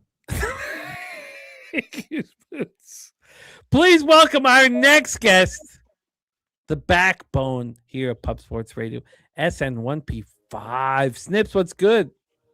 So I have a potty mouth, huh? Wesley. Well, I mean, I just think you got to pick your spots, Yeah, when my mom's sitting beside me, you don't want to talk about your pussy lips. Oh no, I disagree. I think that's the best time to No, talk about my it's pussy not lips. good. It's It's the not good. best time. It's not good. I It's not good. disagree. No, I disagree wholeheartedly. Okay, that's fair. But if this time, when my mom does join us over the live streams over the holidays, can you please keep some of this to a, I mean, I'm not gonna lie. You telling me this makes me want to talk about my pussy lips I know, more with your mother now. No, so. I know. But you're both of all of the lips we speak of are hideous. I disagree. Colts, talk to us about the Colts. They suck. It's sad. No, they don't suck. I man. needed They one play- touchdown the second half. They couldn't buy me a bucket. It hurt my feelings. I'm a Has bitter Amanda berry. not gotten a new camera? Yeah, man. Doesn't he look? No, I doesn't he do. look I good? do. I just haven't turned on the lights here. No, TJ. don't keep the lights off, man. Maybe Helga wants them off, man. Oh, she does. Yeah, she was astonished that I was 2 seconds into the show and talking about my pussy lips, though. Yeah. No, She was astonished. she's your best half. But let's focus on the Colts. I thought they played great and they made you proud, man. You took the plus 600 instead of the points. That was your trying to, have your balls dangle. Your balls didn't need to dangle. You could just cash that bet. No, I think they suck, and Philip Rivers hurt my feelings tremendously. I almost bet plus 7.5, plus 150 too, but no, I just bet money line. So it is what it is. We move on. Shout out to the Vikings at the least. We move on. And also, we believe in you very much. You got a big show coming up here this evening with the In the Building Cowboys after show. We're all on the Vikings here. Well, they're gonna be hot coming into that show. This was a game they expected the Cowboys to roll through. Okay. But we're all on the Cowboys here, the Purple People Eaters, and you are as well, aren't you? Yeah. No, I bet them 5.5, I believe it was. Sure. Why wouldn't you? It'd be crazy not to. Yeah. Now, Player down on the field, Cowboys. Player injured. so at this point here, how are you looking in the Cappers contest? I couldn't tell you. I let my friends make my picks now. I've stopped. I made no effort into these Oh, picks the Jesus. last 3 weeks. Okay. I'll never I ask couldn't. again. Okay, no, we can stop. Let's move. By the It's way, like I gives just up want on to point dating out. and she just lets her friends pick her boyfriends. Yeah, exactly, Pete. I can't do this. I give up. You do it for me. I can't pull. I've had Do you have a chair 13 next to your bed weeks. with handcuffs? I had 13 weeks to try to pull out a perfect week. So I obviously couldn't do it. So let me fucking pass it off to someone else. But by the way, I just want to point out it's one of those nights where Jimmy's taking long pauses in between his words. Oh no, am I? Jimmy's fine. Oh, I am drunk though. He's taking very dramatic pauses in this, and I He's can gonna tell hit this team total under that people made fun of him for. Jose's just jealous, Jim. Don't. Sure. He just wants that perfect week you're about to You have. should be jealous of everyone on this fucking panel. Actually, That's true. You know what? Different reasons. This panel, at my point in my life, you guys are all I've got left other than my family. I got to get to San Antonio and party with you guys badly, and we're 3 months away from that shit happening, man. I'm just gonna put my head down and cap, and be a father until I can fucking party with you guys, man. and this is our driver. Yes, and he's a fucking spectacular driver. I'd like to put up our 2 cents. Like, why is he pointing at me? Oh, we're different on different screens. He's over here on my screen. You're good. Yeah. I, by the way, agree. TC is the perfect driver here. I mean, come on. I trust TCU with my life. I would TC's say not even Jose's coming the this year, perfect man. driver, but he forgot to pick me up from the fucking airport. Oh my God! I'm just taking slanderous shots immediately on screen. TC didn't hear But how it's all Philip good. Rivers did me. Oh my God! I know, dude. How did Philip Rivers? How he You're did taking the you points covered out, the man, like we 14 and a half with ease. What are you talking You think about? I give a fuck You about covered the 14 and a half? the original number. He I don't said, give a "I'll fuck take about any Daniel of those Jones' number and I'll shove it down your fucking throat." I care about greedy plus and tried to take the 600 money Get out line. of That's here. what I fucking care about. He did nothing for me. There's no money in because my pockets. As we've talked about earlier, if Jose's unit size was higher, he would have taken the points. Exactly. That's what I said. Jones looks like such a fucking wretched old codger right there, dude. But also, it's a process, and Jose will get He's there. gotta and learn. He's a young buck. You got to lose. He's before way you win. above, way ahead of the game where he's at. And Well, we'll see what his ROI is. Wait, I have a question. So you bet a fucking money line on a 14.5 point underdog and didn't put any money on the leave points? this stream right fucking now if we keep talking about the No, fucking goal. that's exactly what If the we're fuck gonna you fucking keep deserve. talking What about the a Colts, I'm gonna 14.5 point underdog, bro. It's 2 touchdowns. I've been here for 10 minutes, and all we've talked about is my Colts losing bet. We're good. We got it. But you would have been here. You would have been here 3 hours ago if they won. yeah, we talked about that. Bragging about We it. talked about that. We talked about that. You know what, Jose? We love you very much. Jose, cheers to Jose. And also, but Jose, Peter, Brizzy, and Spooner have both added to, because the three of us were holding down the fort for a long time. Yeah, it sucked. We love. No, it didn't suck, man. It didn't suck. But we love you guys. Tell us how you really feel, TJ. And all of you No, guys in the chat, thank you. Oh, there's Helga right there. So someone make him stop. Oh, see? We believe in you, Jose, as We a do. man and as a capper. We do. To Jose Bouquet, and then let's focus on the football game. Yeah, this one, not the Colts. This game, please.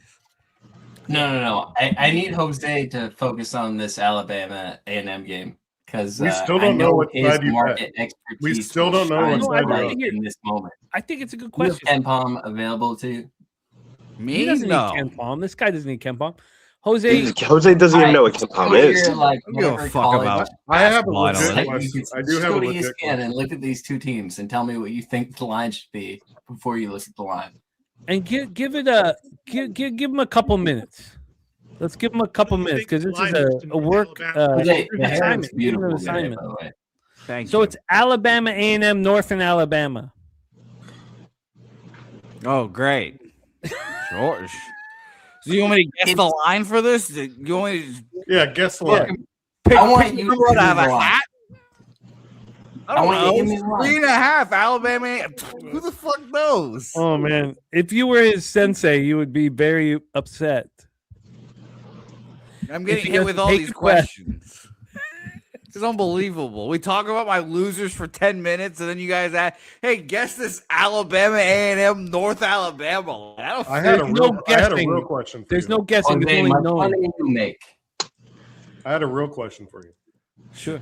Shoot, fire away. What do you think of Boston's offseason so far? No, God. don't. Come on. He's the North Alabama, fucking Alabama A&M. Oh, Let's all not right, fuck sorry. with this. Give him some time here. Give him a couple minutes.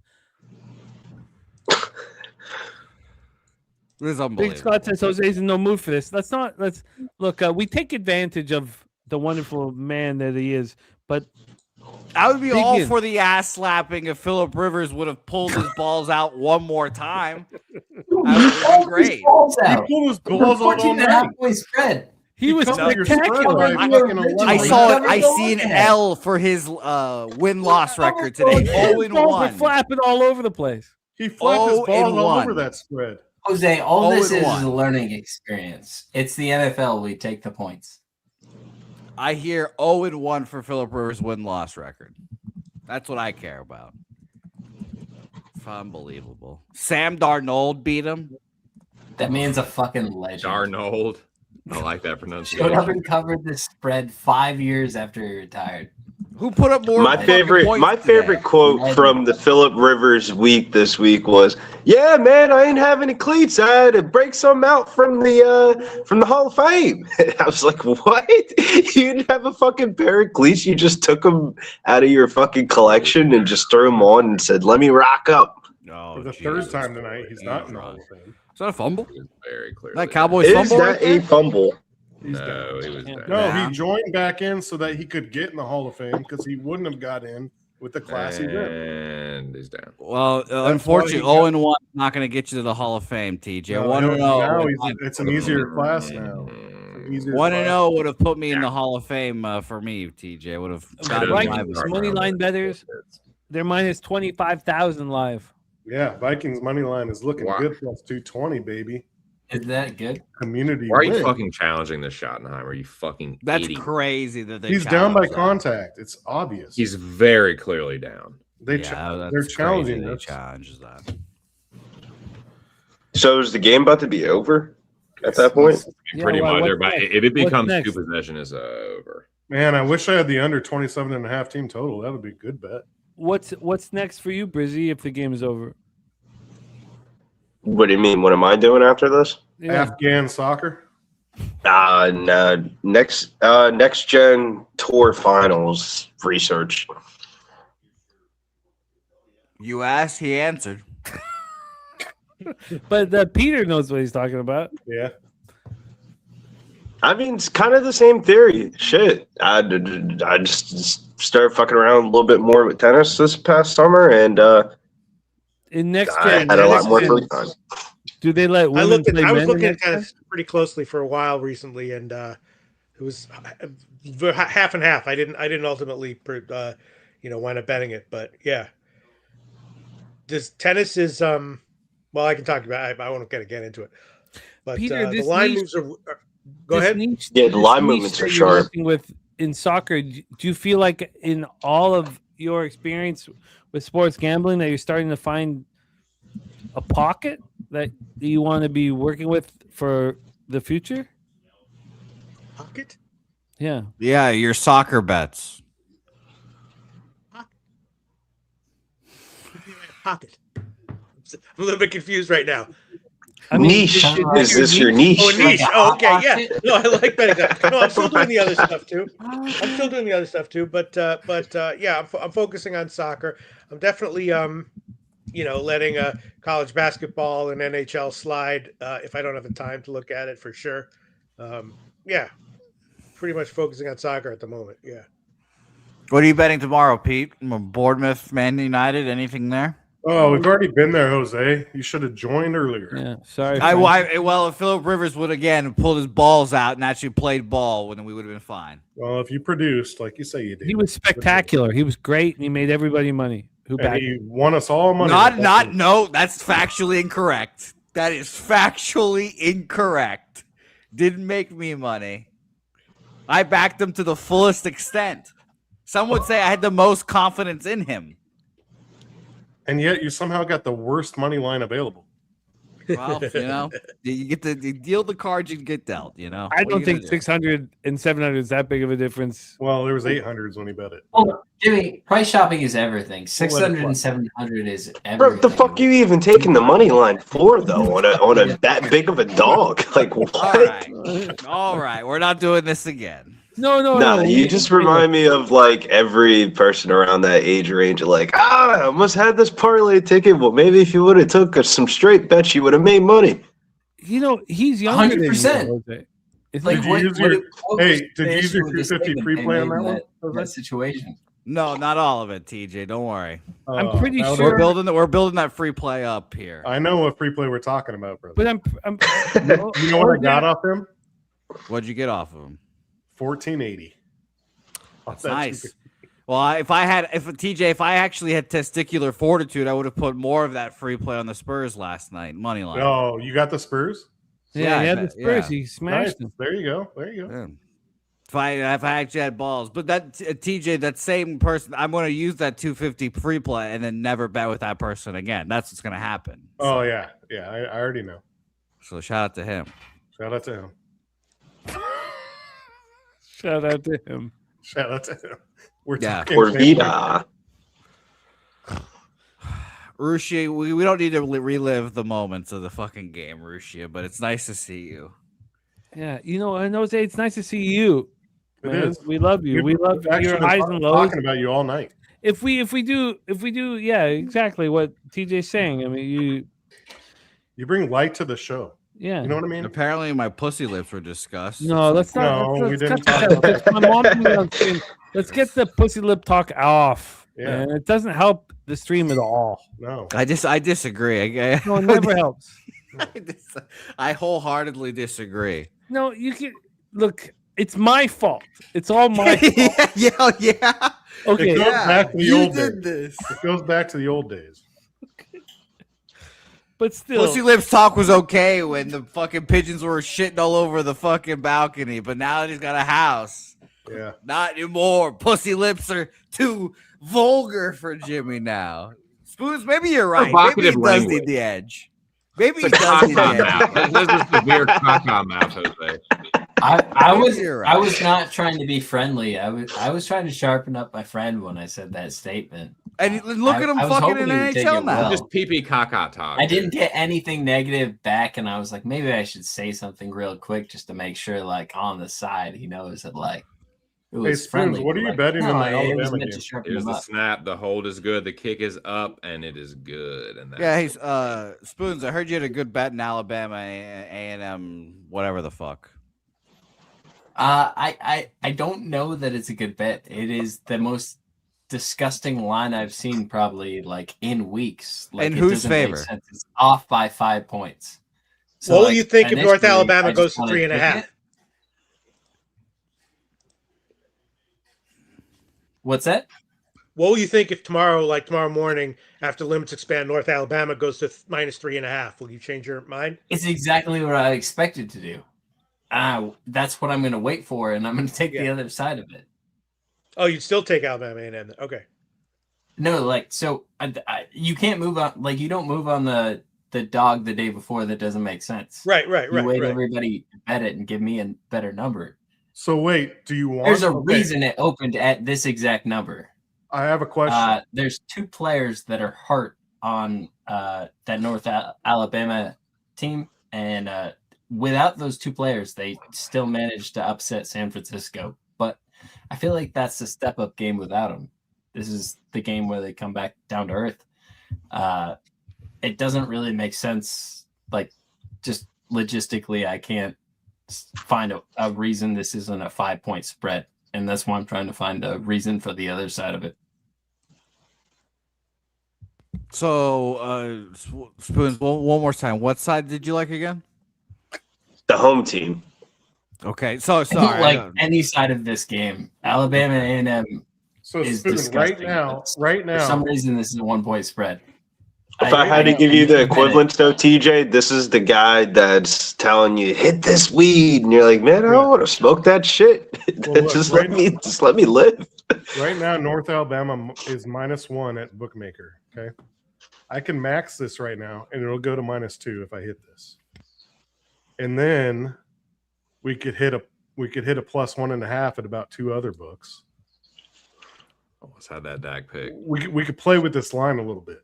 So For the SWAC, though, you guys are tripping. What do you the want overconfidence in the SWAC is wild to me. What do you want this line to do is what I'm asking. So, and how confident are you? Because I feel like you might have been hitting the sauce a little bit tonight. Whoa! Those are accusations right there. Objection. Because we can move this line. You know we can move this line a TJ, point or two. TJ, We can move I this woke line up. a point. TJ, I woke up, hung out with a kiddo, walked out, got breakfast, got everything ready for him. All that situation. Got all my capping redone, looked at the card, what moved with college basketball, kind of peeked at tomorrow's line. It's a small day today. So there wasn't a lot of lines, and kind of peeked back at the NFL games, got myself ready to talk about whatever I had to talk out with Jim. I hear no booze. No booze. No booze yet. No booze. No booze. I didn't drink yesterday, like an entire 24 hours, like recent cruise life. That's a long time for not drinking alcohol. Hung out, went got a massage, an hour and a half, went grocery shopping. The last half hour was happy family things. Nobody gets a 1.5 hour massage. Hour and a half massage. Hour and a half is at least a half hour happy ending. Where are you getting a little rummy tuggy out there? He's got horrified. She said I can't talk about that. Terrible knots all through his shoulders, all through his back. Yeah, terrible. Horrible knots through his neck. Yep. Shit takes an hour and a half, I guess.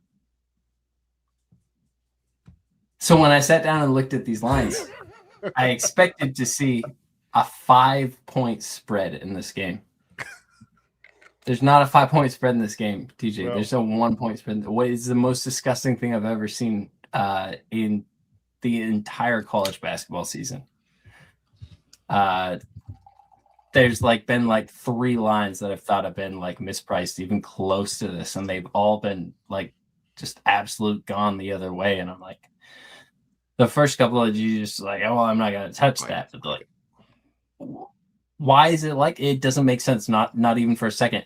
This is the ultimate sell high situation on a team that just beat a team they should have never been beaten. North Alabama is the better team. They should be favored by 5. They're not favored by 5. They just beat a really good team. It makes no sense. I'm so confused. Why are they kicking the field goal? Because we're talking about we think we have some chance of we're gonna get an onside kick. And but you got to kick the field goal and then get the onside kick, get the Hail Mary. Whatever. I don't know. That was one of the best momentum drives that you guys had tonight. You should have just punched that bitch in. No, the Vikings would have gave it to you. These fucking retards they're in charge of Dallas think we have a better chance of scoring a touchdown in 10 seconds or whatever than we do scoring a touchdown right here when we clearly have the momentum, like Billy said, and then kicking the field goal. No, this is the right move. I mean, this is theoretically the right move if you're playing fucking Madden and not real life, TJ. This is real life shit, man. You just got 3 passes of 30-plus yards. Why wouldn't you get another one inside the fucking end zone? Because if you get the onside kick, you get to throw to try to get the Hail Mary. You can't kick a field goal from the onside kick. You can look at me like that all you want. You can't kick the field goal from where you get the onside, or you can't. From where you get the onside kick, you can't get a field goal. So you take when you got Aubrey, you kick a field goal wherever the fuck you want, as long as he's in the parking lot. I'd rather risk a long field goal from Aubrey than trying to score a fucking touchdown. Because you're going to take another 10 seconds off the clock to try to get a touchdown. Then you guys got Vikings tickets, so a Hail Mary and an Aubrey field. Well, the Vikings tickets cash no matter what. We already know. Yeah, Vikings tickets are going to cash in full. We already got shouts to JJ McCarthy. We got our plus. We're good. Yeah, I'm just worried about Jimmy's team total, and he's fine. Oh no, we're all fine. Yeah. We're all just gonna sit back and cash. All those people talking shit to Jimmy about his team total. Fuck a fucking fatty. You know, Peter and I, when we started with, there was a lot of negative. Anytime we put out action, there Game over. were negative responses, and when we were all on the same spot, it seemed to lose. But it's been better lately. Over every year, that ROI is improved. So it started negative, you know, and I can't speak before Peter and I worked together with Peter, but when we started working together, when we were all in the same play, it was negative ROI, and people talked about like some sort of curse or some shit. But it started getting better and better and better and better and better until we got to the positive ROI about 2.5, 3 years ago. And then now, when we're all on the same bet, I have no fear whatsoever. You're not going to win every time, obviously. You know, it's not like it's a golden blanket. But Peter, what do you think about when we're all on the same bet? Because that's my feeling with it throughout it. And the last 2 years, the ROI is 100% positive. Yeah, I mean, if you have a bunch of guys who are all hitting 60% or close to it in a contest, I mean, that's pretty impressive. And if a bunch of them agree on something, I think that's yeah, because we're improving as cappers, and Peter's way ahead of us. No, in NFL, I'm like the third or fourth worst NFL capper of all your regulars. I'm not going to name any names of who's below me, but I'm like, it's only 2 or 3 guys worse than me in NFL as a pure capper. I don't believe that. But we are succeeding as a group here, and I'm not surprised that it's happening. And as it moves forward, you know, I hope I'm just sitting beside TJ in Vegas and Spooner and all you guys. I mean, look at this crew. I mean, this is we have a dream, we have a plan, we have a goal, and we hope to accomplish those things. And we are starting to prove it, but you need to prove it long term. And we did that going through the action from today's show. All I have is North Alabama versus Alabama A&M. Do you know what side to bet yet on that game? No, I've got to study still it a don't know little what side to more. bet. But It has to be Alabama A&M. But TJ, you don't bet it till tomorrow when it's plus 2.5. But you remember the line should have opened 5. All right. And you remember that this is built-in CLV, and every single person that is launching all these large bets at this giant team that obviously is going to win this game is doing it, looking at like such a severe mismatch. Like a 1 point, there's nothing about this that makes sense. And those are great spots. Let's roll through here and put a bow on the night's proceedings. I want to talk about everything that the chat did tonight, but I know you guys have other things to do. Thank you guys so much for rocking with us. Brizzy, I know we have a big week ahead of us, and you don't have UFC on your mind. So we need you for NFL pop-up and all NFL things related, NBA and everything. Brizzy, thoughts, goals, plans, dreams. I'll pop your X handle in the chat. Talk to us about the week that awaits. Yeah, we got next gen finals for the ADP tour. Make sure you guys check out the tennis section in the Discord. Going to be popping off some plays probably tonight going into tomorrow for Wednesday and Thursday's card for tennis. We love you, man. We love you. Get that fucking money, my friend. And thank you for rocking with us. Need you Thursday night to rock with us. But as we go around the horn, those of you who've been on the screen for us for so long, don't feel like you need to stick around. If you do want to, please do. Peter Loshak, we believe in you more than you could ever know. And you're, at this point, it's just you and Ragu are the reason to come to Pubapalooza, you know? Now, Wait, we'll all Ragu's be coming? there, but you guys are. Wait, did you say Big Ragu's coming? Oh yeah, Ragu's coming. Of course, he's coming, man. Great. Yeah, he's the nicest guy. I love that guy, man. He is he's so G'd fun up to from hang the out with. feet up. He's blued up from the shoe up. You know, And he's so like cool. It's like it's just fun to be around him. It was fun as Yeah. hell in Atlantic City with those guys. Peter, thank you for rocking with us here tonight, and have a great show on Tuesday. And we're only a few short weeks before Low Shack in the Bag back in business, man, which I'm very excited about. Which I miss capping with you. I may never have the opportunity to look to my right and have you a foot and a half away from me and stare into your mustache and then be just so blinded by your mustache that I can't think of anything else. But I do have that as part of my history, and it makes me more of a man. Peter, last words, thoughts. We got to put a bow on this. Yeah, my last words and thoughts are I'm looking at some articles and videos right now about the Nevada condo market is crashing. Apparently, I'm seeing multiple. These are from like the last couple days. Yeah. Why don't we find some like nice little condo, make an offer of like 10 grand. Used to be worth 150 grand. We'll offer them 20 grand. Let's buy super low. Buy a fucking condo. Man Bear Pig knows about the condo market crashing. It's crashing. Crashing across Canada, crashing. Is this real? We need to do Canada. It's crashing. It's crashing right now. The whole real estate market crashing, man. Wow, look at this. We just lost Spooner. We've been losing cappers as we've done. All right, I gotta get out of here, Jim. All right, I'll talk to you later. Okay, we love you. We love you. We lost a couple cappers in our Those are my last words. My last words is the Nevada condo market's crashing. Those are my last words for this show. It's crashing. Oh, we love you, man.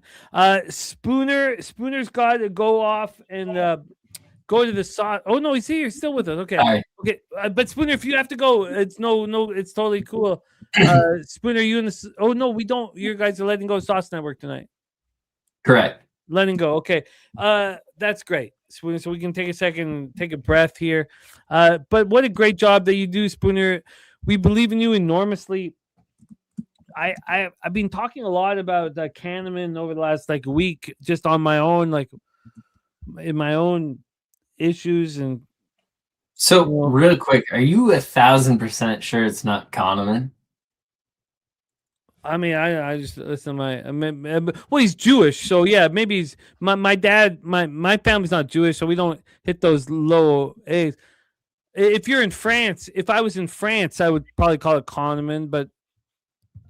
So I mean, my dad's talked to me for 20 years about Kahneman. It's been Kahneman. So maybe that's North American, we're dumbing it down. But so do you have just for me, from a perspective, I went through multiple books and stuff and heard him speak and everything, and I always that was the name I came away with. And every time I hear you speak about him, it's a different dialect. I'm like, no, it's not. I'm like, am I wrong? Is he wrong? There's definitely a right and wrong. We got to check this. No, it's probably Kahneman. Sure. He's European. He's probably European. They probably hold on to the A. My dad's not European. My dad's a straight up, it's North American as you can get. So maybe we're dumbing it. I would also like to just fact check the Deacon Mike. I would never sell a used car to anybody. I couldn't do it. I would just tell you every single car on the lot is a piece of shit, and I would tell you why, but I just couldn't do it. I'd buy a car from you. I would too. I would buy a car. I would. Spoon would be the guy I'd buy a car from. Oh yeah, and Deacon would be saying that don't buy it, and I would say, Deacon, let me handle this. Yeah. I love both Deacon Mike and Spooner. It's probably Kahneman in Europe, but just clearly, the situation. It's Kahneman in Europe. Look, we bastardize the language in America, and that's one of those things too. So you can pronounce it the right way in your language, but it's the wrong way in another language. And well, what does Jimmy call grades K through 6? What's the school they go to? Elementary school. Okay, perfect. I respect that. Well, what do you call it? What did you expect him to say? Well, some people from the North call it elementary school. Come on, man. This is not. Come on. You're talking about. Come on. But let's go back to the Kahneman thing. The only reason why I call it Kahneman is because my dad's been talking to me about him for 20 years, and he's calling him Kahneman. Is my dad wrong about it? I will ask him, Spoons.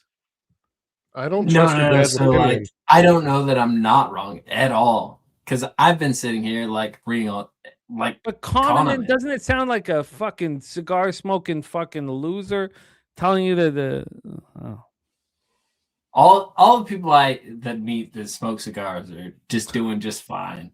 Oh, you're great. Look, I don't mean that. I mean the sorry, you're a cigar smoker. That was a terrible. But you know the intellect that goes, no, it's Kahneman. You know, the intellect that saying you're pronouncing it wrong. Yeah, I know you're a cigar. Look, I got a cigar right there that I would love to smoke, but I didn't mean that as a that was poorly delivered by me. I didn't mean You're not gonna offend me, Jimmy. Don't worry about it. But I mean the intellect saying Kahneman. It's Kahneman everywhere you've been in the circles that you run with Kahneman. What the fuck are we talking about? Are we talking about like places where you get condos? No. We're having our own discussion here. Or is this a person? So every time I say Kahneman, I'm gonna look into this. Yeah, riveting as this is, I gotta get going. Yeah, is this a appreciate it, person? Jimmy. Y'all been great. I'll see you on the next one. I do have some bets lined up, and yeah, catch you tomorrow night. Peace. TC, no, we need a little more than that. I'm sorry for our Kahneman. Oh no, I'm hanging out, man. I just want to know what we're talking about. TC just leaves. I get it, TC. It's my fault. No, so you've read the whole the first book. They're The Undoing Project, right? Yeah, of course. We talked about this. So there's two psychologists. Oh, we're talking about that. Who are the two psychologists? Do you remember them? No, I don't remember them. I'm half lit. All right, so there's Tversky and Kahneman is the way that I've always thought of it. Yeah. Well, we listened to the audiobook. The way that I've always heard Jimmy refer to it is it's more like a Kahneman. Like I don't know quite the way you say it. I don't know, it's different. We don't know who's right. So that was the entire conversation there. No, and I'm probably wrong. Well, I listened to the audiobook and it's Kahneman. Okay. That's great.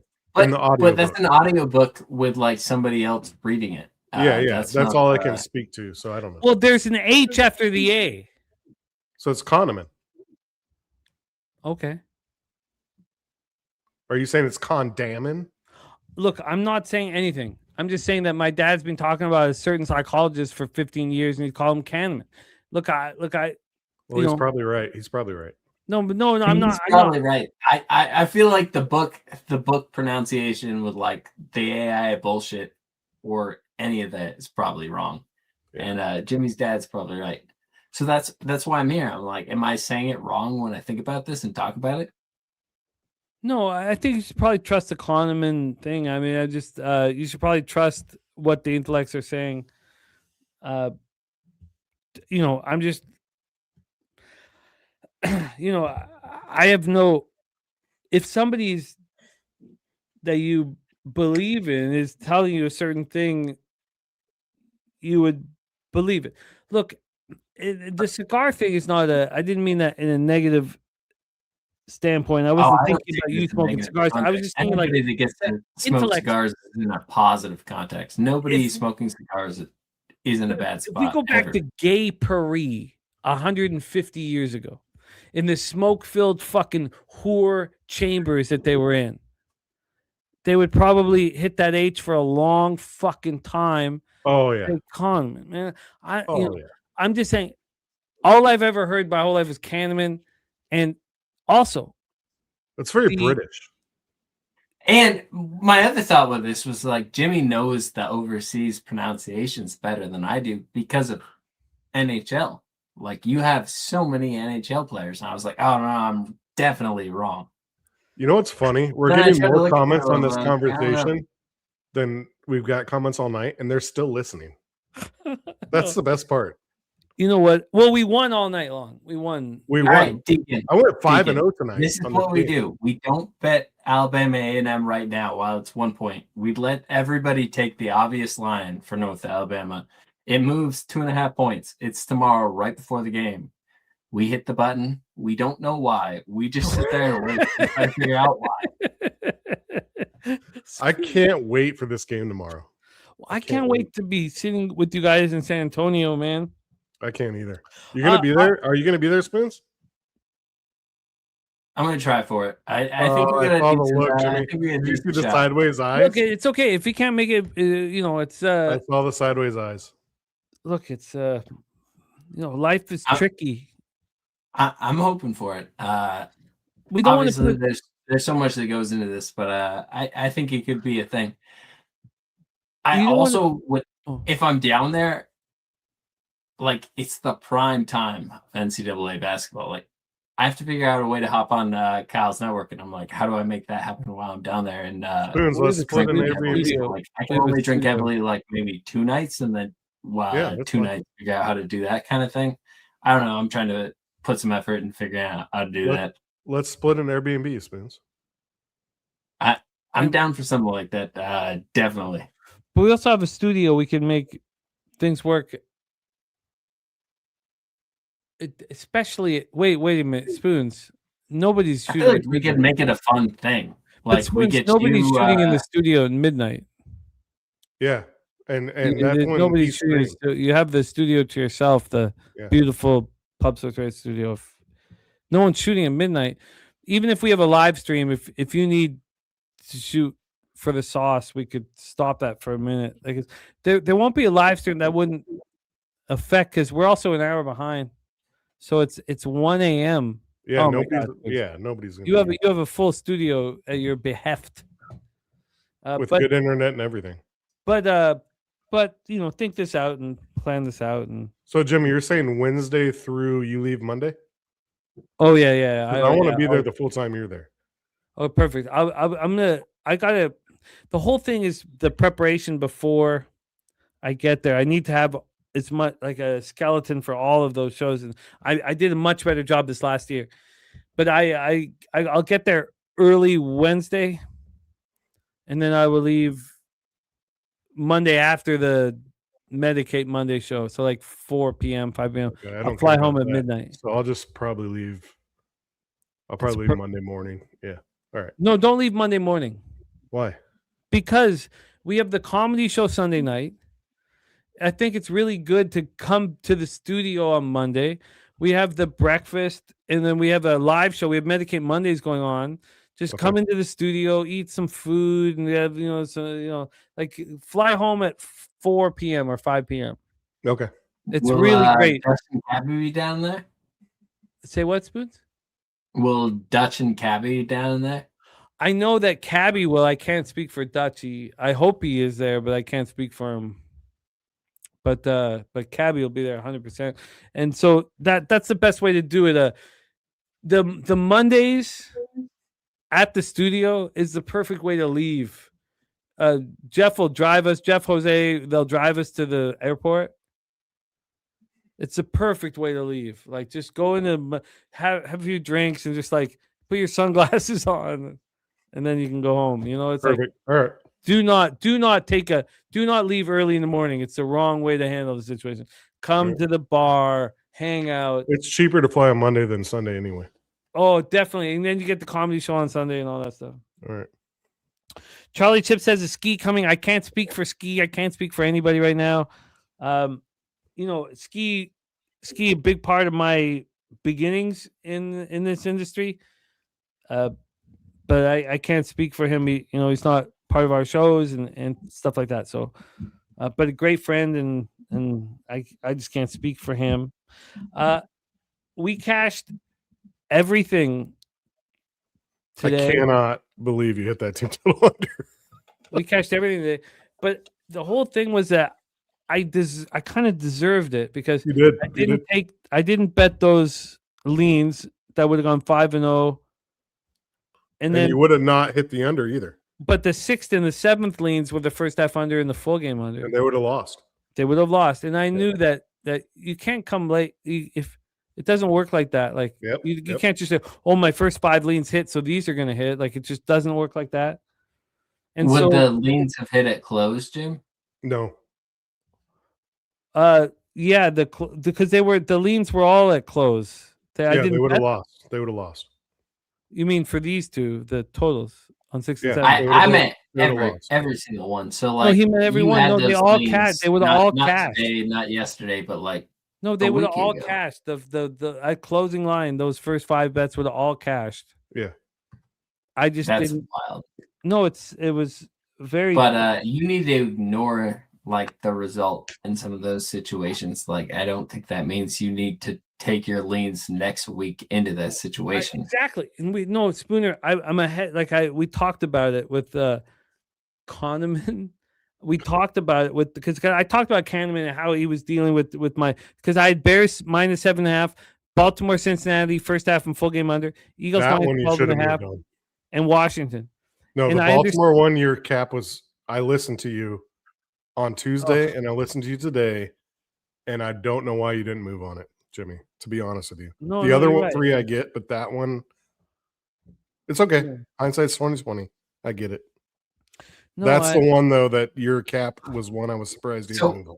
obviously it looks clear right now. Like Well, yeah, 20. That's why I say 20/20. the is range easy. outcomes, so many different things could have happened. Like No, don't- but I know don't Jimmy, sweat and I it know out. how he bets It- for it's years and over, years, past, done. and I'm surprised he didn't move on that one. No, that was a Because I know what you thought it was going to do, and it didn't do it, and that was your sign to bet it, and you didn't do it, and that's normally when you move and you didn't do it. no. That's all.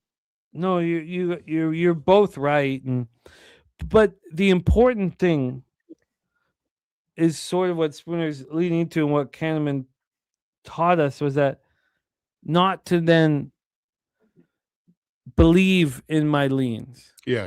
Because my leans are shit. My action is shit. Yeah. You gotta find what are you succeeding at, what's working. So who cares that I had some sort of outlier 5-0 lean? Just And because that's it's what- heads 10 times in a row doesn't mean it's heads the next time. Isn't that so important? Is that I didn't bet the first half under and the full game under, and then as we capped it, I took the Cowboys team total under because it fit in. So Yep. look, this is a marathon, and I'm very thankful to cap with you two gentlemen here and the cappers here on our screen. I know the game's been over for a long time. It's just that this battle never ends, and it doesn't just not end; it rages. This battle rages. It's fucking raging. This battle rages, and I don't know how you guys handle it yourselves. Not well. I'm having a very difficult time sleeping. Go get a massage, Tim. I don't want to be touched, really. If you pay for an hour and you get an hour and a half, you're doing. I don't know. I honestly, I don't want to be touched by someone. I don't want to be like I don't want some stranger to fucking touch me. I'm just like let me just look. When we were in San Antonio, it's perfect because I just want to gamble, and now I'm with. In everything changes in life, it's not always the way you kind of set it up and planned it out. But then you come down to San Antonio and you're like, oh, these are my best friends. And I'm gambling as heavy as I can. And it feels really good. You know? I hope it changes. Like, I can't wait for that, man. I need that in my life. Oh, I'm telling you, like, this isn't nobody. You can't plan out your life perfectly. You can set some expectations about what you want to be involved in your life, and then deal with that shit. And I'm excited to be in San Antonio in a few months, but I'm also excited to wake up in the morning. And sometimes Jimmy, I'm not. Jimmy, one more time, really quick.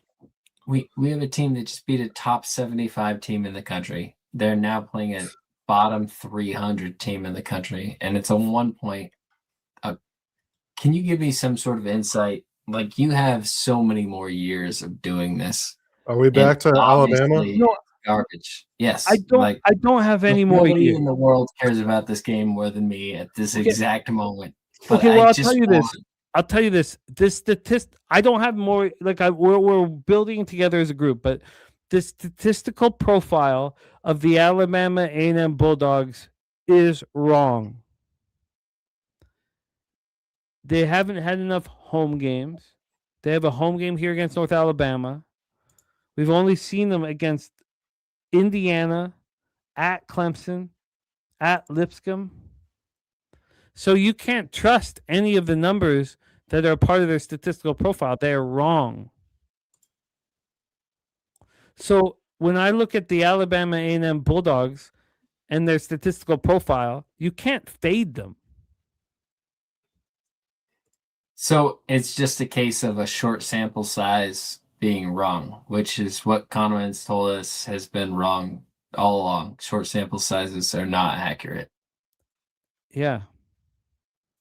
And All that's right, what the so line's I'm telling going us. to go to bed happy knowing that I'm going to wake up and I'm going to see a 2.5 tomorrow morning. I'm going to take that 2.5 with so much confidence.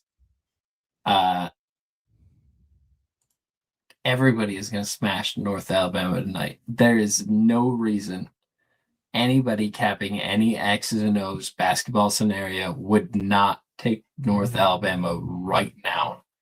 Dude, I'm not It doesn't seeing the make same sense. thing you are. I'm seeing it though. The profile is just wrong on Alabama A&M. Well, you don't see that? Yeah, but you look at the home road, like the teams they've faced. Alabama A&M has played two D2 teams right now. So when you see their home record, Yeah, that's Blue with Mountain. Division 2 teams built into that. Who cares about Blue Mountain? Well, that's what I'm Arkansas saying. They basketball? faced nobody. It's I Blue mean, Mountain State. they lost by 35 to Indiana. A&M is fucking terrible, TJ. This is the assessment you're going to come to when you finish going through the games. They've played against a much more. Oh, It's a very shady line. That's the problem. Well, no. North Alabama also played against Clemson at Clemson. They played much better against them. Yeah, Right. There's a common much opponent. better. So why is this line 1 point? Yeah, there's a common opponent. Why do you think the line should be that much different? All right, so we have North Alabama, who has now shown the ability to beat San Francisco, top 75 team in the country. Jacksonville State, very great coach. They're ranked on KenPom right now, 253. End of the season, I expect that to be 175. Lost to Clemson on the road. I don't care about that. Obviously, you're going to get blown out. They lost by 20 points. That's not bad at all. The Chattanooga loss doesn't look great. East Tennessee State, really fucking good mid-major. They only lost by 4 points. Very impressive loss, in my opinion. Northwestern State, they won that game. So every game they had a chance to win, they won. Any game they were in, they were actually in. I think this North Alabama team looks amazing on paper. It looks so easy to take this team versus Alabama A&M, who has done none of those things. They look like dog shit versus Indiana. So, Spoon, are you putting your money versus Clemson? Dog shit versus Lipscomb. Dog shit versus Coastal Carolina. So, like, I went to the Lipscomb game and I was like, oh, maybe they just shot really poorly from the floor or something like that. Lipscomb also shot poorly from the floor. Like, I just can't find a reason to explain this 1 point line. So every part of me is like, oh, I'm like 5 points off this game. I have to take the spot I'm 5 points off of. But everything I've learned about this, when you're that far off, it's actually the other way. So I'm just gonna wait for the opposite side of this, and I'm gonna take it. We did so this. you're not trusting your numbers here. You're saying something shady is going on, and I'm going the other side. So that's what you're doing. That's what you're doing. I could only find a coach's interview after the last game for one of the two teams. North Alabama is very confident after the San Francisco win, from what I can tell. They mentioned Loyola Marymount 4 times in the interview, which is the game right after this, which comes 4 days after this. Alabama A&M is ranked 288 in the country. They're looking at Loyola Marymount. I don't know. It should be 5 points. No part of this makes sense. Somehow Alabama A&M wins this game. So where is your money, Spooner? It's going to be an Alabama, but I'm waiting for the 2.5. I'm not moving without the 2.5. I think it should get there. I will get that number. No, I agree with the take. I agree with the take. Alabama A&M just barely beat a Div 3 school. They're travel tested, but their home games against real universities, they've handled their business. The statistical profile doesn't quite make sense for A&M, but that's not the question. What we're saying here is that the statistical profile for the North Alabama Lions. Also built into my reservations to do anything here is this is a SWAC game, and I had a SWAC plus 9.5 spread and a money line on a game, and I watched that game go into triple overtime, and I watched that game lose in AAA overtime with an Alabama A&M. It was the last coach, obviously, probably for these reasons. Somehow they lost a 9.5 spread in triple overtime. I watched the kid dribble the length of the floor, jack up a 3, and hit it with time expiring, just in time for me to puke on the side. It was beautiful. No, Spooner's right here. My uncomfort's the 5-0 home record, but and people see the 5-0 home record. That's the problem. Yeah. So why is the line not moving? Well, because Blue Mountain State and Arkansas Baptist. Yeah, but I could max bet. I guarantee you right now, because there's a -1 at bookmaker. If I put 1,000 on a bookmaker right now, and if they don't move it, that's a sign. You want me to test it? No, we don't need you to test it right now. Let's sit with it for a second here. Give me like a minute before you test it. Because I played with this idea do before but today, and just talking about games on the Sauce Network. If you get like a real strong lead, you can move a line there. It's fun to watch it move real quick. During I can move the line easily on a college game. Easily. Yeah, you could move this line, sure. Yeah. No, we believe that. No, It's a man, they're college big game. at certain books. I would bet we could all test this out if you wanted to test out. TJ, just to be clear, every X's and O answer you could ever come up to with the solution to this is North Alabama wins. It's a 1-point spread. It should be 5. The answer is why not? North Alabama has 2 players injured that are a starter in a 6-man kind of situation. They won their last game, which is a game they shouldn't have won. I think this is the game they let down, and I just don't understand how it like necessarily explains out. But like, the problem I see is there's a 1-point difference between. It's not there for a reason. There's I'm sitting here knowing that if I'm sitting here talking to Toast right now, it's the 12 o'clock show. He is screaming at me how this is North Alabama by 50, and I'm like, yeah. Okay. The problem here is there's 2 books I respect, and they're a point off. And I can bet 1 book, and I could put 1,000 down. It'll move it to 2. I guarantee it moves it to 2. And I could put 1,000 on this one, and they'll probably only move it a half. So, and that's where my comments were without your action. You seriously wait. I believe the 2.5 will get there, just like naturally. I think it will get there.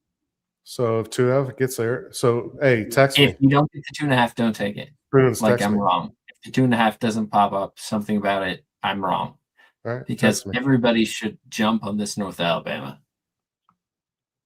All right. No, I'm with the longer we spent with this game, I exactly see what Spoon is talking about. You see his side? Yeah, this is Alabama A&M or no bet. Okay. So we should see what it does tomorrow. Because you can get to 2 right now at a place or 2. There's already 2s? There's 1, 2 at a reputable book. The 2 here at BOL opened up at 12:58 p.m. So just 12 hours ago. Well, it opened at 1.5. And then 1.5, and it's back to 2. Yeah. But the problem is is, and I don't mean to simplify things too much, but ESPN simplifying things has A&M 5-0 at home. Now, it doesn't differentiate around the fact that they played Div 3 schools for a couple of home games, that people will see that 5-0 at home, and you're smiling. What do you think of that 5-0 at home? I mean, Jimmy, let's talk about the 5-0. Like, But what they're are going the to see the 5-0 at home? numbers. So, have you ever seen the Blue Mountain State TV show? No.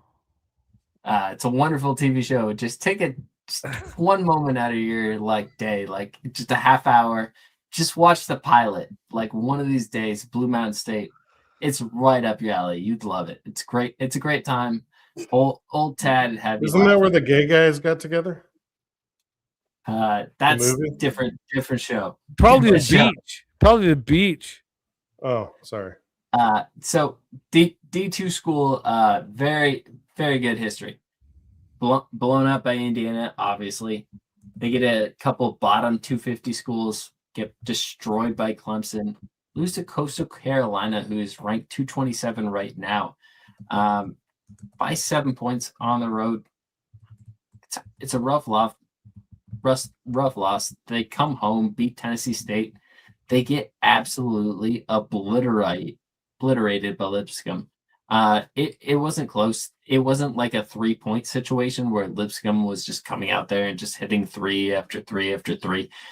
It was Lipscomb just went in and just did a layup line through their defense.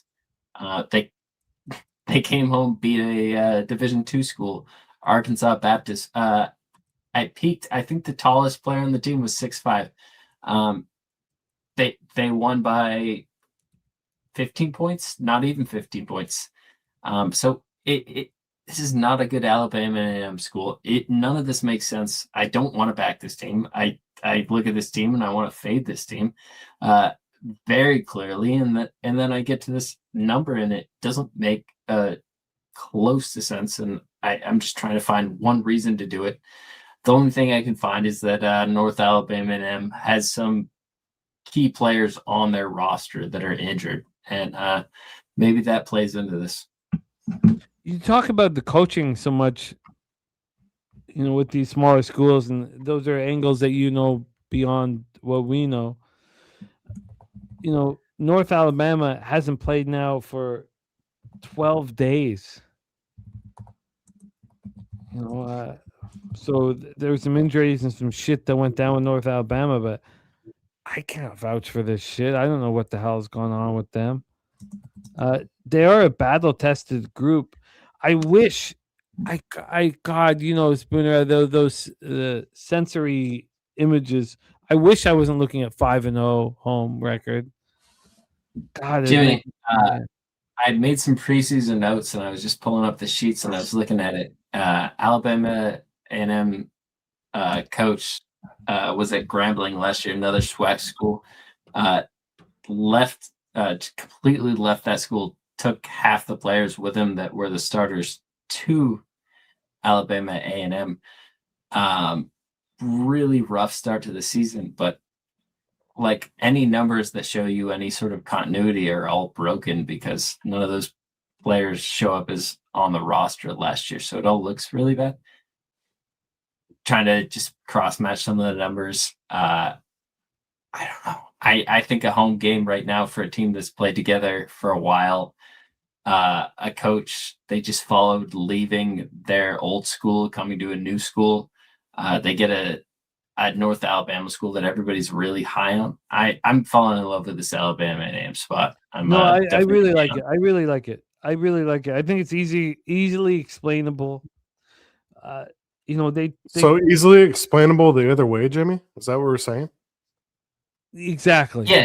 Exactly. So, if you're looking at this at face value, you're putting. So we're saying something's up. Yeah. No. It's a SWAC game. Do you guys listen? Maybe I'm getting a little bit of like fantasy here. Do you guys imagine this around a table in like 5 years, 10 years? Us doing this shit? I do very much so. And if we were around that table, I would not Be talking about Alabama A&M. No, I would talk about it heavily. No, but I would say- definitely would be say you talking guys about would- this Alabama A&M game because you guys would be leaving money on that table. I would be curious to see where we'd be limited at in a game like this. I'd be I very already am. curious. Yeah. And then I would also A lot of legal books. Well, that's why I can't just start betting. You know where you wouldn't be limited at, Jimmy? FanDuel. Oh, yes, you would. Yes, you would. Any negative shit you talk about FanDuel, they give you the highest limits out of any actual book. Oh, okay. I will take this with very high you're not. bidders with you. No, you won't. We can talk about this off screen. AJ, tell us what you think about the film too, because both. We'll talk about FanDuel. We don't want to ruin the. So, where do you put this? So MGM's junk, DK's DraftKings is junk. You get limited on Fanatics immediately. No, I'm not going to talk about all this. I won't. Where do you not get limited? You don't get limited on FanDuel. They give you what your limit is, but they give you that limit for everything. All the other books will take that away from you. I think they are the. Have you been limited? And have you been limited? The best of our books here. We'll talk about it off screen. I'm not limited on FanDuel. You two fellas. I hope to spend the rest of my life capping with you guys.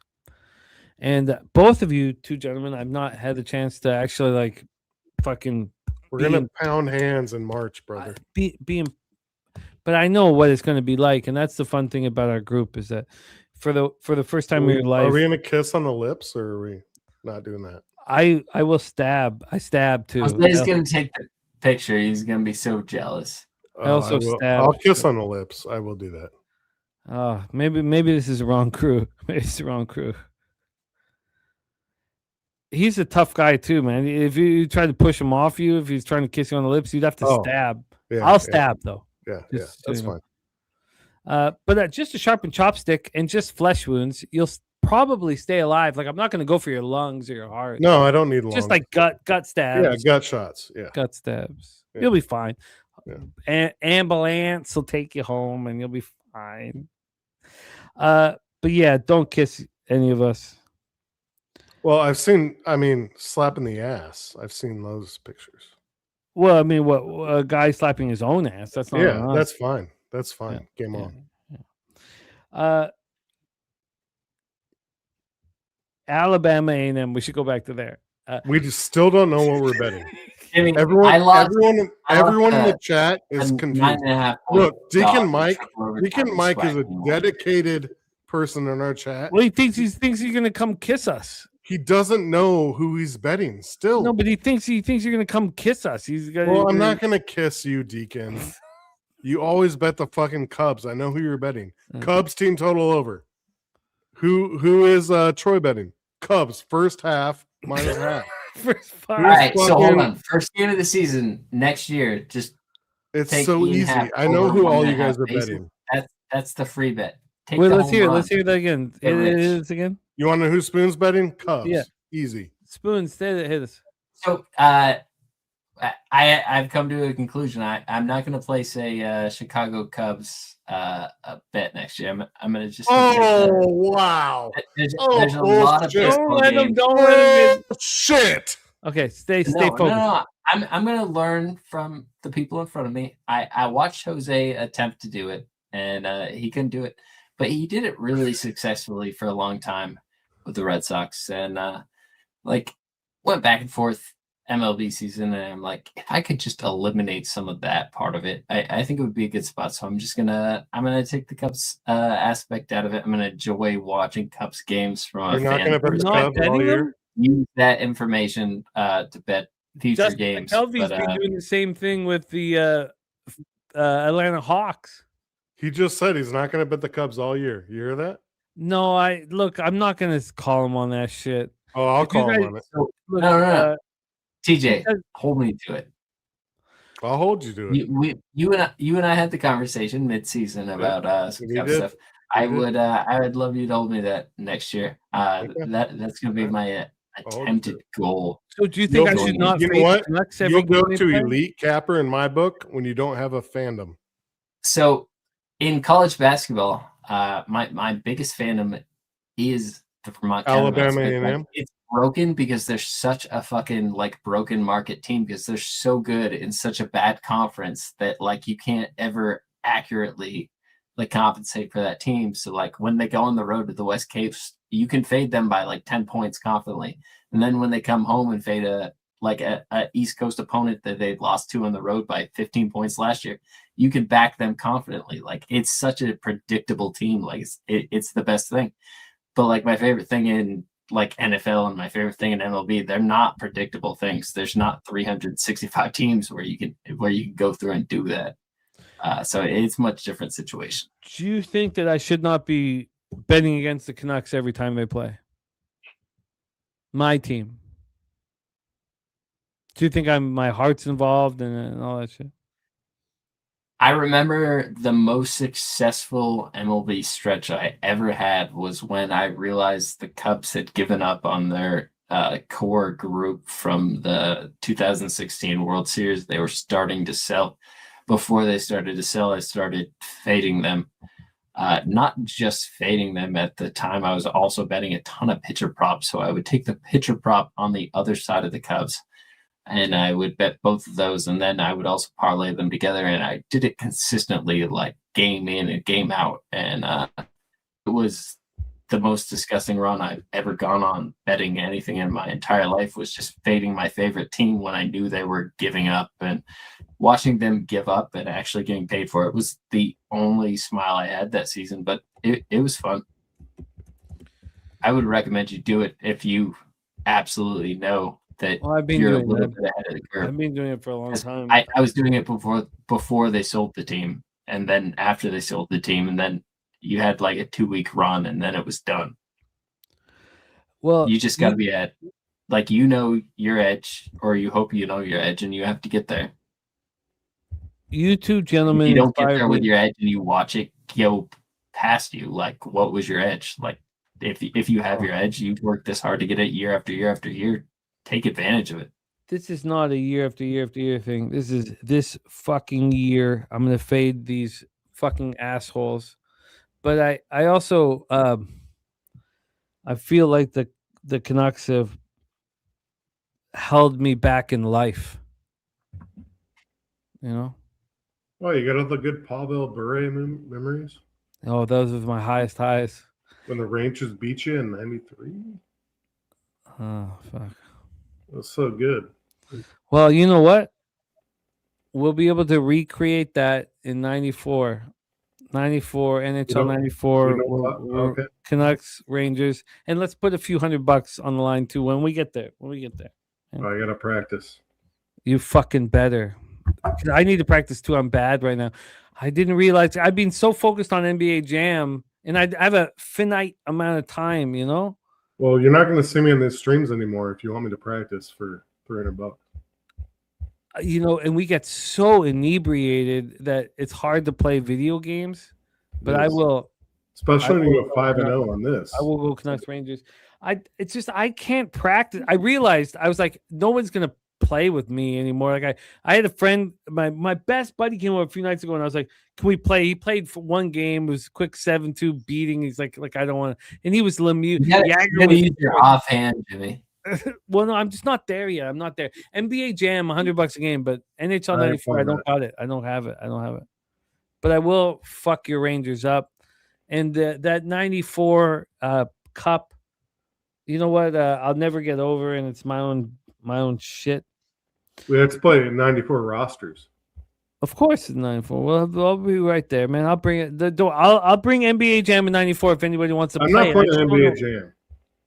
Well, look, I understand that.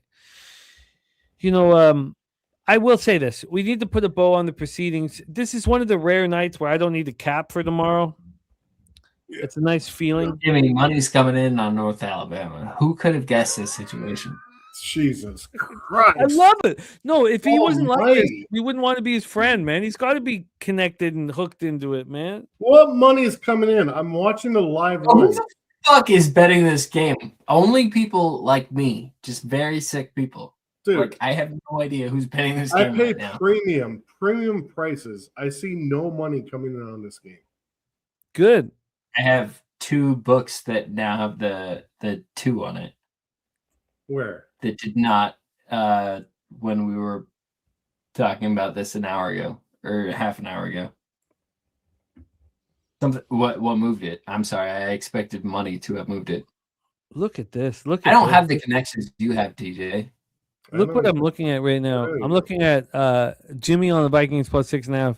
Troy on the Vikings plus 6.5. First half plus 3.5. TJ on the Vikings plus 6.5. First half plus 3.5. And the Vikings money line. Cash. That's the first thing. Wine time. Vikings money line. Vikings plus 11.5. And the under 53.5. Did that get? No. That got ganked? You got 2 and 1. Okay. TC McCarthy 2 passing touchdowns. Cash. Cowboy. How is the Cowboys' last leg? You know, if your last leg of your parlay is your team, I hope you lose. I do too. You always fade them. Fade your team, man. Fade them. Come on. It's like your team's gonna. When this man comes on and preaches his team, fade the shit out. It doesn't work like that, man. The only issue with that was that he knew that it wasn't going to hit. So, like, I kind of felt like he had a chance. Right. I really felt like he had a chance at that moment. Like, I expected him to be like, oh, the Cowboys, obviously. And he wasn't. Not at all. Not in the slightest bit. He's like, I've been here before. The Cowboys are going to let me down. They let him down. It was all predictable. He knew it. He watched it. It was sad. But TC's got so much in front of him. I can't wait till next year because he's laughing at the idea of betting straight bets, but he's got straight bets in his future. Hey, you know, I'm just happy his team let him down because I'm a Vancouver Canucks fan. So I hope all of your teams that you love so much stab you in the throat and make you cry. Our team just traded the best defenseman of all time in the history of our franchise because he didn't want to re-sign for a long-term contract because our team is trash. Our management is shit. When I was a little kid, I want to get a Chad Pennington jersey because I thought Chad Pennington was pretty cool after we watched NFL football for one game. And my dad said, you can't get a Jets jersey because then you're going to be a Jets fan. We can't let you be a Jets fan. I'm going to make you be a Giants fan for the rest of your life. That's worse. Like, all right, I accept this situation. Terrible, terrible deed. I would have rather got the Chad Pennington jersey, and then I would have switched teams at some point in my life to a decent football team. But I love fading the Giants. I wish they'd go back to being worse than what they are now so I could do it with more confidence, but I can't fade them this year.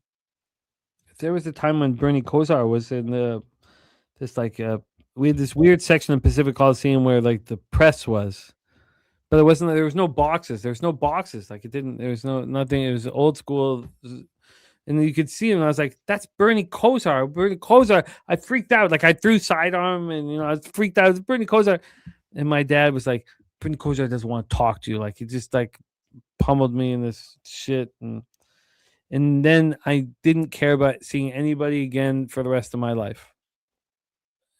So I've not been excited. There's some cool people to meet, Jim. Not everybody's cool. You don't want to meet your heroes, but there's some cool people to meet. That's what he told me. He said Bernie Kosar doesn't want to meet you. Don't. You know what? That's a good dad moment. Don't meet your heroes because you wanted to meet him that bad. He would have shown you something in that moment that you didn't want to see. That's a good dad moment. He's looking at. He wasn't gonna let Bernie Kosar like take me off into a bathroom, but I hear you. I hear you. I don't think that was what he was thinking was going to happen. I don't think you were that cute of a kid, Jim. What I do have is right here. TJ and Spooner. You two gentlemen, I hope you know that I'm going to be around you guys for the rest of your breathing lives. And as you guys realize that your friends from high school always be your friends from high school, but are they the ones fighting every second for you with our young families, man? So I love you both very much, and my love will only grow. but I also do. You are two friends of mine that mean so much to my life, but that I've not had a chance to actually break bread, and I know we're gonna have that chance soon. And I'm very excited about it. Those of you who've stuck on our stream for the last 45 minutes without live football, this is life, and we're gamblers, and sometimes we wax poetic, but also we are trying to find our own kind of comfort zone within the horror show of our lives, and the knots in our backs and the uncomfort and the insomnia and everything that we're dealing with. There are times when you see your friend and you take a breath and it feels good and it feels comfort, and you can take a breath and you don't feel the knots in your back. And I feel that with you guys, and we're fighting the same fight, and I'm honored to fight it with you guys. Very, very honored to fight it with you guys. And so many of you in the chat, I'm honored to fight this fight with you guys. It's very clear whether we succeed. We're not playing pretend. It's all going to be there out in the open. Now, whether anybody cares about whether or not we do succeed, it's Doesn't matter. It doesn't matter. But it's all going to be very clear. There's no pretend. We're not trying to sell you anything. It's all going to be very clear whether we succeed or not. And on that note, Jimmy, just really quick, on the note of succeeding, I was just looking for Alabama A&M, Sure. and I noticed that they're shorter than North Alabama. They shoot worse from 3. They shoot worse from 2. They rebound worse than North Alabama.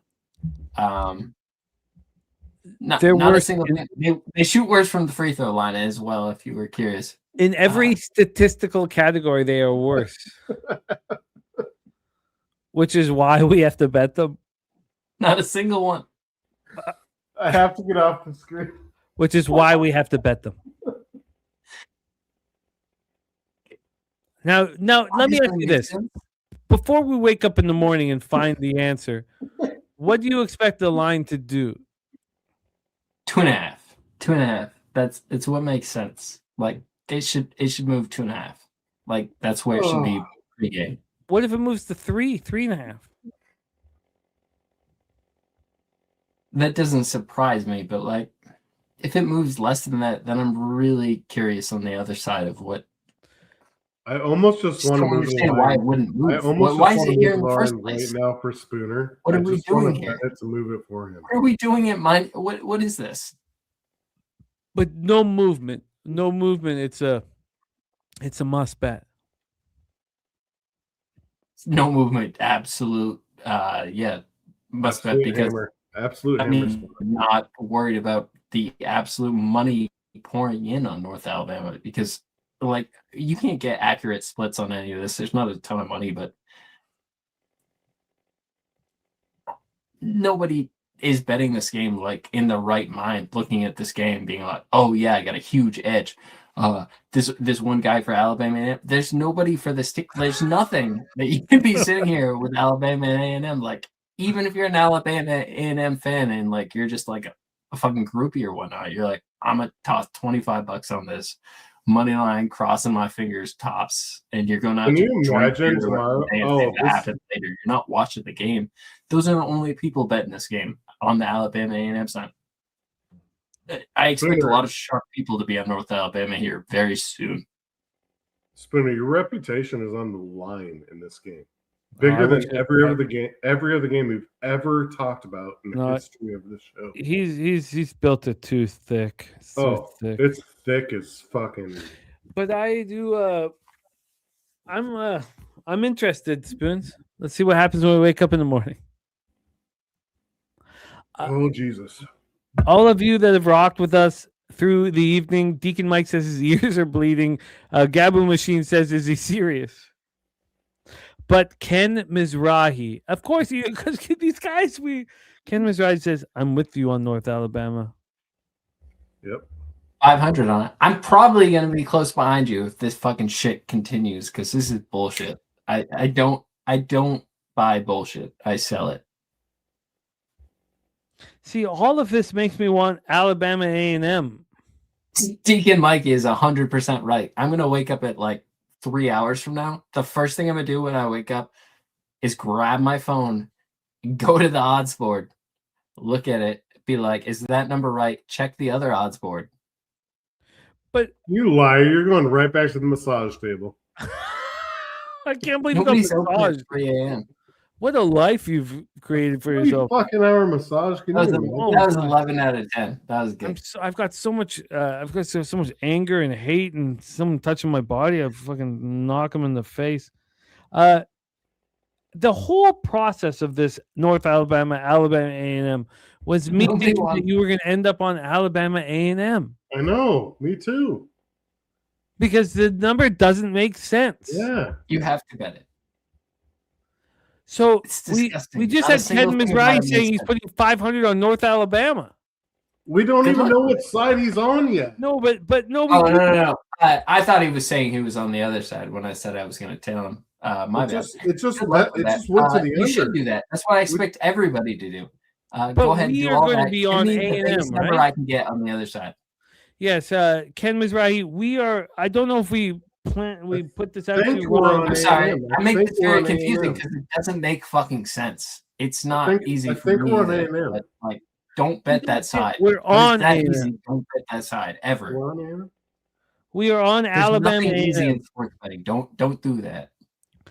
The North Alabama Lions just beat the San Francisco Dons. The issue for me is it wasn't 2 days ago. It was 12 days ago. My Super Bowl. It was 12 days ago. What the hell's Oh my happened in the last God. 12 days, Spoons? I'm gonna lose 3 mortgages on this shit. Okay. Well, no, we'll figure this out together. But does the 12 days concern you at all? Spoons? Spooner, I hope you like your fingers. Everything concerns me, Jimmy. But Nothing do they about even remember beating the Dons? I think they do. I think they've told everybody about it 12 days in a row. That's what I'm trying to tell myself. So, fat and happy. Very fat and happy. You know, We those just beat the Dons. they're We've on won the other 3 side of straight caution games. now. They don't even know who they're talking about. Man, bear, pig. We don't know. Don't tease them. Do not tease them. That's a terrible idea.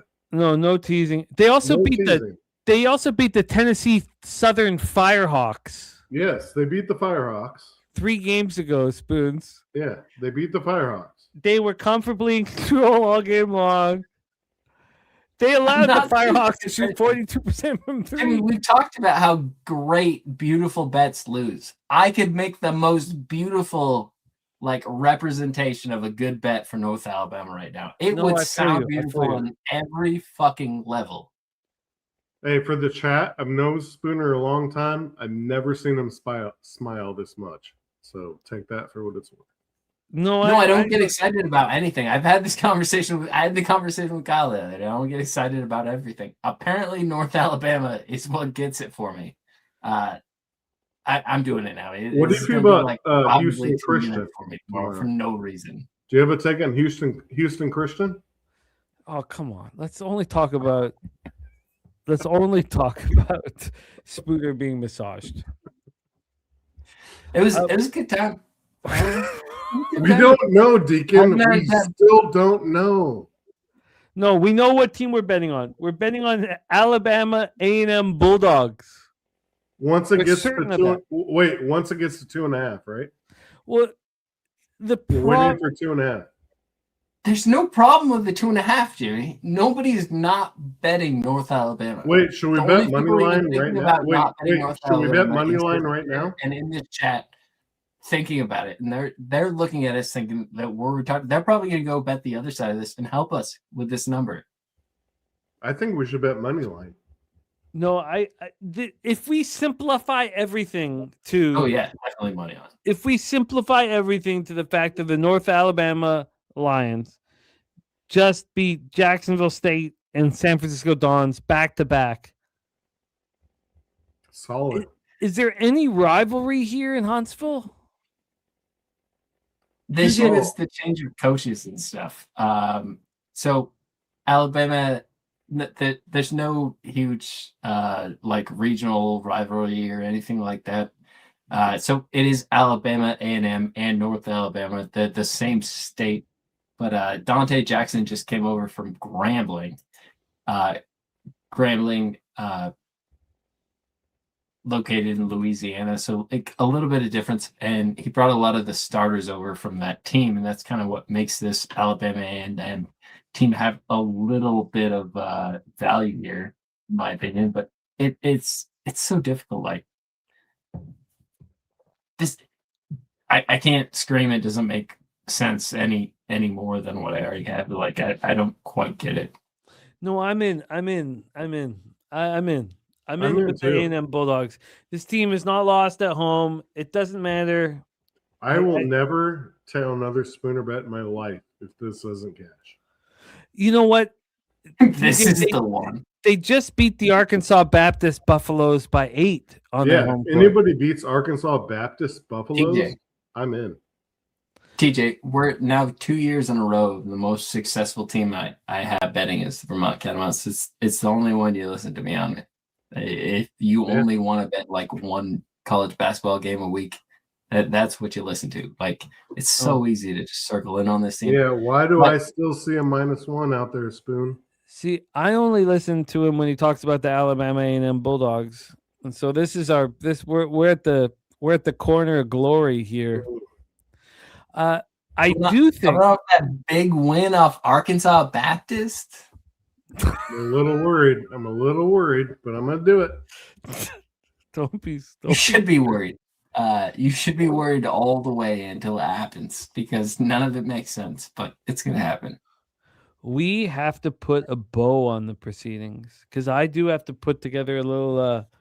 My daughter has some dental work that needs to be done that she's nervous about, so I gotta, which I want to do. I'm gonna be by her side, so I gotta go to the garage and smoke a fucking bat and put together a video for Medicate Monday here. I should do that too. I've been telling him to do that, and I keep forgetting. Oh, I think it's a pretty easy bet for me. On and I obviously know what the bet's gonna be. We know what his bet is. I wish I could watch it. I won't be able to watch it and laugh. He's gonna bet A&M money line. Spoons, I won't be able to watch it. I won't be able to. Should I give it out on tomorrow's number and just give it out confidently? Yeah, give it out. Give it out. No, Spoons, take your time. Yeah, -110. Oh, I love you guys so much, man. I love you guys so much. Spooner, TJ, we can do it for days, man. And we will. The better we get at this, the more time we'll get to hang out with each other, basically.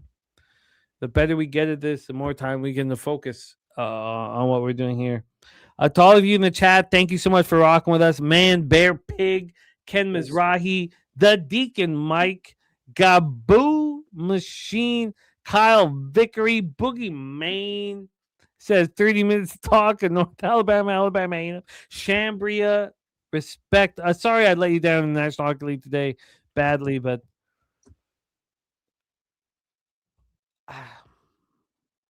I know I'm going to make it all back, but there's nothing I can say. I'm losing right now. Real quick on that situation. Always comes back. As somebody that's going to like blindly tell you here very soon. Do you see like something that changes in the significant future where you're like, oh, this is going to be a good turning point? Or do you think it's just going to be a spot where the market and your cap can kind of just finally click? Because it's going to happen. I'm just kind of trying to look for what might be that change. Well, I'm up 18 units in the last 2 weeks. So there has been some sort of turnaround, obviously. I lost 2 units today, so I'm not over 20 units last 2 weeks. But, TJ and I were talking about it today, and I can be a better NHL capper. In every other sport, I care about everything that's happening. In NHL, I only care about what I think. Mm-hmm. So obviously there's problems there. I don't care about the market. I don't care about. I just care. I think I know better because I, played the sport and know the sport. And I do succeed every year, but it's the same story. I'm climbing out of a hole every year last 3 years, and it's not a great story. It's a shitty story. It's wonderful to like watch it from somebody that's like read a whole book on Kahneman, and you're like, oh, this is a time where I can randomly make money on a sport I know nothing about. It's Kahneman's taught us that once you build that hole in a sport like this, like somebody like you is going to come out on the opposite end of it. And also the opposite, like when you see somebody just like tearing apart the sport at the beginning of the season, it's probably not going to go all the way through. It's easy. Fade him early, back him late. Yeah, no doubt. And when you talked about that, I went up 8.5 units that day, and I'm, one of my favorite days of the year. I think I had like a 16 unit like NCAA day. That's not a 16 unit NFL day. It gets cut like more than in half, but really great day for just NCAA basketball. I followed up, come on your show, and just had my worst day of the year. I think I went like 0-4 in your show the next day. But I went 0-4 and I just lost 4 units after going up 16 units. And I was very happy with it. And then I looked at it like from the outside perspective and I was like, that's terrible. Like, it just feels so terrible. I thought Deacon That's was how your it gets dude. reflected. Why is Deacon talking so much shit about you, Spoons? I thought Deacon was your dude. He's single. Oh yeah, He's married. Deacon, Yeah. back off, dude. Spoons is fine. Oh, he loves Spoons. Spoons is fine. You both love the Cubs. Deacon doesn't like me because I'm a negative Cubs fan. You I'm not guys a masturbate to the fan. Cubs. I always You- feel like we You suck. both We're gonna lost. lose. Hey, Take you it down both over lost here. Kyle Tucker. It's fine. You'll be okay. I never wanted Kyle Tucker in the fucking first place. Oh, you'll both miss the playoffs again. It's fine. Look, we as a group of friends are going to move forward, and whether or not we succeed or lose, Oh, we'll succeed.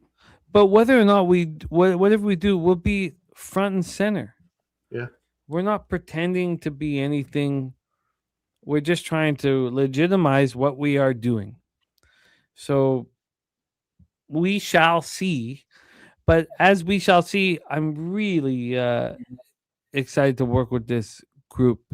And the two of you guys, look, I know 10 years from now, I know we're going to be in Vegas doing this at a level that's, for me, it'll be 5 to 10 times what I'm doing it at right now. No, it'll be more. Well, we shall see. Like it'll all be out there. And The problem at is you have to. The problem is there. You have to spread it out. you'll have to spread it out. But also, I won't need to be doing shows like I No, won't need to be- no. This is gone. Yeah, and that'll be now we can still like put a quick live stream together for like a quick just ticket show kind of thing. Oh yeah, for sure. But at that point, like God, that's what. And We have to have our action in first. oh, of course. But that is the my goal, my future in this business is sitting beside you two fellas in Vegas, Mr. Torrance. Yeah. Mr. I have so many Weinstein. questions about the like large betting shows and how they actually work, because we just had this whole conversation on Alabama A&M. Like, as an actual capper that's trying to get money down, why don't I just like completely spew the side of the obvious side that I want to sell, that everybody should obviously bet? Like, if you're on a big like, What do you mean by capping channel- live capping shows and how they work? How much? So like how much we're in action? are you a talking about? smaller market here with Pub Sports, also with like No, Pub Kyle Sports ain't Burns over moving there, either. like slightly larger, but like the amount of people that watch these just like regularly, like some of these shows, like if I want the opposite side of that, why don't I just say that I want the opposite side of it and just wait and help it move that way? Because there's so many just like very manipulative people. You're not out doing there that in like, move the. stuff with. You're not doing that on any shows you're on, bro. How much do you think you could put down on that North Alabama A&M game though? So hold on. What are you talking about? How much You money can't do you bet think more you than put 10 you down can't bet on a more than North 5 grand. Alabama How and much bet- Alabama A&M game? I can move that line by 3 cents right now. No, Yeah, how 100%. If like By 3 if points. somebody How much goes could in you and put down, TJ? $10,000 right now on that game, that No, line you moved. can't. You can't put like 10,000 7 on There's it. no way you could put 10,000 down. You can't put 10,000 on it right now. I Exactly. could put 2,000 on it, and then move the line one or 1.5. It's the tricky thing about what we hope. I to already be able told to you do that is move earlier. their I money. said I could move that line 1.5 right now if you want me to. Now, if we were in Which a is if what we were got in me a thinking book, about it. I'm thinking about it from the opposite standpoint. I'm sorry, Jimmy wants to get off of this. We can finish this up, Jim. no, it's all good. It's all good. It's And college I'm thinking about basketball it in from an the off opposite in standpoint, a where small I've market. never thought about like genuinely trying to say something that like I don't agree with, like, and try to make a point for it. I think you could make like a whole case for that, because while a few bets don't matter, you can make quite a few bets happen in certain situations. It first of all, it depends on who's betting. Second of all, it depends on the market. If you're talking about a Texas, whatever the fuck, Alabama A&M, if I put $1,000 on that game, it's going to move the market a point. I guarantee it. I bet you it moves it more than a point. Like if you put $1,000, no, 1,000, 1 a.m. the night before that game, the final ticket count for that game is going to have less than 50 grand on it. Probably. So what? I mean, what's the question? Like, are we talking about if we The had question an is, can they advantage, make we it wouldn't be wide able to that make any bad? money They're off of only it gonna have anyways. grand on it. Like, why is it this bad? Like, my question is, how much money do I want to because put? nobody's betting on this game. They'll be concerned if anybody moves right on the game. If there's a huge game in this move, you should be concerned. I would imagine if I was at a casino in Vegas, they wouldn't expect a $10,000. They wouldn't accept. They wouldn't take it. No, if I walked up to a Vegas like with 10 grand, and be like, Alabama A&M right now, They wouldn't take it. It'd be like, who the fuck are you? What They cracks? take 2,500, and would they you might like to take come over to this room 2,500, with us? and then No, move they it would 2 points. profile you and learn they- about you. Right, and only if they knew you. Yeah. And if they didn't know you at all, they probably wouldn't take it. If they knew you well, they might. Yeah. Oh man, That's I what want to most be. people. That's what I talk about when I say, "Talk to me if you want to know bets." Because if he showed up and he said 2,500 on this, they probably wouldn't take it. They might take 2,500. They might. They might take 2,500 on a small market game. I would take it and then try and On a figure out small what market game, they might not, Jimmy. Honestly, I have enough outs where I could put 2,500 on On it a right now. small If I really market wanted. game, I don't want that. My It'd be bankroll close. can't It'd be afford it. close. If you put 5 down, they wouldn't take it. No, they wouldn't take 5 right now. No. 2,500, they might, but that's the thing that, like, once you get up to the big dollars, that people don't understand. Like, it's a difference between NFL, NBA, baseball, like college, like small market, big market. This is why we value the market moves, the market numbers in the NFL. Right. And I don't even Right. look at them in NCAA basketball. A $1,000 bet money. on A&M Nobody cares will move that The line big up. games matter. Yeah. Well, my whole life is basically, if you guys don't succeed, if we don't succeed, our lives are on the line here, whether it is raising a family or creating a family or just happiness. These things that we're talking about, we have to take to the next level, or we don't succeed the way with what we're hoping to create. And I want to take these conversations that we're having here to the next level, and it's going to take some time for us to create it. We are doing it, and I'm inspired working with you guys. We do need to put a bow on the proceedings, though, because I've got We're work to only do. 5.5 hours in, Jimmy. I got work to do on the Monday card, man. Just getting started. But I do love working with you guys very, very much. Spooner, my 5.5 man. hours is nothing for Jim. That's the average Tuesday show. No, ain't no thing, man. I know, but I've been there the whole time. You came in like at 3 hours. Yeah, fucking part timer over here. I know. Oh, you guys are great, man. And also, God, I am excited about the future because I'm friends with you two fellas. Yep. And that gives me hope because life can be fucking dark out there, man. We're in the dead of fucking winter, and there's things that you just got to put your fucking head down and deal with. And these are the spots where I'm inspired and excited. So I really, really believe in you two gentlemen. Let's put a bow on the proceedings. We got a Monday card to focus on. Those of you that have stuck around with us, we love you guys, man. And I'm not gonna leave here inspired, because I'm gonna leave here and work more. But when I do, close my eyes, I am inspired and excited. TJ, my man, last words for the Cappers supporting the show. Excellent work tonight. Our guy TJ, he gave us Vikings +6, Vikings first half +3.5, and the Vikings +220 on the money line. And the Vikings +9, and JJ over his passing yards. So 5-0 on the show. The term that's a day. Yeah, nary. I love the word nary. Finally, nary is a good word. Nary. Nary, do you hear it?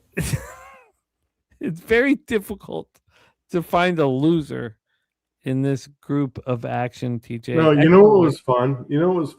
What's that? There was maybe 2, maybe 3.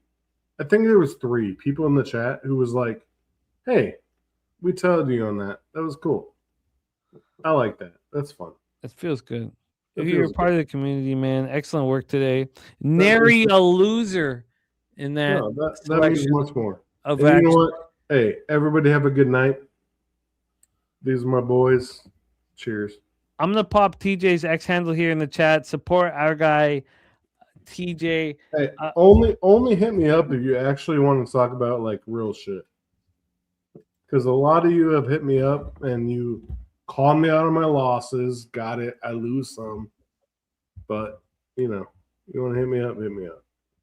Yeah, I mean, hey, nice calling them Dodgers. What?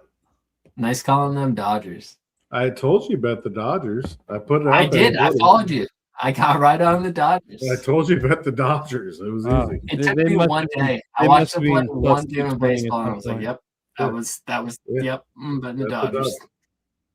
They must have been a big underdog. Were they? No, they were plus in the money. Blue Jays series. I bet the Dodgers. They were every plus money. single game as an underdog.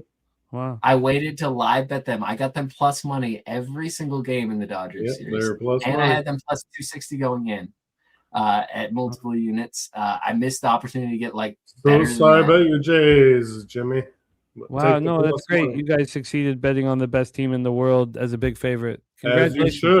I know it seemed like a terrible idea, right? Yeah, like because you got to fade. Can we start talking about North Alabama and fucking M? Bye bye.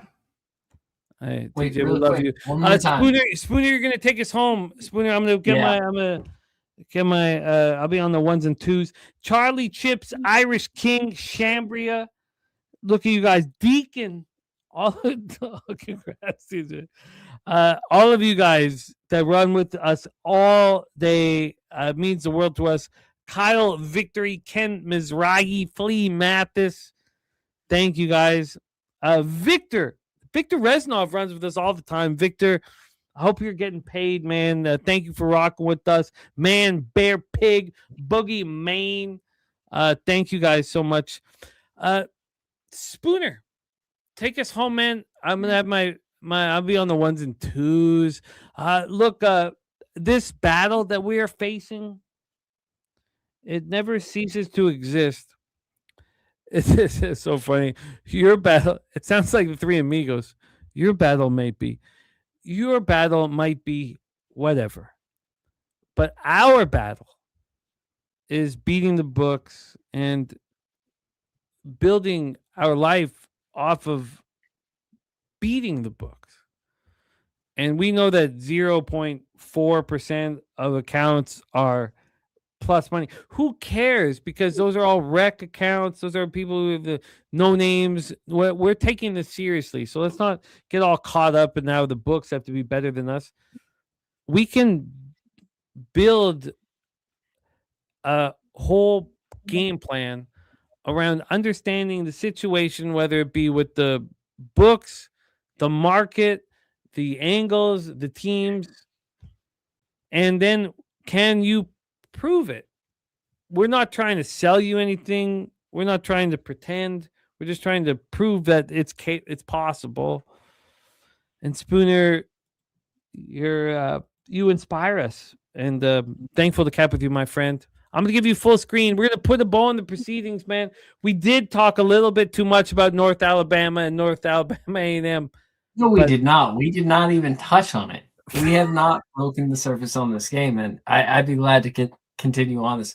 So, Jimmy, you have shown us the light. Like, so there's no game that you just shy away from. You're like, I don't want to waste time on talking about this game.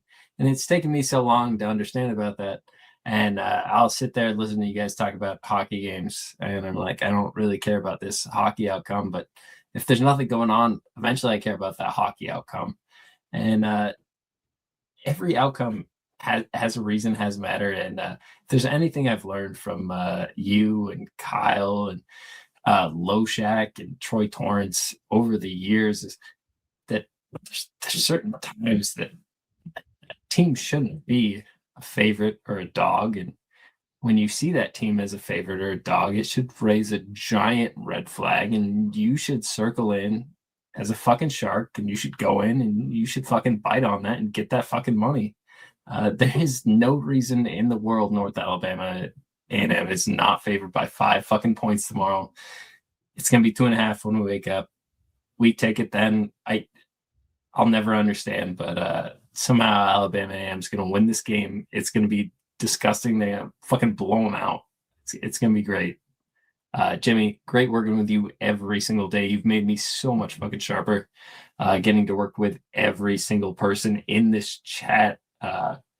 Old E has just been such a fucking just shining star this NFL season that we haven't got to see before. I love seeing it. I would love to see so many more people pop up from this chat, but good night to everybody. Hope you all get this cash tomorrow.